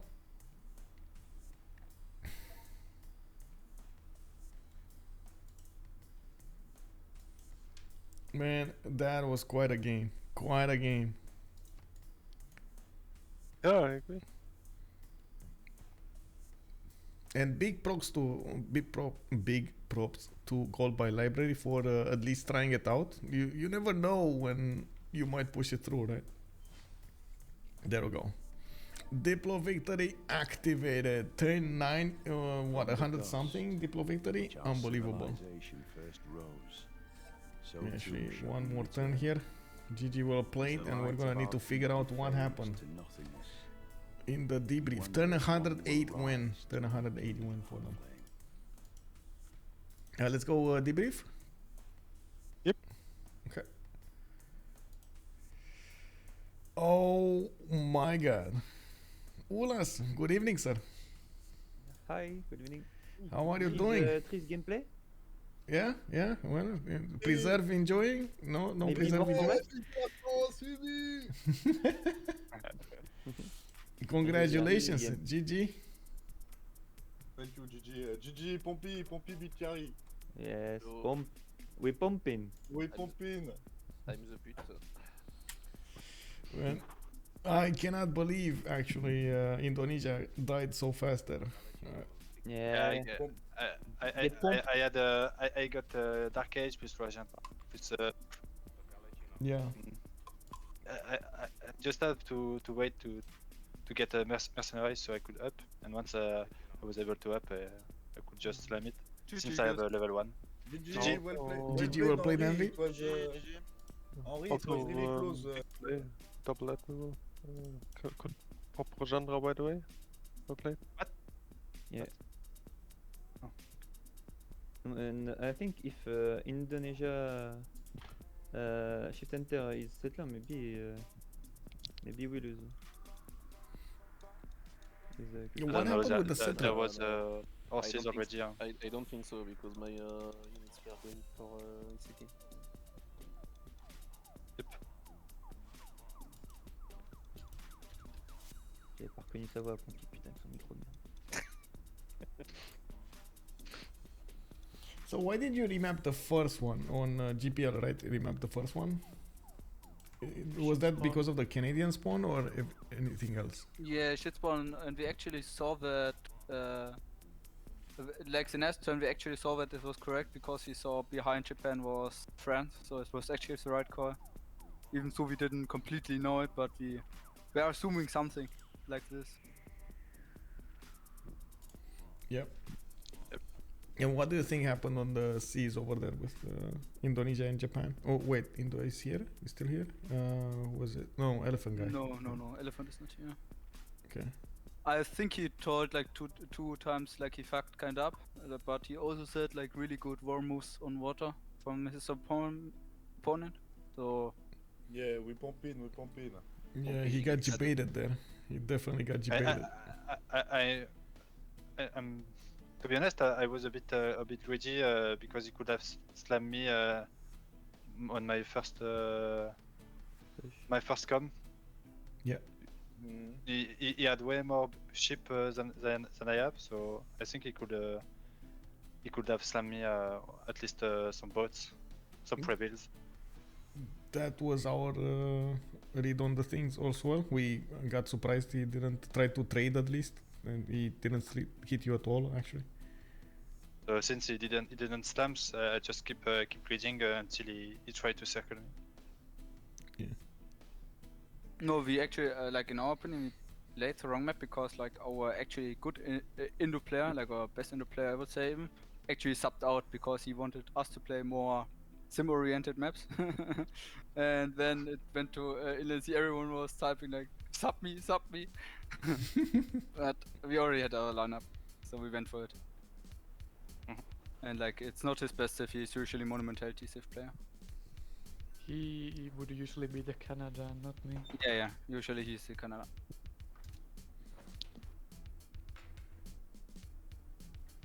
Yeah, well, I mean, after all, you still did a good job in Canada there. Huge tourism, but unfortunately, Yes, very scary tourism. Yep, diplocate. 3,000 and a half. But you didn't. We were afraid that you would have denied Potala, but you didn't. So We kind of forgot. if you deny Potala, I think we might lose the game. And my body could also. And Yeah. my body, I did it so late. Yep. Because I'm not sure we. No, I didn't have the production for it. I checked for it like when we were talking about culture victory, but like my cities had like 12 turns or something on it. I didn't build a lot of industrial zones, more encampments. Like I was missing the production. Like, but yeah, Mahabodhi maybe. Like Mahabodhi would be a big deal. In the end, this probably made the difference because, like, if you can deny a Diplo point or two, and or Indo can escape, sooner or later, culture victory is gonna come, right? Yeah, I think that the is- Indo escape through is way bigger. Like I mean, I- plus 25 more tourists on Indo. Yeah, and the Japan was greedy about the escape settler. Yeah, It kinda. could die because of first moves. I mean, Yeah, almost killed him because I had a horse on his tile, and I actually shift entered my horse away so he could settle there. But even my shift enter was like 3 seconds after his turn loaded. So it was kinda rough for him. Almost died there. 1 second away. Yeah. Okay, anyway, GG guys, very well played. Tokyo survived. GG, well played. Amazing game to see. GG, good night. GG, good night. Have a good Yes. evening.